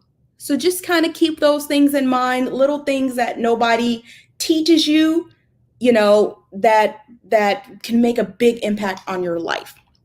I mean, think about it. How fast has the last 5 years flown by?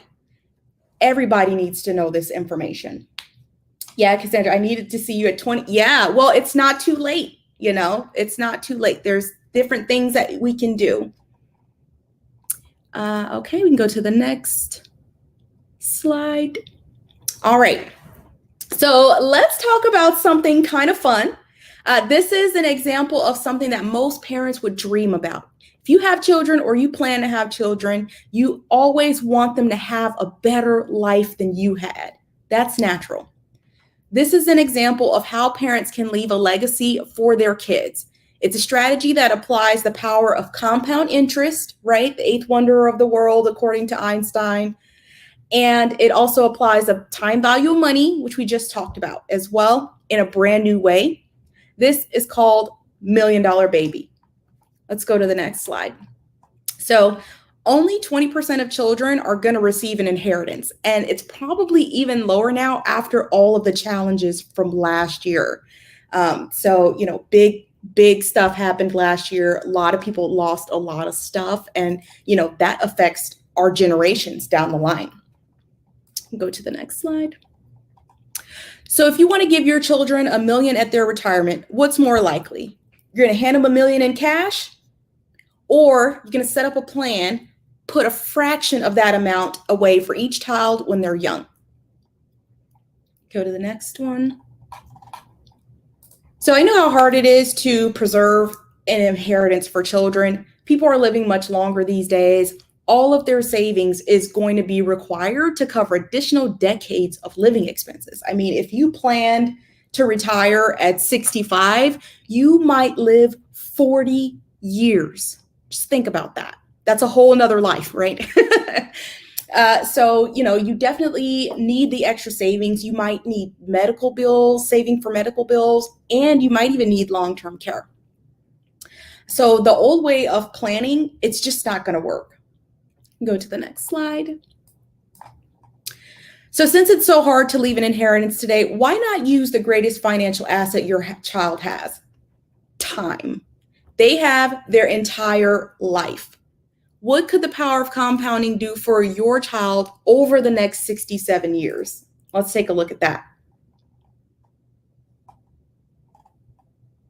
So $1 Million Baby leverages the 3 simple concepts: compound interest, the time value of money, and wealth protection.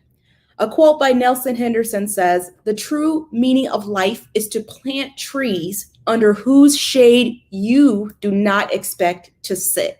So just think about that for a second. It's easier than you think to use the money principles I'm talking about to save $1 million for your child or even your grandchild. So just as a disclaimer, these next 2 are just examples, but they are realistic examples, just showing how this could work. So in this example, Dana puts aside $13,000 one time and leaves it there from her daughter's birth until her daughter turns 67. It grows at 6.5% interest to a little over $1 million. She put money in one time. Go to the next one. If Dana waits till her daughter graduates from high school, her daughter only receives about $300,000 when she turns 67. What a difference, right? $700,000 difference. All right. So let's talk about Hector. This one's a little bit more relatable, right? Hector doesn't have $13,000 just sitting around. I don't know many people that do. But, we all want to, put in for our children. Hector wants his son to retire with $1 million, and him and his relatives, they come together, they save $2,500 and then $250 per month for 4 years. Then like magic, they hit their goal too. His son also retires with $1 million waiting for him. So that much more manageable for the average person, right? You can go to the next slide.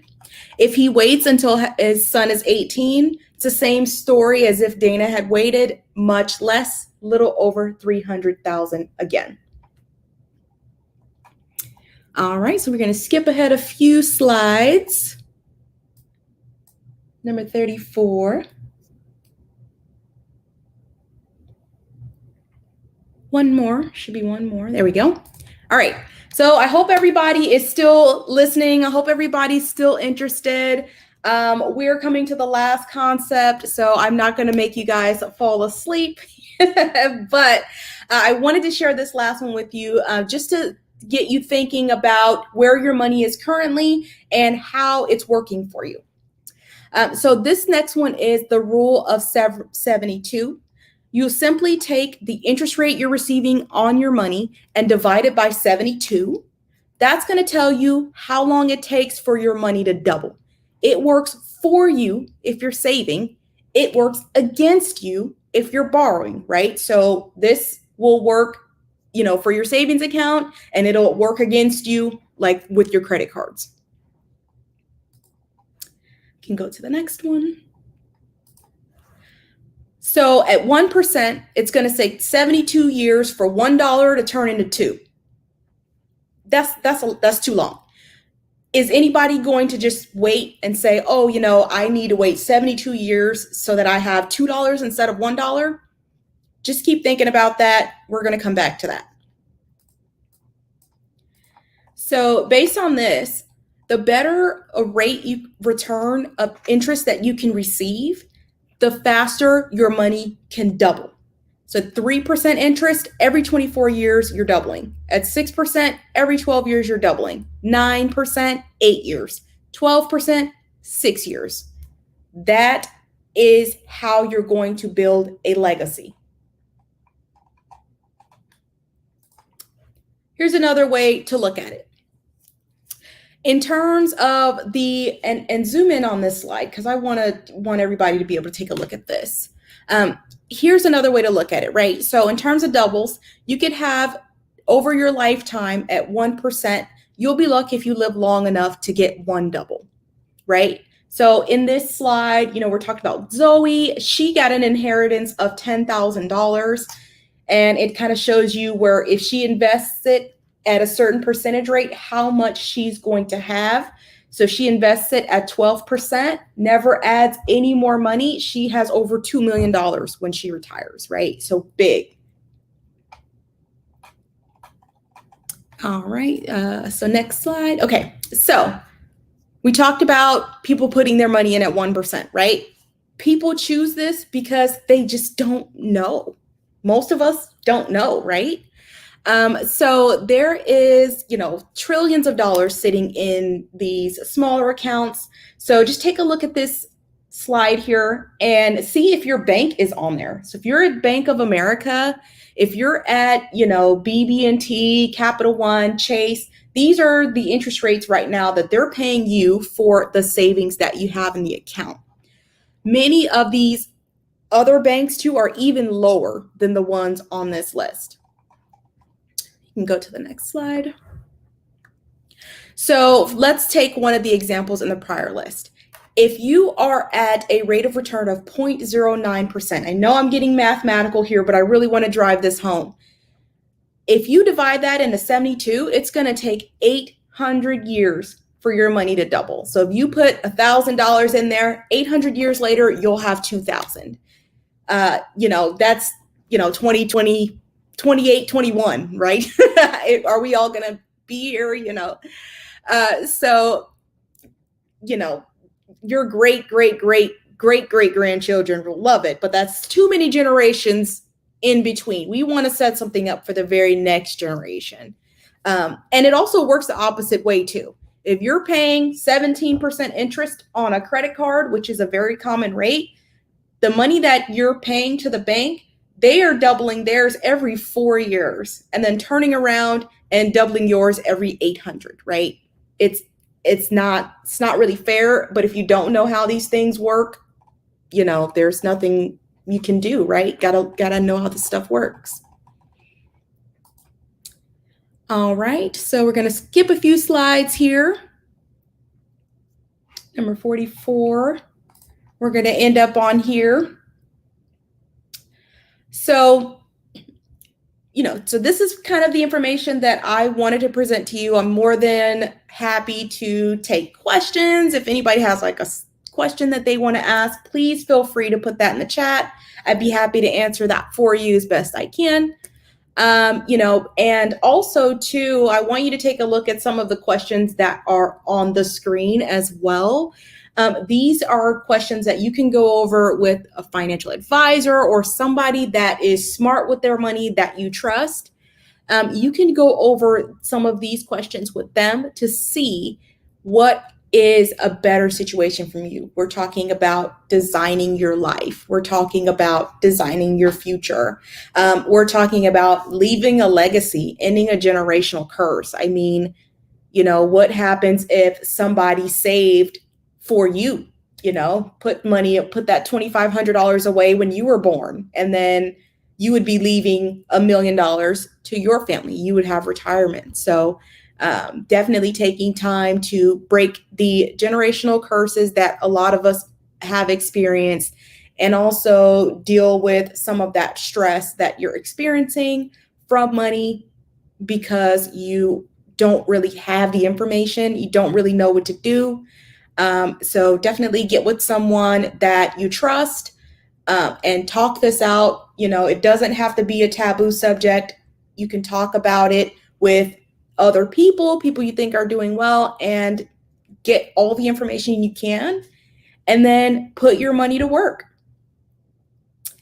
All right. So that is everything that I have for you guys. I'd love to see if there's any questions or anything that you want, any more information that you want from me.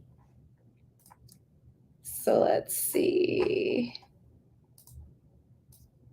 All right, perfect. Yeah. So thank you again, everybody.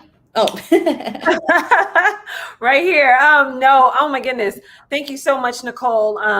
And a lot of it, we need to think about where our money is going, how we're spending our money, how we're saving our money. Our children who, you know, are born. I mean, we should be thinking now when our children are born, like, what are we, you know, saving for them, you know, later on.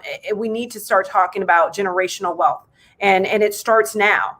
You know, it's so funny. You know, my pastor said that you can't be wise if you don't save, and it was really interesting.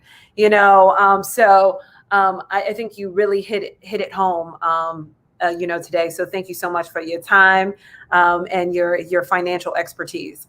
Yeah, thank you guys for having me on. I really appreciate it. Any BGH members, feel free to have a free consultation with me. Love to look at, you know, your situation, how you are now, and at least point you in the right direction. You know, it's really not selling. It's not about selling products and everything else. I think a lot of people kind of think like, oh, you just, you know, want to sell me stuff.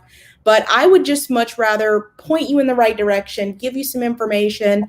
And if you work with me, good. If not, I know that I'm helping my community. Girl, and that is important. You hit some nuggets. I mean, 72 rule. I've never even heard of that. I can't even wait to do more with you. Nicole is a BGH member, y'all. Everybody is BGH members. So I got to point it out. But you know, I can't wait to even have you, you know, on, you know, how we do our weekly shows in the membership and stuff like that, because I would love to learn more about the 72 rule, because that really blew. I was like, oh my goodness. So girl, you have a wealth of some financial knowledge. So, where can people reach you? Again, if you could tell us, where can people reach you, follow you if they want your services? Sure. So I have Facebook, Instagram, and Facebook and Instagram, Dotted Eye Financial. That's the name of my business. I also work with another company called WellnessFi. So anybody out there who is a wellness practitioner, we specialize with mental health counseling, you know, doctors, all these kinds of things as well, helping them plan. And then I also do general planning for anybody else who needs help as well. Awesome. Well, I think people definitely are interested in your services. So, Nicole, until next time, thank you so much. Thank you. Bye. All right. Well, everyone, we are narrowing it down. We're to our last workshop to end the day. I hope you guys are liking this has been a great day, huh? Can I get some thumbs up? Can I get some thumbs up? Can I see some comments? If you like what you've been listening to, the information you've been getting. Have you liked the show so far? Because we're to the last workshop. So I would love to see a comment or something like that if you're liking this, ladies, and liking what Black Girl Health Foundation is bringing to you. Again, I have to point out, so after this last workshop, we will announce the last two winners, okay? The last two winners of the RAIN non-toxic sanitary napkins. So we are giving out sanitary napkins. We are automatically putting your names in electronic raffle. When you comment on any workshop, we put your name in the raffle. We will spin it at the last workshop, and at the end of the last workshop, we will announce the last two winners. Even if you don't become a member, if you're liking what we're giving you, you're liking the sisterhood, whether you're a professional and you're like, man, I want to host a workshop. Or if you're not a professional, you just want to see more of this and be involved in more of this, get more information about certain things, get recipes and work out, be a part of this sisterhood. Then we want you to join us. There's different packages on the website. You can pick what membership package works for you. But we want every Black woman a part of this sisterhood. You can go to membership.blackgirlhealth.com, membership.blackgirlhealth.com. If you sign up this month, if you sign up today, if you sign up this month, you will also get a free package of rain pads. So, hey, there you go. So if you're not a winner, you can still get a free package of rain pads if you sign up to become a BGH member. So there you go. There you go. I'm liking that you guys are loving this. Thank you so much, Denise. Thank you so much, ladies. Cassandra, thank you all for joining us. Next up before I make sure I let you guys know, please fill out the evaluation form, the link that's in the comments. We want to know as well, like it's a little quick survey, feedback survey, only takes 2 minutes. We want to know your thoughts of Minds Matter Houston. So anyway, now after the break, we have yoga, restorative yoga. So we're going to do restorative yoga to end our event, Minds Matter Houston. So we'll be right back.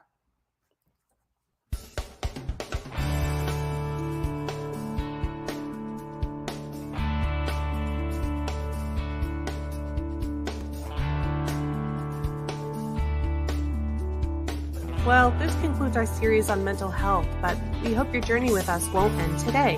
We're always here to help. If you or someone you love struggles with mental health, help is available. Check out the following awesome resources. Call the National Suicide Prevention Lifeline at 1-800-273-TALK for 24/7 free, confidential support for people in distress. Call the Veterans Crisis Line at 1-800-273-TALK and press 1 or text 838-255. Contact the Crisis Lifeline by texting HELLO to 741-741. Brother Your Online Mind is a toolkit that provides Omega Sci-Fi fraternity chapters and partners with the materials needed to educate the community on depression and stress in African American men. For more info, visit the National Institute on Minority Health and Health Disparities. The Substance Abuse and Mental Health Services Administration offers a behavioral health treatment locator on their website that allows users to search for help by location. Visit findtreatment.samhsa.gov. And of course, there's MedlinePlus.gov, which never has any advertisements or endorsements. Medline Plus is a safe and widely trusted health information resource. Medline Plus is a service offered by the world's largest medical library, the National Library of Medicine. NLM is part of the National Institutes of Health. You are so important to us. We want to be sure you have the reliable health information you need when you need it. Give us a shout. You can find us on Facebook and Twitter at NNLMSCR or online at nnlm.gov/SCR. Thanks for watching, everyone. We hope to see you around.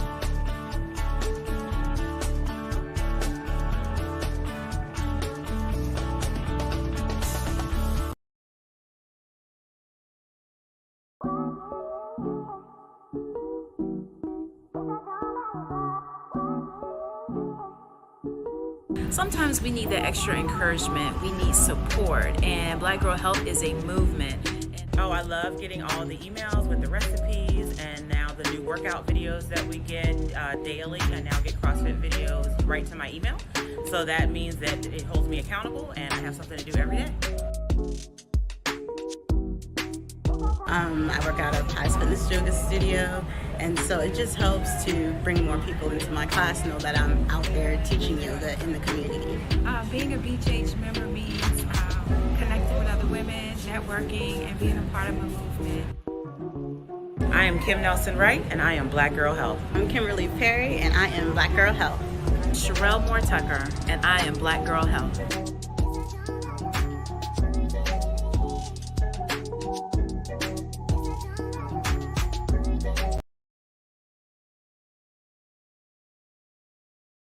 What did it take for me to overcome breast cancer? It took the crucial first step of choosing MD Anderson Cancer Center. It took a unique multi-team approach and a comprehensive treatment plan so personalized that I trusted my doctors with my life. It took a deeper level of expertise to triumph over breast cancer and handle anything that comes my way. What will we do in the pursuit of making cancer history? Whatever it takes.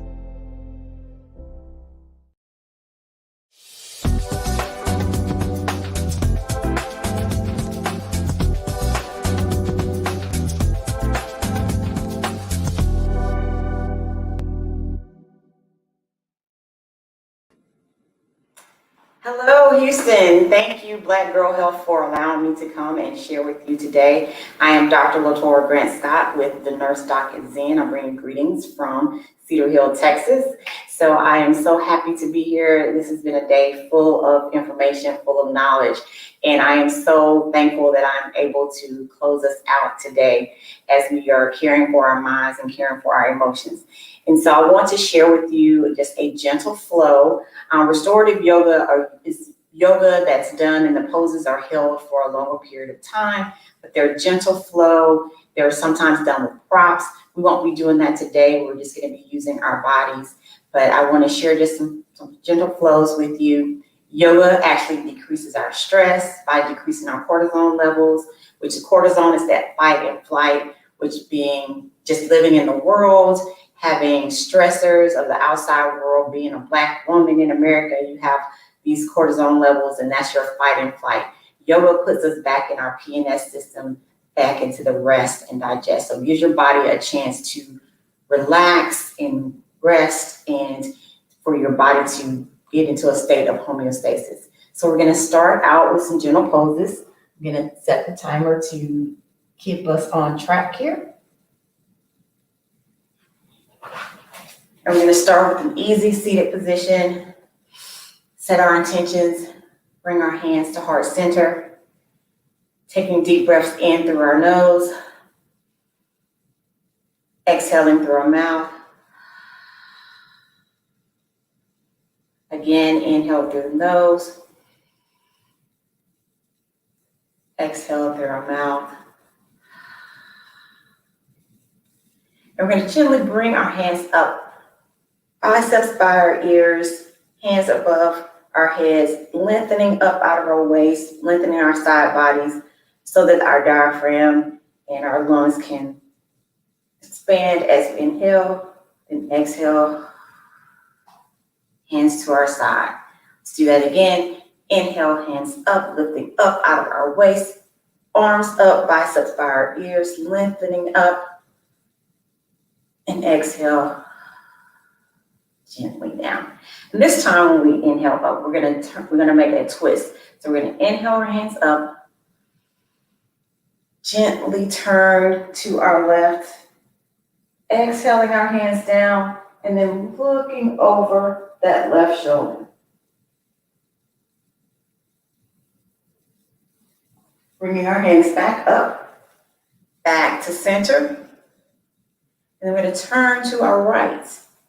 Exhaling our hands down, looking over our right shoulder.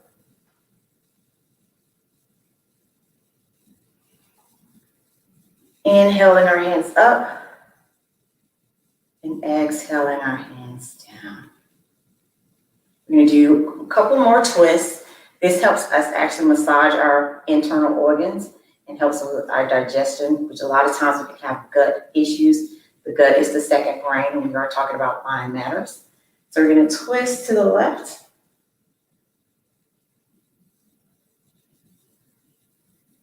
And then gently twist to our right.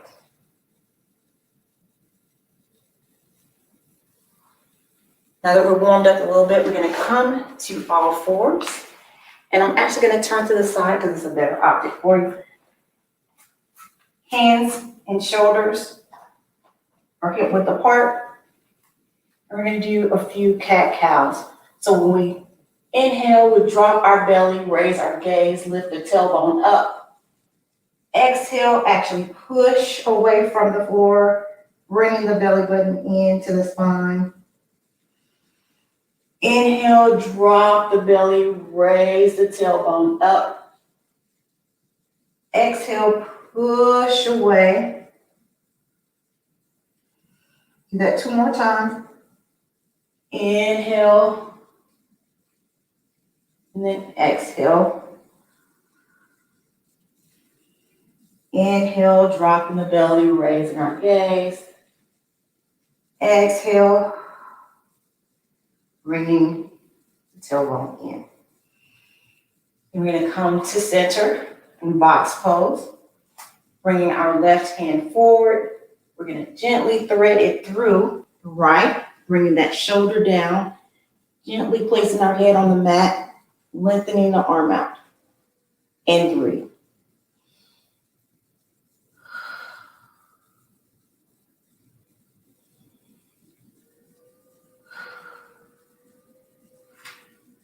I'm going to gently come up and do the opposite side. So bring the right hand forward, thread it through the left, bringing the shoulder down to the mat, lengthen the arm out.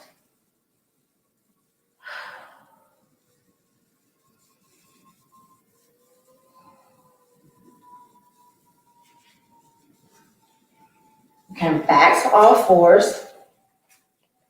We're going to bring our toes together behind us. So big toes touch, widen the knees out because it helps with the torso. Push our bottoms back, bringing our heads down for child's pose.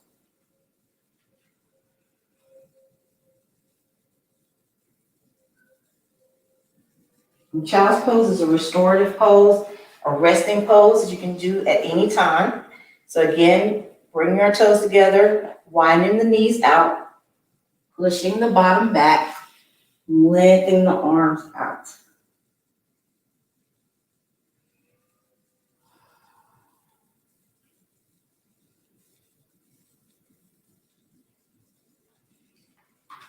Gently come back up onto our knees, and we're going to get ready for our first down dog. Down dog is a pose that most people know from yoga, and it's mostly Western tradition. You see it in all the classes. So we gently turn our toes under, so curl the toes under, lift the knees up, push the bottom back, bringing our head down.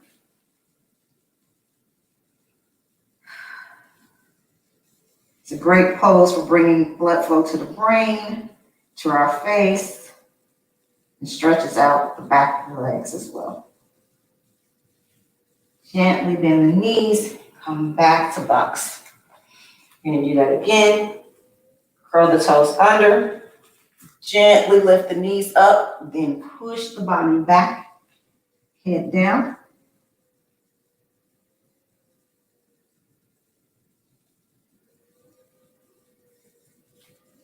Gently place our knees back onto the mat. Then we're going to bring the right foot forward. And we're in a low lunge.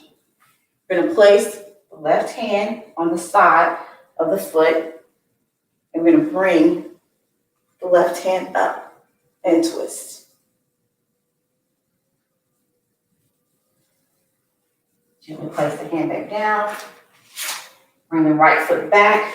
Place the left foot forward. Lunge. Place the right hand to the side. Lift the left hand up and twist.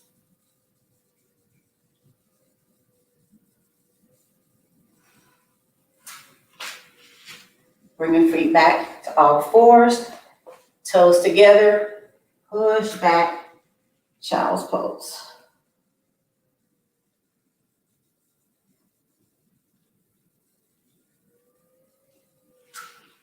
And we're back up to all fours. We're going to bring our feet back. Right foot back, left foot back. We're in a plank.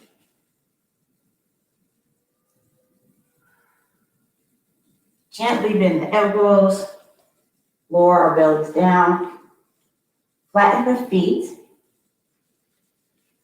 And lift the upper body up for baby cobra.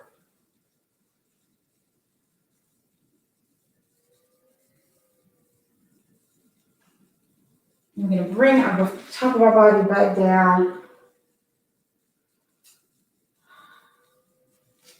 and up again for baby cobra.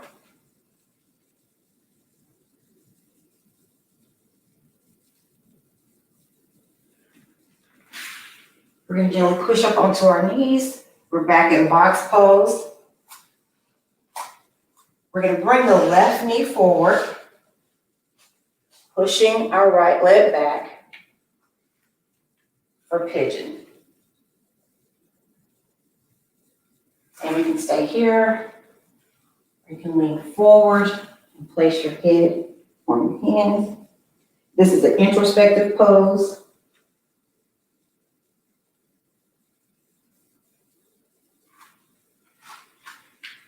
And push up. Bring the left knee back. Slide the right knee forward. Push the left leg back for pigeon. You can bend forward, fold our arms, place our head down.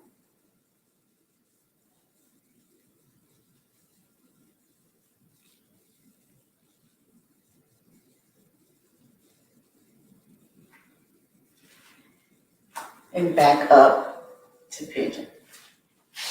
We're back up to all fours. We're going to take our hands back to plank, making sure that our butt is not hiked into the air, but down. Lower our bodies. And we're going to gently turn over onto our backs. Knees bent, back is flat. We're going to take our feet about hip width apart. We're going to gently push down into the mat, lifting our bottoms up for bridge.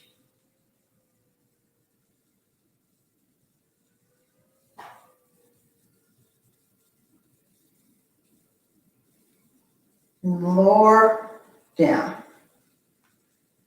Again, I'm going to lift the bottom up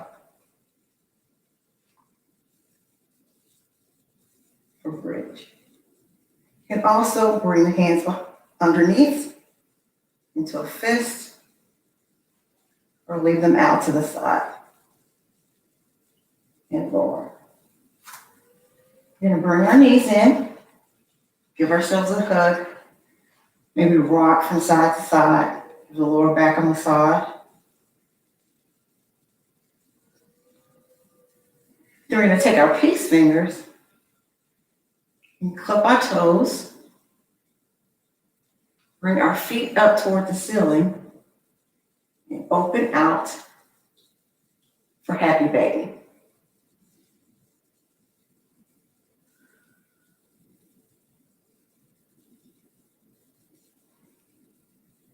Bring the knees back in. Give ourselves a hug.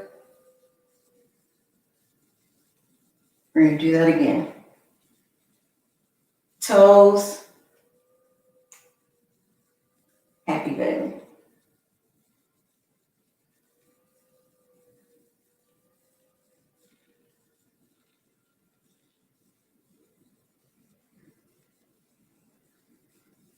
We're going to gently rock ourselves up.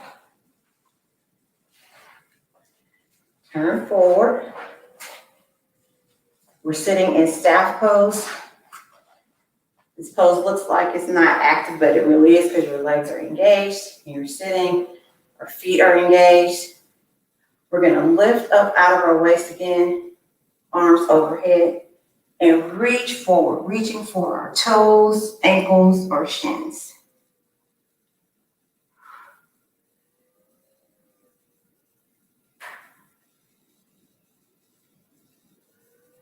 And then walk our hands up. We're going to do that again. Inhale our hands up, lengthen up out of our waist, and reach for our toes, ankles, or shin.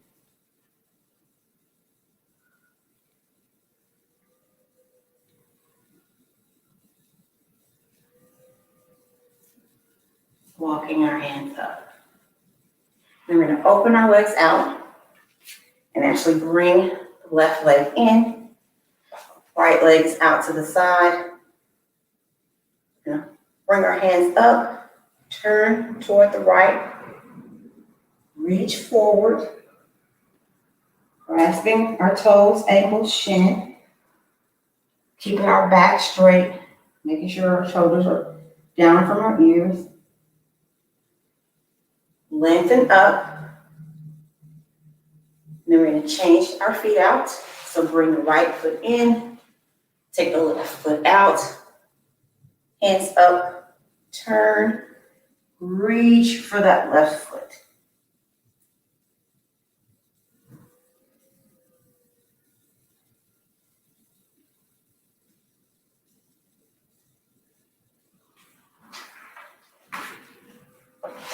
We're going to bring our feet back to center. We're easy seated.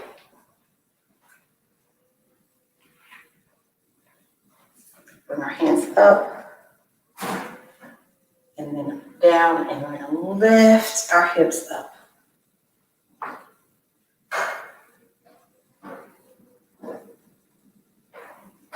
Relax.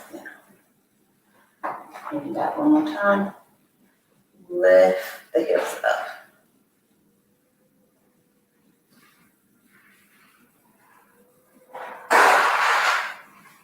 And relax them down. We're going to come onto all fours. We're going to do some balancing.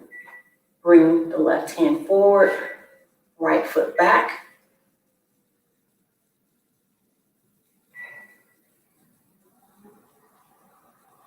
And then the right hand forward, left foot back.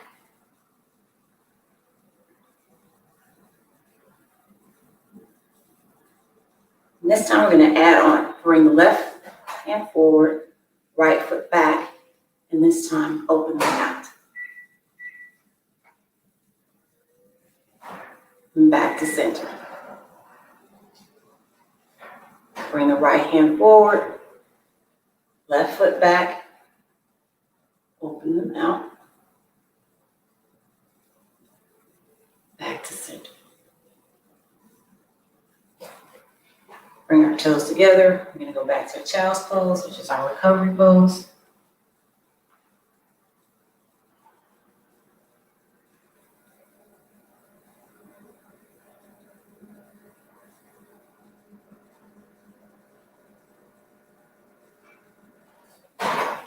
Halfway up to all fours. We're going to do a spinal rotation. We'll rotate to the left, back to child's pose, over to the right, up to all fours. To the left, back, right, up. 2 more times. Left, back, right, up. Last rotation this side. Left, back, right, up. Now we're going to reverse it. So we start to the right, back to center, left, up and box. Right, back to center, left, up and box. Right, back to center, left, up and box. And this is our last one. Right side, back to center, left, up and box. We're going to come back into child's pose. One thing out, get to the mat.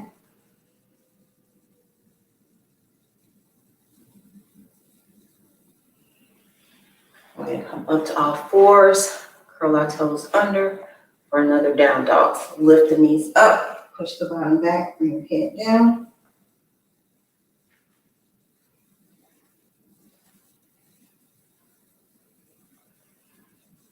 Gently bend the knees, Move the knees together. I'm going to turn to the side again. You're going to sit on your knees for hero, or you can bring your toes up if that's more comfortable. You can still lean back, opening our chest and our throat.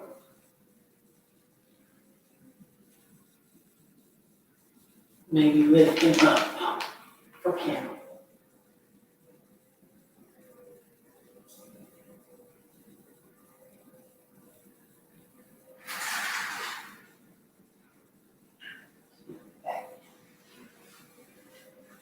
Again, our toes,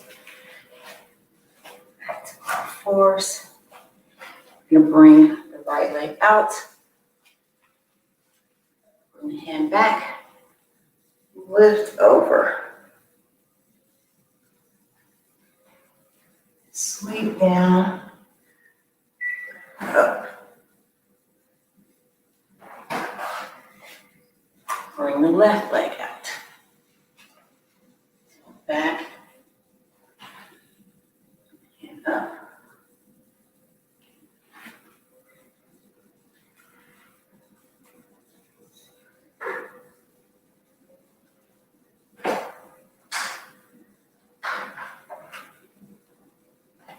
Back to all fours. We're going to come to our down dog again.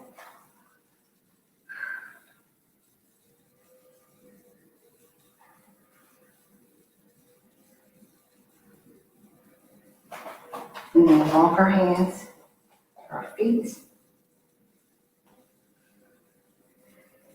Forward bend.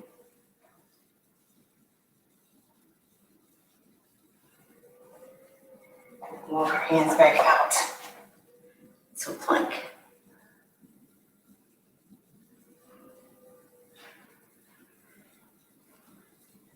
Bend the elbows slightly. Lower the body down. Flatten the feet out. Lift the upper body.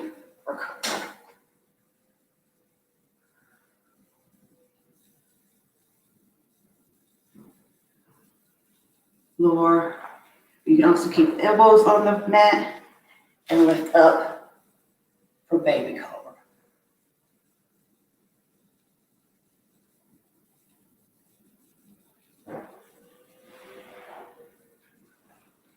Push up to all fours. And we're going to come back to a seated position. Easy seated. And then stretch arms up. We're getting ready for our cool down. I'm going to reach forward.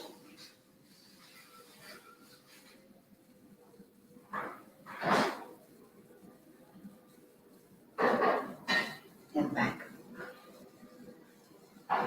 And reach to the side.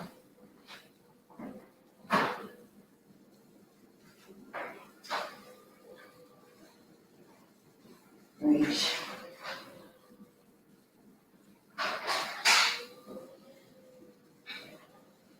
Hands up. Reach forward.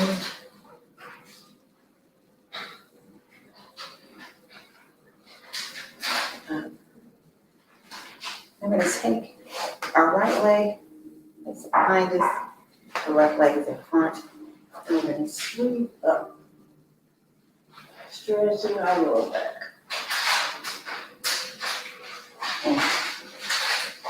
And do it again.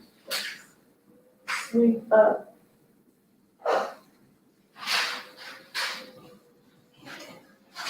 And then change our legs out. Bring the right leg in front, left leg behind. Sweep up.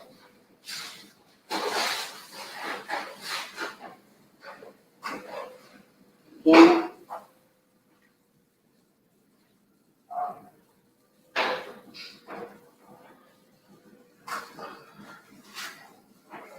And bring our feet together. Butterfly. And can make the pose more intense by bringing the feet in, or you can make it easier on the knees by pushing them out. So find the space that's good for you. Feet are touching, knees are out. We're going to actually bring them in toward the elbows, and then exhale, allow them to drop. Not pushing, but allowing gravity to bring them down. Inhale up again, and then exhale, allowing them to float back toward the floor. Again, not pressing, but allowing them to go toward the floor.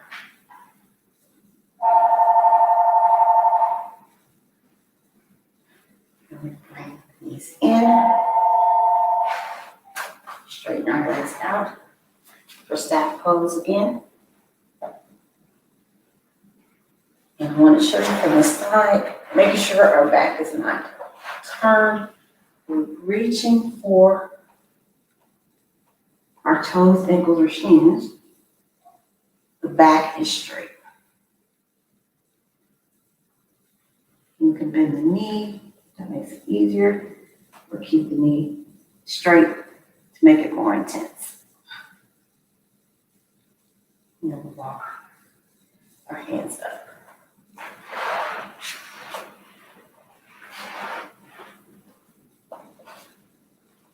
I want to thank you for practicing with me today.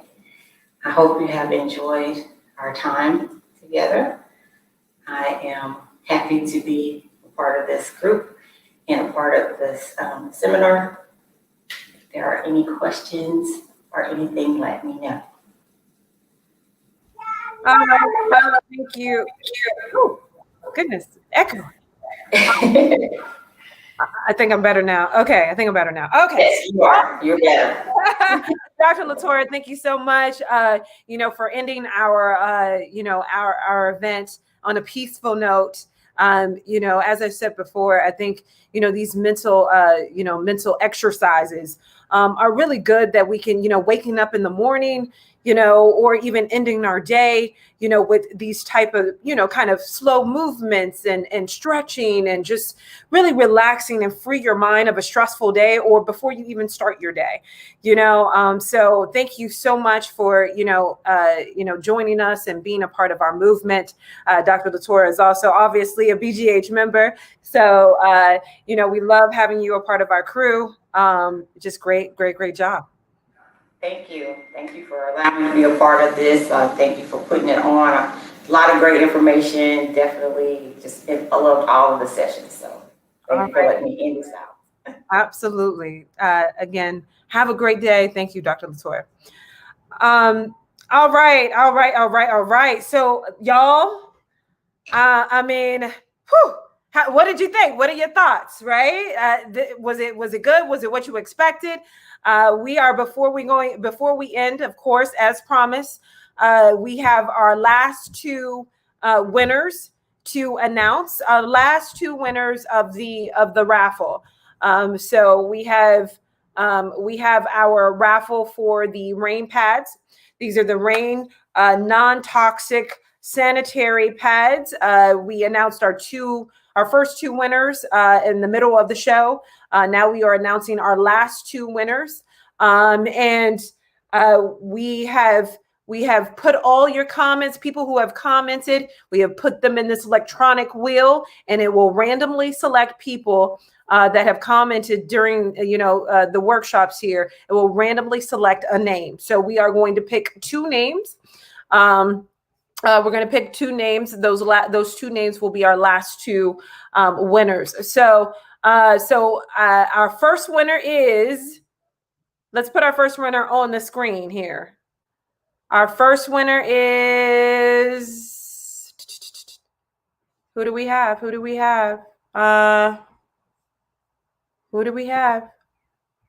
we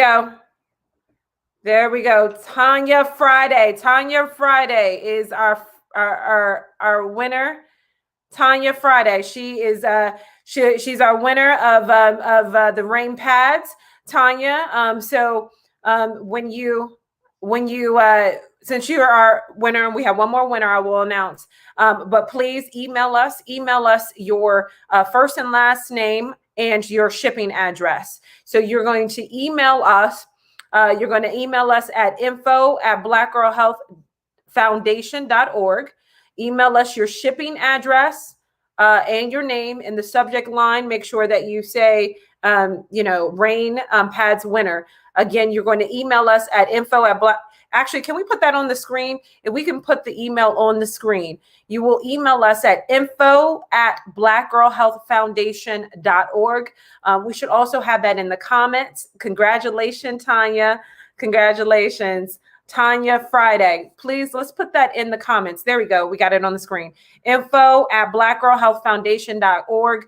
That's Tanya. That's where you'll email us your shipping address. We'll be sending that package of free Rain non-toxic pads to you this coming week. So let's announce our last winner, our final winner. Our final winner is Glenda Howard. Glenda Howard.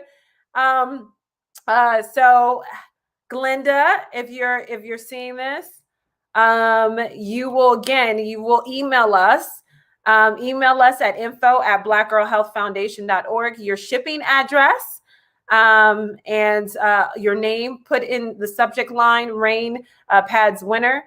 And again, email us your shipping address and put your first and last name. So congratulations, Glenda. Congratulations, Tanya. Congratulations to, I believe, MJ White and Aset Rising, who were our first two winners at the beginning of the show. So we're so happy that we were able to, give out these free pads. Now, if you want the pads, there's a couple of ways that you can do that. One, we hope that you become a BGH member. We hope that everybody watching becomes a BGH member. You can, if you become a BGH member, you will get a package of free pads. That's only if you become a BGH member today or by the end of March. By the end of March, this whole month, we're giving everyone who becomes a member a box of free Rain sanitary napkins. So you can become a member, and you can become a member at membership.blackgirlhealth.com. Now, if you don't want to become a member and you just want the pads, well, you can go here, jewelpads.charity/ID/BGHF. Okay, so write that down. It's jewelpads.charity/ID. And it's case sensitive. So make sure that you write it exactly how it is on the screen here. But you can just purchase the pads. You can just purchase the pads here. So I hope that, again, I hope that you ladies, you got a lot out of today. I sure did. It's great to always, when we have these events and we do these different workshops, you always learn something new. You can never stop learning. I think we all need this because we've been through so much. And we need to know the resources and the information that's out there so we can make informed decisions about our health.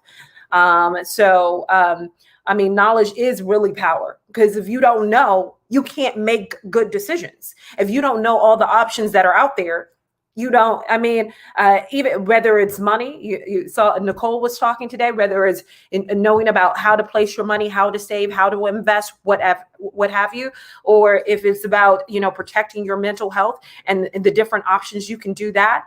If it's about the food choices that you make, any and everything, there's always options and choices. And if we don't know, about them and how it can benefit us, then it's only a detriment to us. It's only hurting us, right? And we can't really live our best life.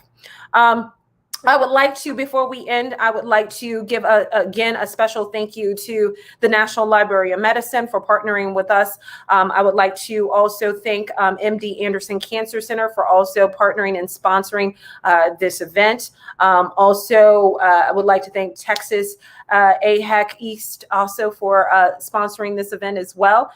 Thank you all the sponsors, all the partners for supporting Black Girl Health Foundation and Minds Matter Houston.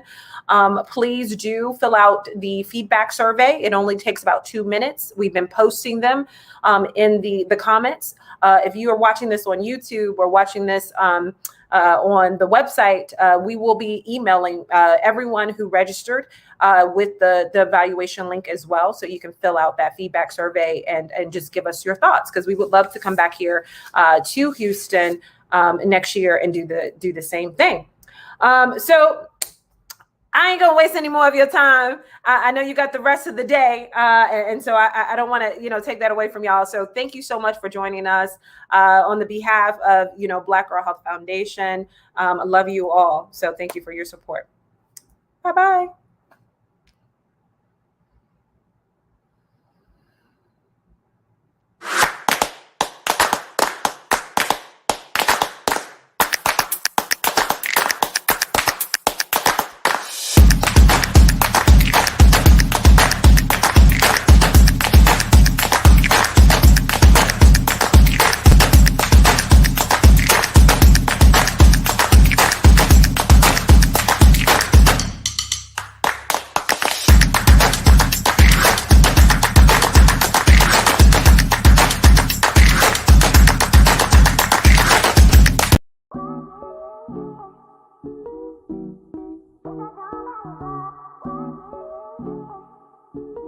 Sometimes we need that extra encouragement. We need support, and Black Girl Health is a movement. Oh, I love getting all the emails with the recipes, and now the new workout videos that we get daily. I now get CrossFit videos right to my email.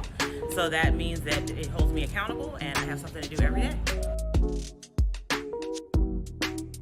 I work out of Pies Fitness Yoga Studio, and so it just helps to bring more people into my class, know that I'm out there teaching yoga in the community. Being a BGH member means connecting with other women, networking, and being a part of a movement. I am Kim Nelson Wright, and I am Black Girl Health. I'm Kimberly Perry, and I am Black Girl Health. Sherelle Moore Tucker, and I am Black Girl Health.